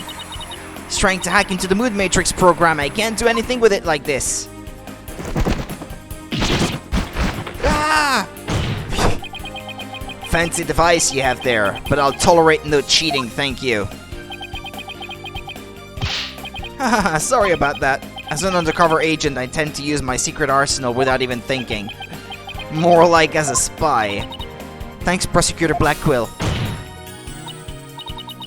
There, now that you can't hack me anymore, I dare you to try to hide your lack of emotions from us. Lack of emotion? What are you talking about? Of course I have feelings. As a matter of fact, you've wounded me very deeply with that accusation. What's going on? All of a sudden I'm getting an overwhelmingly happy reading. But he's literally crying us a river over there. He did manage to hack us. Oops, my mistake. How about this? Gah! Yikes, now he's angry all of a sudden. What's he trying to pull? Like as not, it would appear our friend is not completely without emotion. It's just as it says in Dr. Sykes' profile of the Phantom. The subject has a unique psychological makeup with almost no emotional fluctuation. Oh, I get it, so he has some emotions, right? Precisely, which leads me to wonder why you can't sense any emotions from him at all. I believe it's most likely because he is controlling his emotions. Very good, Prosecutor Blackquill, you are correct, it's the result of my daily training. A very important skills for us undercover investigators, you know? More like for us spies, seriously. But I wonder why he suddenly showed several strong emotions. Wait a minute, I think I know. I sense there's a feeling you're trying to hide with your exaggerating emotions, Detective. Haha, a feeling I'm trying to hide, that's a good one. You're the ones who have been saying I'm the Phantom because I don't have any emotions. I was just trying to show you the range of deep emotions I truly possess. Then you have no objections to me analyzing you, right? No, analyze away. But I will state it again, I am not the Phantom, and be forewarned that your analysis will have no effect because you're about to see what an undercover agent can really do.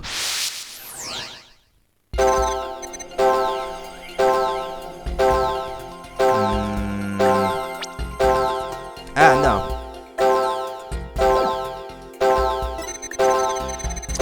I'm so sad, Sob. See, I told you I have emotions. Yeah, all of them at the same time. How dare you accuse me of being someone who would kill over a moon rock? There is one that appears consistent here. Sadness. I found it. I found the one emotion you're truly feeling. What? Hidden in the middle of that chaotic storm, I saw one emotion that never disappeared. When you talked about the moon rock, you felt a fear that wouldn't fade. Fear, huh? It's fear, not sadness? A fear that a man with hardly any emotion feels, huh? And it was a response to that moon rock. Detective Fulbright, I presume you feel fear concerning the moon rock because your identity will be revealed. You failed to steal it.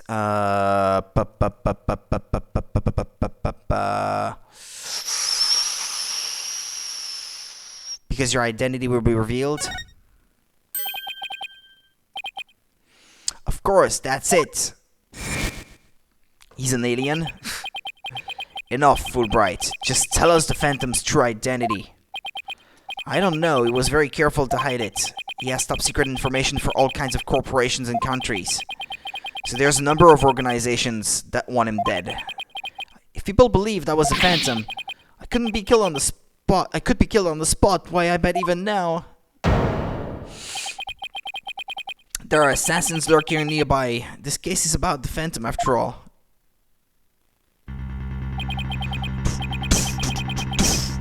Detective Fulbright, I think I know why you would feel afraid. You are afraid that the moon rock will somehow reveal your identity. If his identity were revealed, he would be killed immediately. That's certainly enough to make even the Phantom feel afraid. Me? Afraid? I don't know what you're talking about. So there really is something about the moon rock that would reveal his identity. Apparently so. Wait a minute. Maybe the Phantom didn't so much steal the moon rock, but more like he had to take it with him, because there was something on it that would reveal his true identity. Hold it! Hey! Hey! Where do you think you're going? Me? I'm not going anywhere. Is it just me, or was he going to use that weird watch thing to try to get away? How many more of those toys does he have? And where can I get myself some? Detective Fulbright, you will answer honestly to this court right now. Why do you feel fear in connection with the moon rock? In justice we trust. No, not emotions, Mr. Lawyer. Evidence is everything. I'm the Phantom. Because I'm afraid? Don't make me laugh. What did he do this time? Ah! And what was that just now? I'd like to know, but all human beings have hearts and experience emotions. Sometimes analyzing a case from the psychological perspective is the best way to find the truth. Eek! What did he steal? It's all just a waste of time. All your efforts at analysis serve no purpose. And now in this dark age of the law, nobody would believe your claim that it's effective. In an era where evidence is fabricated, do you truly expect feelings to be accepted as proof?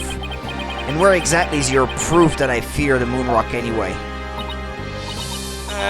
What I admit, I don't have any conventional proof, but I still say that examining a person's heart has its merits. Oh really? Then why don't you listen carefully with those special ears of yours? Listen to the voices of the hearts of the people in the gallery. Wow, wow, wow, wow.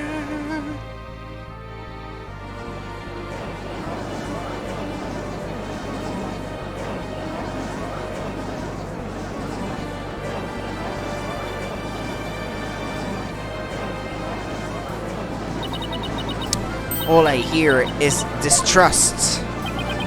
As you can see, the people are on my side, because all they see is a strange little girl using a weird little machine.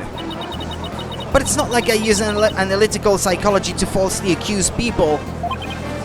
Uh-oh, he's got Athena doubting herself.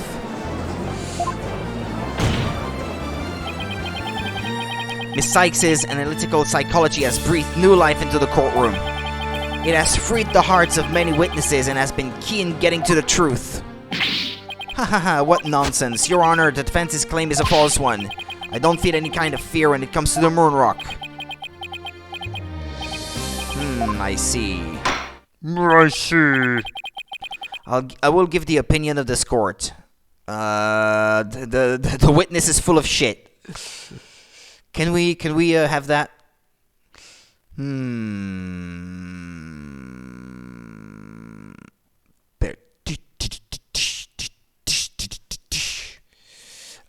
Hold on a second. In a trial, I don't feel that a person's emotions are quite as compelling as actual evidence is. But, Your Honor...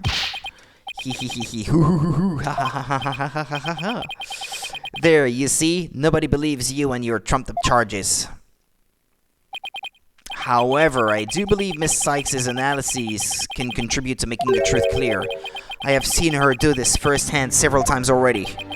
Surely you jest. So does this mean... you will accept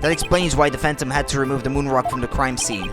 You mean if we ran the analysis now would know who the Phantom is? Ha ha ha ha. Yes, I suppose so, but unfortunately the moon rock in question is missing. That may be so, but I'm certain I can explain what happened to it in great detail. You can? Of course. Not. You don't actually expect us to believe that, do you? Because you don't fool me. Ah! What this court needs is a bully-free zone. Ah, the infamous Sword of the Beguiling bluff. Its edges without compare. Come now, ready it with me, and show us just how finely it cuts. Your Honor, this is an outrage. Oh, I mean, this is an outrage. Ah! Go on, Wright, Dono. Let's start with something that's been bothering me for a while. Now, the culprit supposedly removed the moon rock from the lab. But in this video of him, it's nowhere to be seen. Oh, you're right. But here's something to consider. What if the Phantom hid the moon rock somewhere at the scene of the crime? Good thinking, boss. Security was super tight at the Space Center back then. All that in spite of the Space Center having very strict security in those days. All personnel effects were examined thoroughly, coming or going. You couldn't even smuggle a withered old leaf through those checkpoints. Does this mean that the moon rock is still somewhere in the Space Center? In the name of justice, I proclaim that's impossible. And why is that? The Space Center was searched from top to bottom, and especially the lab, but the moon rock was never found. How could I forget about that?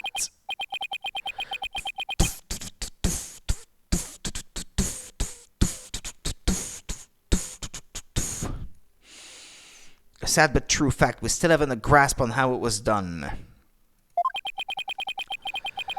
But the Phantom made the moon rock vanish into the ether. Excuse me.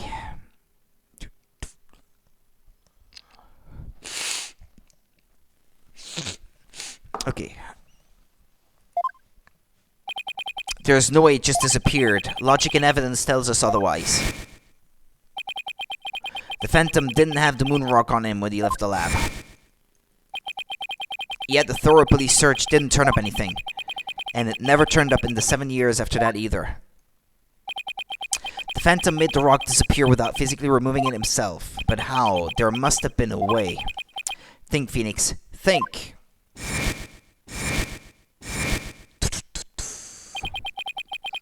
How did the moon rock vanish from the robotics lab?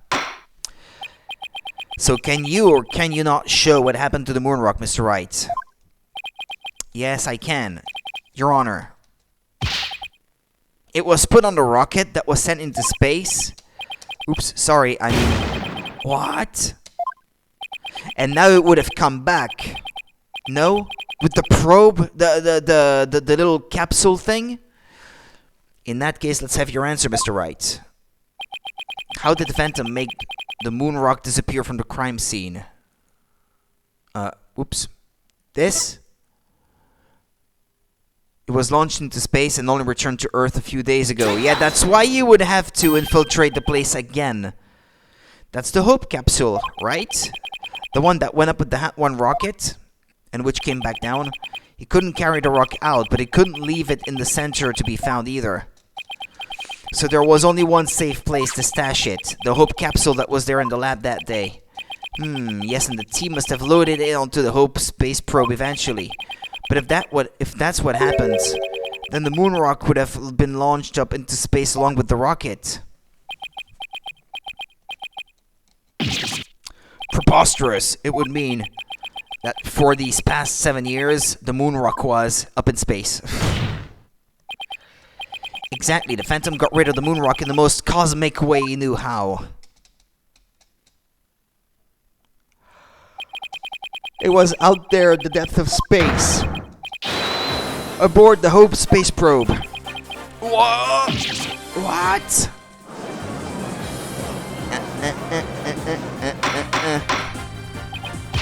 Order in the court. I understand now. Phantom's original scheme was to sabotage the Hot One anyway. Yeah, the evidence would have disappeared then. right?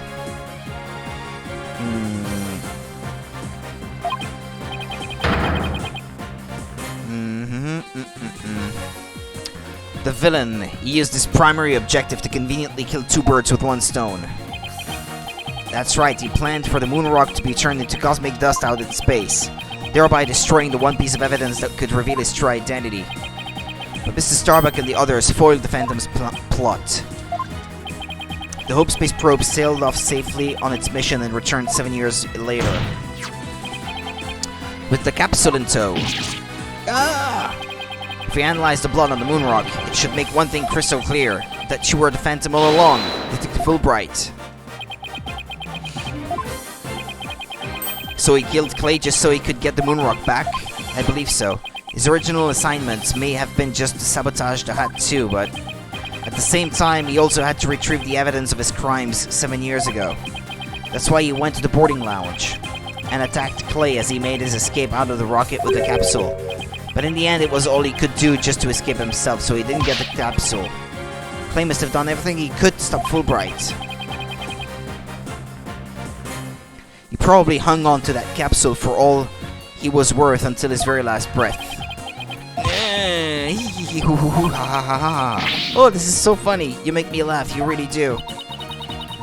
Boy, he's totally out of whack now. It's game over for you, Detective Fulbright. Why don't you just admit to it all now? There's nothing to admit. I'm Bobby Fulbright, undercover investigator, I tell you. I am not the Phantom. The blood on the rock is just another one of his schemes, a trap. Now I'm not sure what to think. I suppose if the Phantom is a spy worth his salt, a trap is not out of the question. But in that case, you could say anything is a trap. That's what makes a trap a trap. I've been framed into taking the blame for the Phantom. Your Honor, I believe further investigation is in order. Further investigation? More like plotting your escape, but no more. I will bring you to justice myself if I must. Here and now.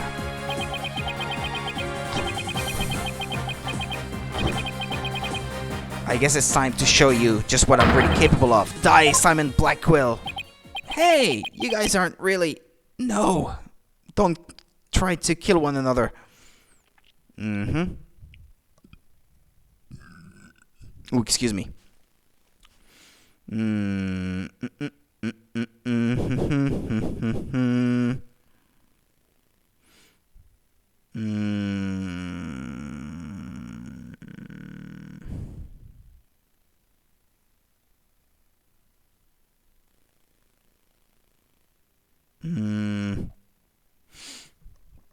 Anyway.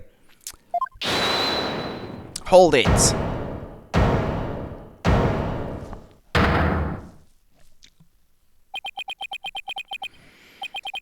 It looks like I made it just in time. Edgeworth! I have good news for you, Mr. Wright. I've uncovered some very crucial facts. Did you find something about the Phantom's true identity? You might say that. I started by looking into the first people on the scene 7 years ago. All three, an employee and 2 officers, were registered in the robot's recognition systems. But none of them looked the least bit like Detective Fulbright. That's not good. But there's more. I have yet to share my most important finding. Mr. Wright, Prosecutor Blackquill, you'd best brace yourselves. Uh-oh. The man you see there before you, Bobby Fulbright, is already long dead. Huh? What's that supposed to mean? An unidentified body that was found a year ago has now been proven to possess Bobby Fulbright's fingerprints. And does this mean... Yes, that man there is an imposter, pretending to be Bobby Fulbright. An imposter? Then this man... Who in the world is he? Enough of your trickery. If you will not reveal yourself to us, then I shall do it for you.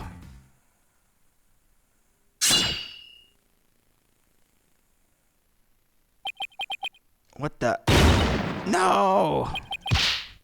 His face. Oh, look what you did to my mask. Mask? What is the meaning of this witness?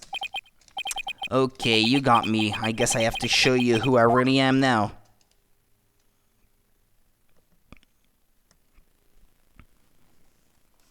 I'm hungry. What's going on? Wait, but that's... No! It's impossible! Excuse me, but I'm starting to feel hungry.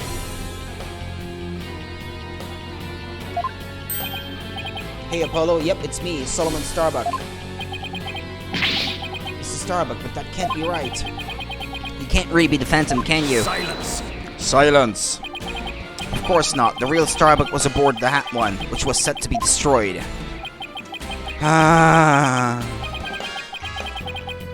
Yet this is just another mask. I mean, didn't I tell you? I'm an undercover investigator. I can change identities at will.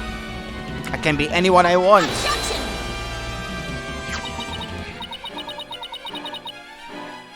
Not so fast. I have the Phantom psych profile right here. If we compile a psych profile on you and compare the results, it will prove that you're the Phantom.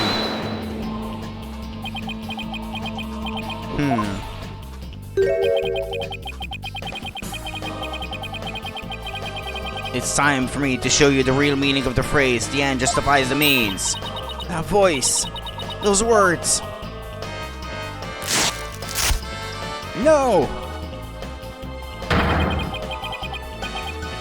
I cannot accept such evidence here, Miss Sykes. Professor Means? This is mask. I'll take what I want by any means necessary. Now give me that evidence. Ah!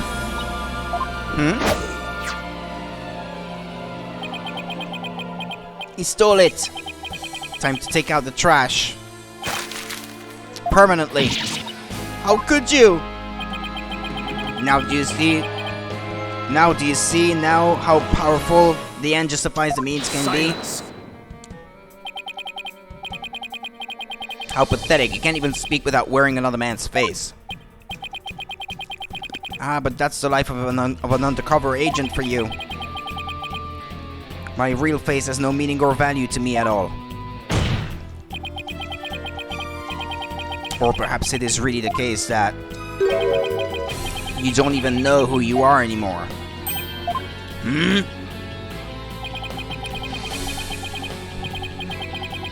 What must you see when you look in a mirror, Mr. Phantom? Not an awful lot, I'll wager. Well, aren't you just a master of psychology, Black Quill?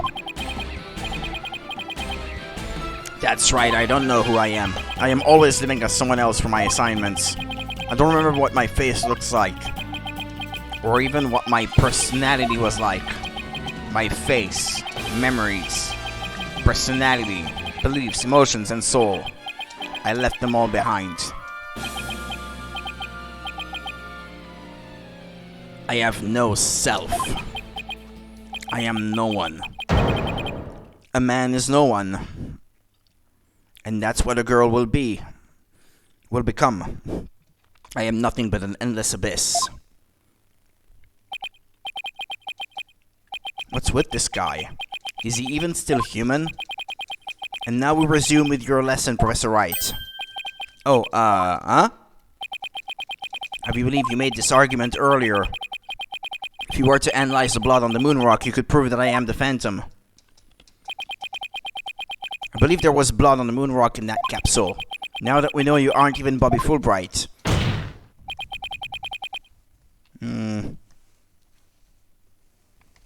Excuse me. Your claims of a phantom trap won't work anymore. Then why don't you bring this moon rock in? This decisive evidence from the Hope capsule. I think I will do just that. Get ready. Because the Hope capsule is about to seal your... We don't have it. Fudge! I thought it was gonna say fuck. It was the courtroom bombing from the other day. The capsule was there in the courtroom as evidence and was blown to smithereens.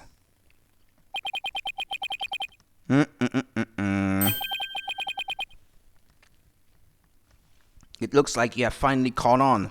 Full marks for the defense for effort. What a shame your hope was lost in that courtroom explosion. So that's the real reason this courtroom was blown up. It was all for the Phantom to destroy that one piece of evidence. Can't believe it. Have you really reached a dead end after coming all this way? Say it ain't so.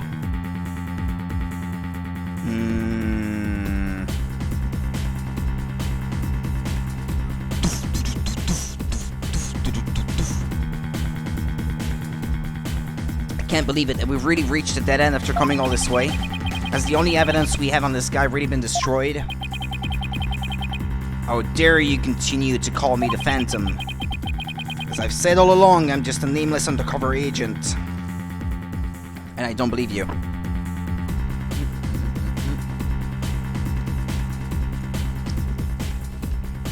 Objection! And the defense will continue to assert that you are the Phantom. Furthermore, we have proof. Or at least a prayer. I'm afraid that won't do, Mr. Wright. At least put some weight behind your swing, right, Dono? I know I'm trying. There's only one thing that can unmask this menace, the moon rock. But that was blown to bits in the courtroom bombing. And yet, is it really gone without a trace? What if some tiny parts, some little fragments still exist? And you can see the stolen moon rock there too. Strange black and yellow thing on the left side of the picture. Very well, Mr. Wright, let's see your proof. What evidence will finally prove Phantom's identity?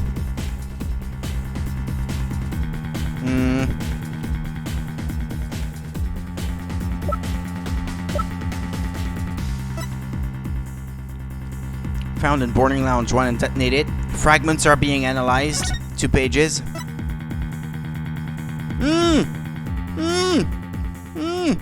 Right there. Take that! Isn't that the bomb that blew up the courtroom? And the moon rock along with it? Are you saying this will reveal the Phantom's identity?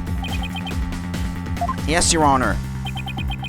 Focus your attention on this photo taken after the bombing, specifically right here, the 7K thing.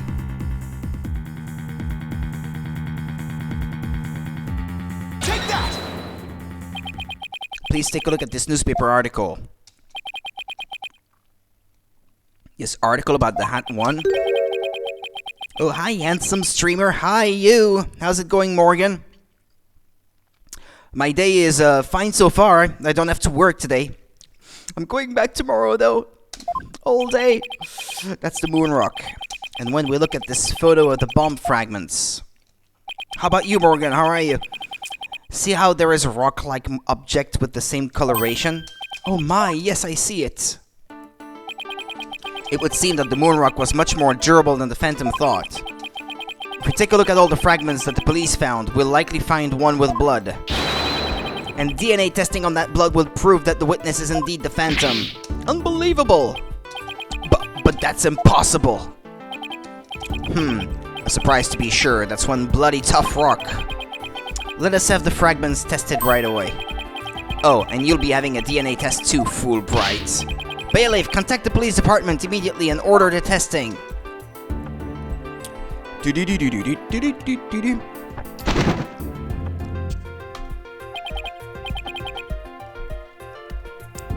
Prosecutor Blackquill, what do the test results show? There was a rock fragment that had blood on it that appeared to be several years old. DNA testing revealed. You're okay? Ah, awesome.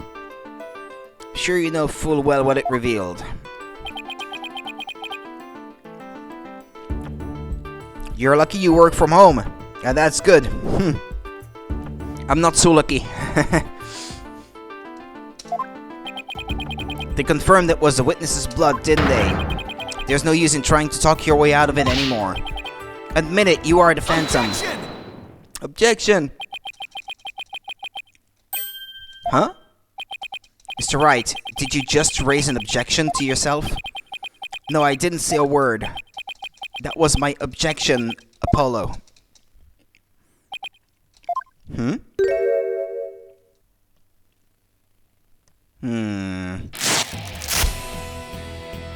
Oh, no. Why?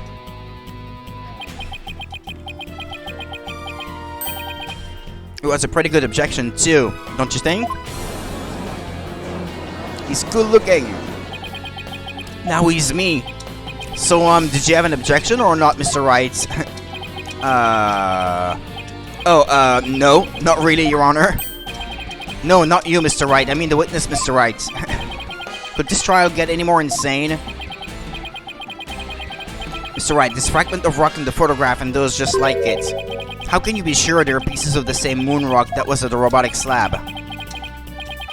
Care to explain what you mean? Well, there may have been a rock or two in the courtroom that had my blood on it, but how do you know they're not just rocks? You can't prove they're the moon rock, right? Objection! Don't be absurd. Just compare the fragment with the rock in the newspaper article. Anybody can see they're the same. They have the exact same coloration. Objection! But maybe some other rock with the same coloration happened to be in the courtroom. It's highly unlikely a rock with such a unique appearance just happened to be there. But you can't deny it's a possibility.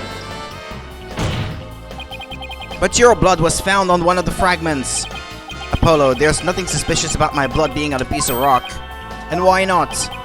I know it sounds like an excuse, but several years ago, I tripped and fell in this very courtroom and was hurt pretty badly. Maybe that's how my blood found its way onto a piece of rubble. Even he must realize how ridiculous that sounds. And yet I suppose it's not completely out of the question. I see you're starting to sweat, Mr. Wright. I thought that the worst of times are when lawyers have to force their biggest smiles. You're the last person I want to hear that from. Well then, why don't we get those fragments analyzed? We could ask an expert to verify if they were from the moon rock in the robotics lab or not. I'm sorry, but I'm afraid that just isn't going to be possible. And why not? In order to prove that the fragments are from what you say they are from, you'd need a sample of the moon rock from 7 years ago to compare it with. But that moon rock doesn't exist anymore, and there's no sample data left either. So you see, short of going back in time, there's no way to prove that any of the fragments are from that moon rock. Oh yeah? Watch me. No! We do have one, think! It's right there in the evidence. There's really no way to prove it. Are you finally ready to throw in the towel? Objection! No.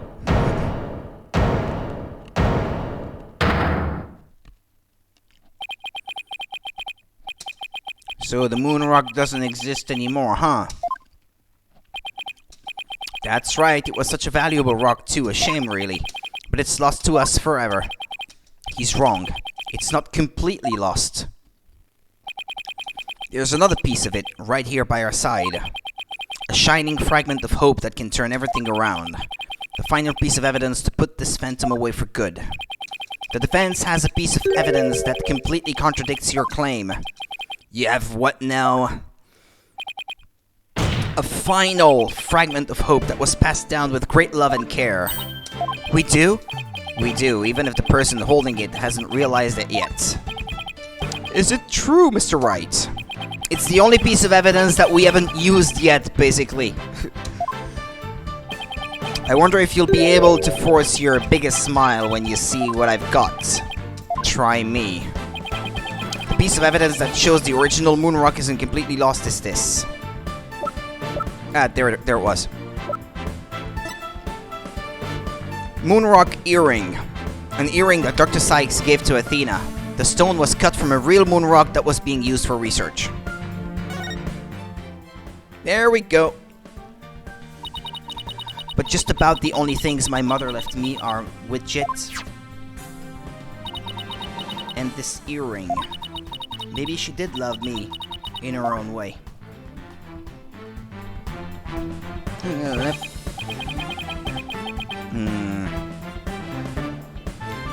Athena, you may not know it, but your mother left with you a very important piece of evidence.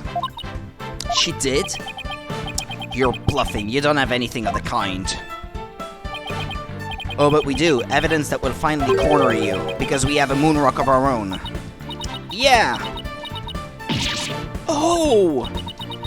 You mean... Exactly, a gift Dr. Sykes left her daughter. An item Athena has cherished and worn all these years. As distant as Dr. Sykes may have seemed to her daughter, that fragment of her love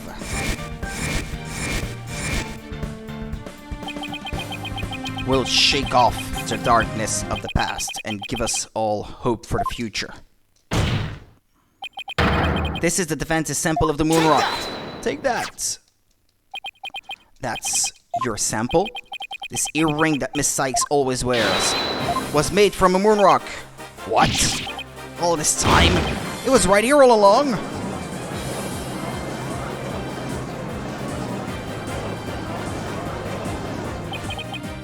No, it can't be. If the composition of the bombed fragments and the earring are found to be a match, then it will prove beyond the shadow of a doubt the origin of the fragment in this photo. And since the test results showed that the blood on the fragments was yours, this means that the identity you tried so hard to hide will finally be revealed.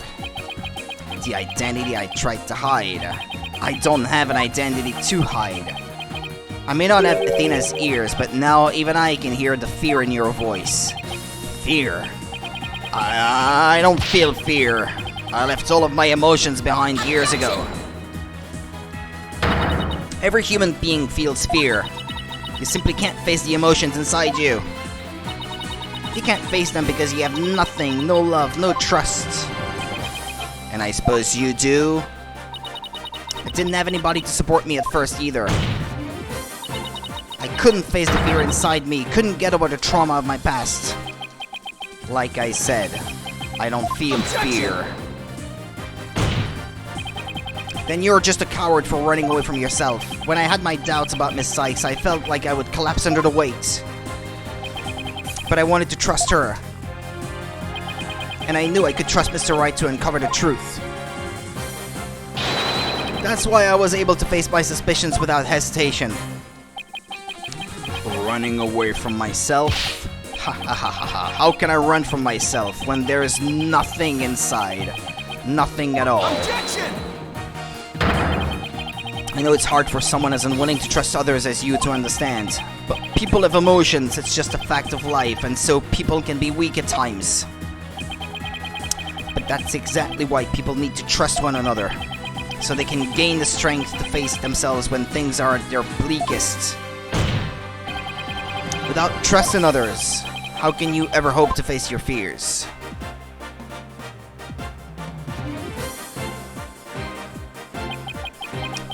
The fear inside of me is this. No. Ah! Ah! Uh-oh. I'm afraid. I'm scared. I feel fear. You can't outrun yourself.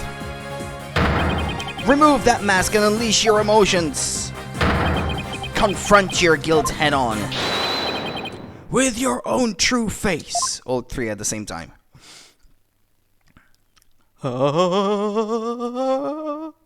It's gonna break my own true face. No, please don't. I know you're here. Where are you? See? I haven't revealed anything yet. Honest. Ouch. My own true face. I don't have one. My face.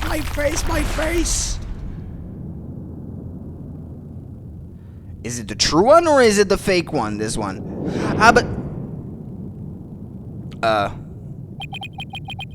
Or did he run away? I can't recall if he was put in jail, the bomber, in that older case.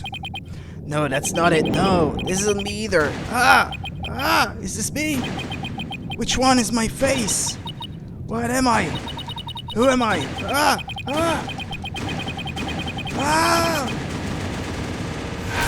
Is he gonna blow up?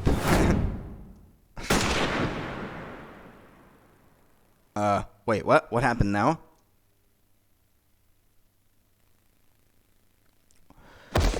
I don't understand.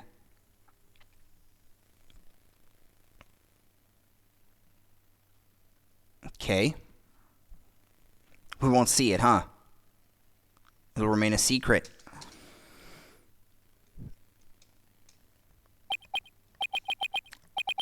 A sniper attack in this very courtroom. Wait, what? It chills me to my bones. But the police are doing everything they can to track down the sniper as we speak. Hey! Prosecutor Blackwell, how is Detective Fulbright, his imposter, doing? He's a lucky fellow. The bullet didn't hit any vital organs. He appears to be in no danger of dying.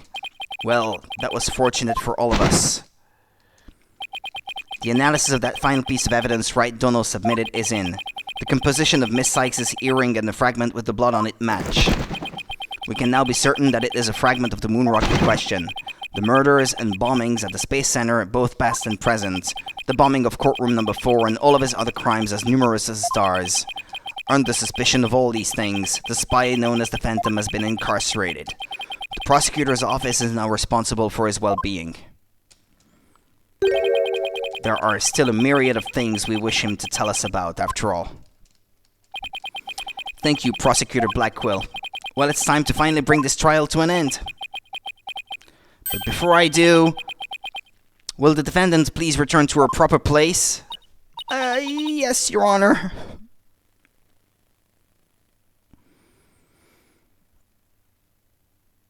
No, I thought her hand was clipping through the stand, but actually no, it's just because it's broken. Now then, this court finds the defendant Athena Skies not guilty!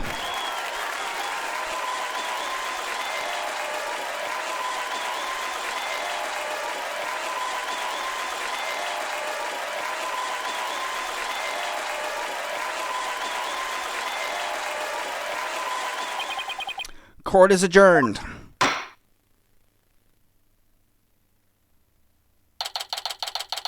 December 20th, 9:12 p.m. District Court. Defendant Lobby number 5. Congratulations, Mr. Nick. Thank you, Pearls, and thank you for being there for Athena. It's the least I could do. But Athena was great, wasn't she? She was so strong throughout the whole trial. Daddy, I'm so glad to see you. Trucy, are you alright? Are you hurt? I'm fine, Daddy. I was doing magic tricks for the other hostages to keep our spirits up. That's our Trucy for you. I'm really glad to see you're safe.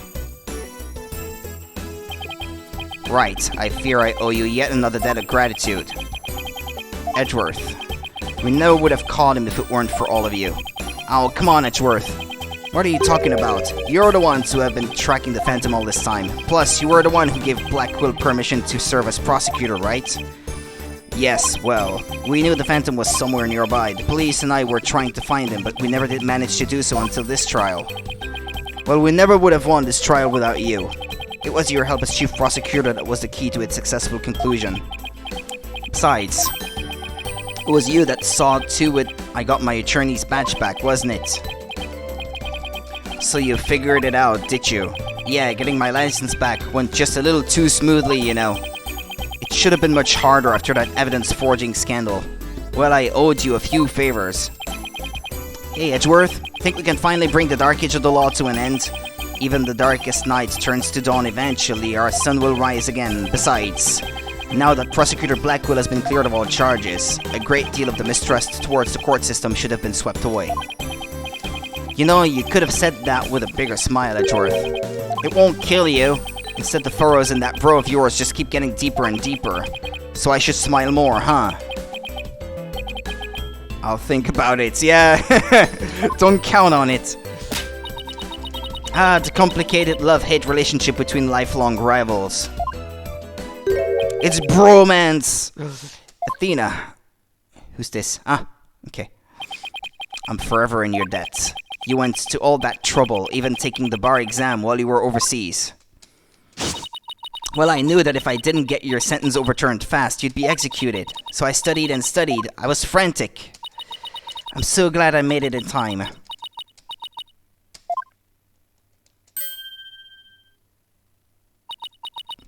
Just barely. But I still made it. That a girl, Athena. It's good to see you finally let your tears out. He's gonna cry too. Yes, I survived by the skin of my teeth thanks to you. Shame on you, Simon, for trying to throw your life away like that. It was never my intention to just throw my life away, but some things in this world are more important than your own life. Like what? My honor-bound duty to protect with my life. My mentor's most beloved treasure. Huh? Some loyalty. This guy really is a samurai through and through. Well, it looks like we can breathe easy now. Apollo, Athena, thank you both. It took all of us together to pull it off. You bet, boss. What a team we are, huh? It was definitely the most amazing turnabout I've ever seen. I'm a lucky guy. My office has the best, most capable lawyers around. Thanks, Mr. Wright. I'm going to work extra hard to make up for all the worry I caused. Apollo Justice is fine and ready to go. Let's hear it for the Wright Anything Agency. Well, nobody's going to try harder than me, so you'd better watch out, Apollo. Simon is free thanks to Mr. Wright. But there are so many more people out there who need our help. You're right, and I'll be needing you both to help them. We still have a long way to go. Okay. Get ready, you two.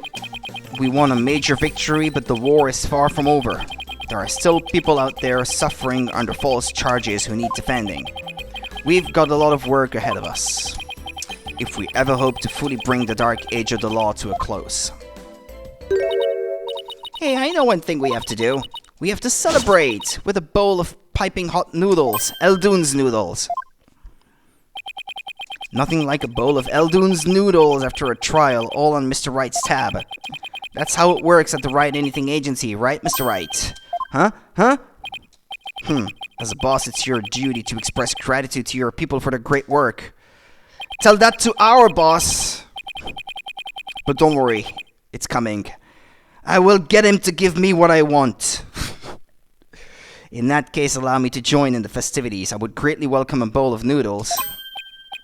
Huh? I have an idea, Daddy. Why don't you just invite everybody involved with the case? The more the merrier, right? Oh, Mr. Nick, look how far you've come. Who knew you'd grow up to be such a generous gentleman? What? Guys, under these circumstances, there's only one thing I can say. Objection! Only if I get to join in. Hey, no fair. I want to say it too. Objection! Here we go. There we go. Objection! There is still one case left that I will get through tomorrow. I was trying to think of something nice I could do for Polly now that he's back, so I decided to go around and get a bunch of job for him to do. Find the lost cat, install an air conditioner, give a computer lesson, find the lost item. You think I should have found him a new legal cases? Nah, that's okay. This is the Wright Anything Agency after all. The other case was DLC on 3DS, I suppose, but here it's bundled with it. Athena and Apollo were so wonderful in court. I'd better study as much as I can if I want to be a judge someday. My grandma says, eat lots of peppers and they'll ignite your something something. Oh, but I should figure out which to grow, green peppers or yellow peppers. Or maybe I should go with hot as the sun red peppers instead.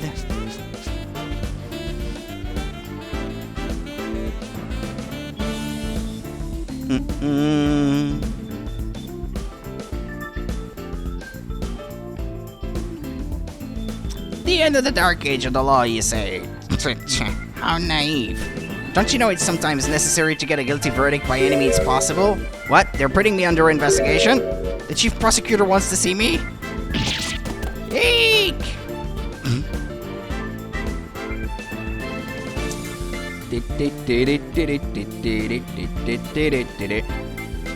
Takeshi Ito, Kazuhiro Nakata. I've been asked to debut the Great Mask something something is scheduled to go up against the Amazing Ninetales next though. Oh, what to do? A fight to the finish with myself? Why don't you ask Mr. Demon Lawyer to be the Amazing Ninetales the second? That's not a bad idea. I bet he'd be all for it. Cow. So we are to meet as foes, are we, my little friends? Friends, fiends? I'm not sure. I don't control how fast the text goes away. Would you believe it? I'm older man of 9 tails Vales now. Pretty impressive, eh? I took over after Rex QB for the good of my beloved village. What do you say? Would you like to make a little donation to help us out? Hey you, what do you think you're doing sneaking into the manor? Ah, the jig's up. Better make a run for it. It's not meant to be read out loud. Trying my best. I thought I wanted to be an artist, but after seeing the amazing job Athena did, I started becoming genuinely interested in law. So now I'm studying for the bar exam. I'm going to prosecute Athena someday. ULSEE. I'm studying my buns off too, but not for the bar exam. I'm going to pass the Themis entrance exam on my own merit. Okay. With a score of 100 points, of course. Hugh, Juniper, our dream will live on forever!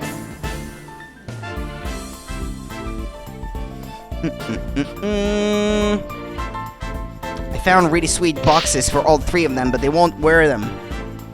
Is it because I want to be a legal journalist instead of a lawyer or a judge?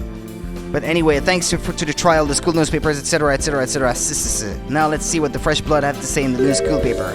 Our editor cried so hard at graduation rehearsal, our cardboard box got soggy.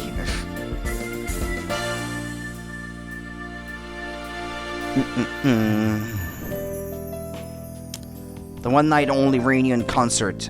I still remember that evening. The president of the student council sang like no high school student I've ever heard.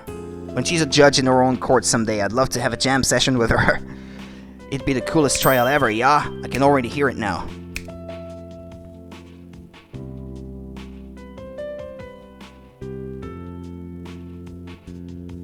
I gave this place a good cleaning from top to bottom, but it's already a mess again. I guess the only thing I can do now is clean up the attitudes of the people in this office. With Mystic Maya due to come here once our training is over, it simply must be done. Kenichi Ueda, Midori Yamamoto.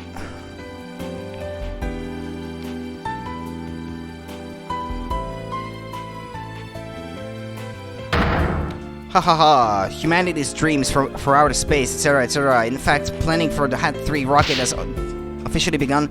Look upon me, people of this great nation, and witness the glory of Yuri Cosmos. What do you... Oh, Director. Yes, rocket preparations are fully complete. Yes. You just leave everything to me. Assistant Director Cosmos something.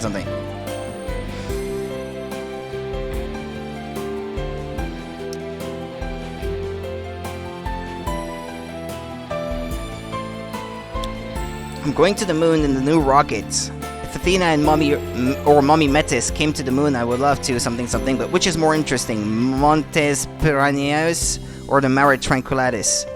You think they would like either one? Yay, hooray! I wonder how Miss Aura is doing. In jail? I'd rather be near Miss Aura than on the moon. Oh, Miss Aura! I just want you to use me again like you used to. Yeah, to abuse you. Noriyuki Iwadare. Ready for launch. 5, 4, 3, 2, 1. Liftoff. I'm going to the moon for real this time, for me and for Clay. Thanks to my lawyers, I know now I should blah blah blah blah. But I'm worried you can't breathe in space, and in fact, it's cold as heck. Oh man, now I'm getting really nervous. Sighing again.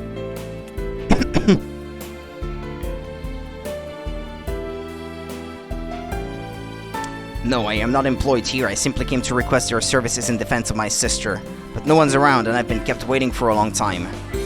And what sort of case brings you here? Oh, your father was accused and you wish for Athena to defend him? Then perhaps he and I shall meet in a courtroom in the near future.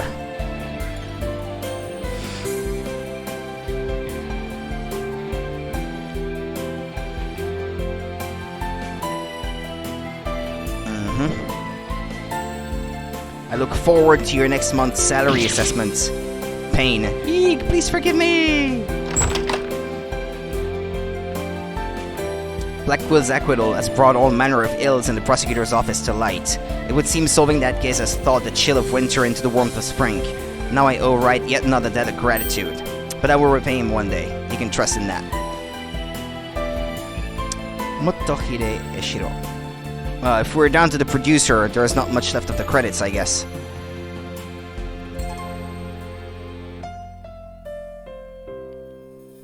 Ah.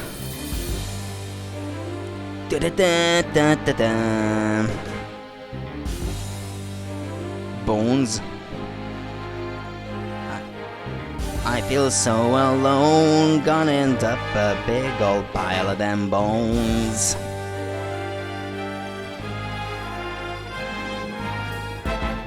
Ba-bam, ba-bam, ba-bam, ba-bam, ba-bam.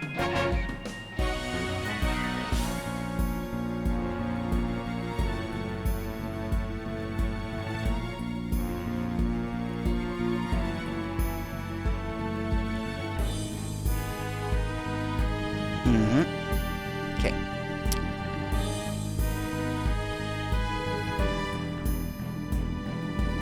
So yeah, tomorrow night then, after work, I will stream the final case. Well, or get started on it anyway.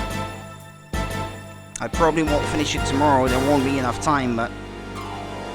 And then in the coming week, I will be streaming in the evening as well, each night before my night shift, since I'll be on night shift for most of the coming week. And I believe sometime midway through next week, I shall be done with this one.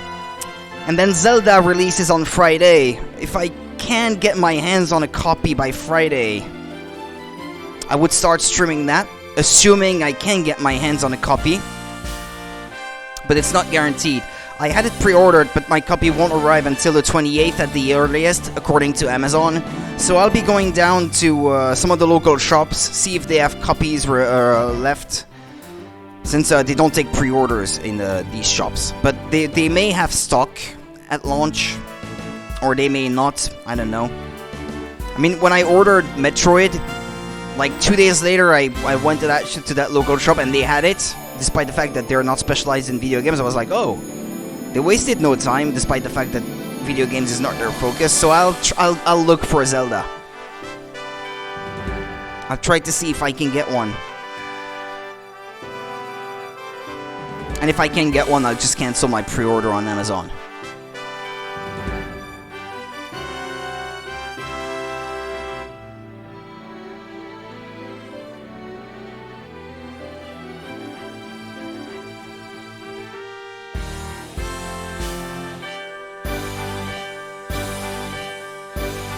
Okay. That's it. It's over.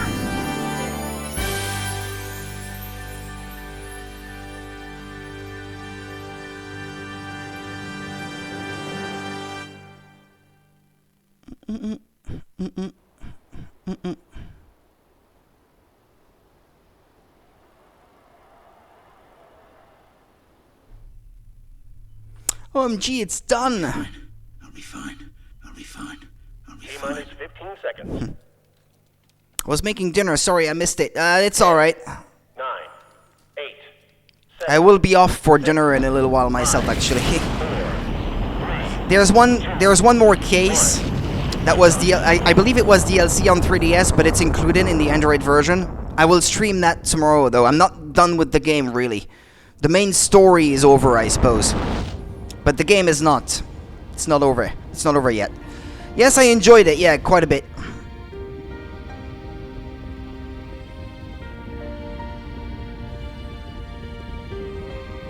From our jail cell.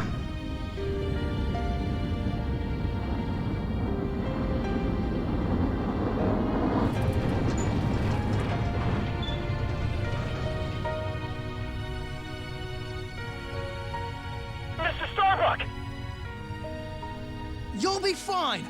Just believe in yourself! The moon's closer than you think!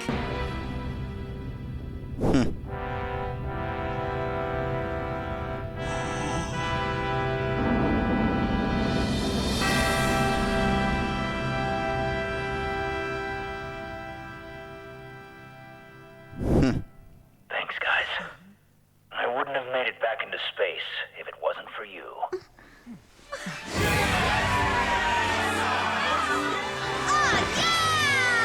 All right!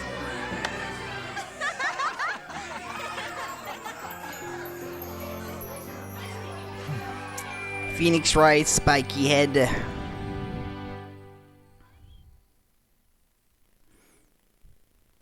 Okay, we're done.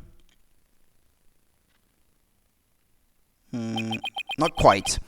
Through the years, I've seen as much joy as heartache, honesty as deceit. But just as Mr. Starbuck was able to escape the harsh pull of his fears and despair, and the Earth's gravity, I believe that hope and friendship can lift us all up towards a brighter tomorrow. To the moon! To infinity and beyond.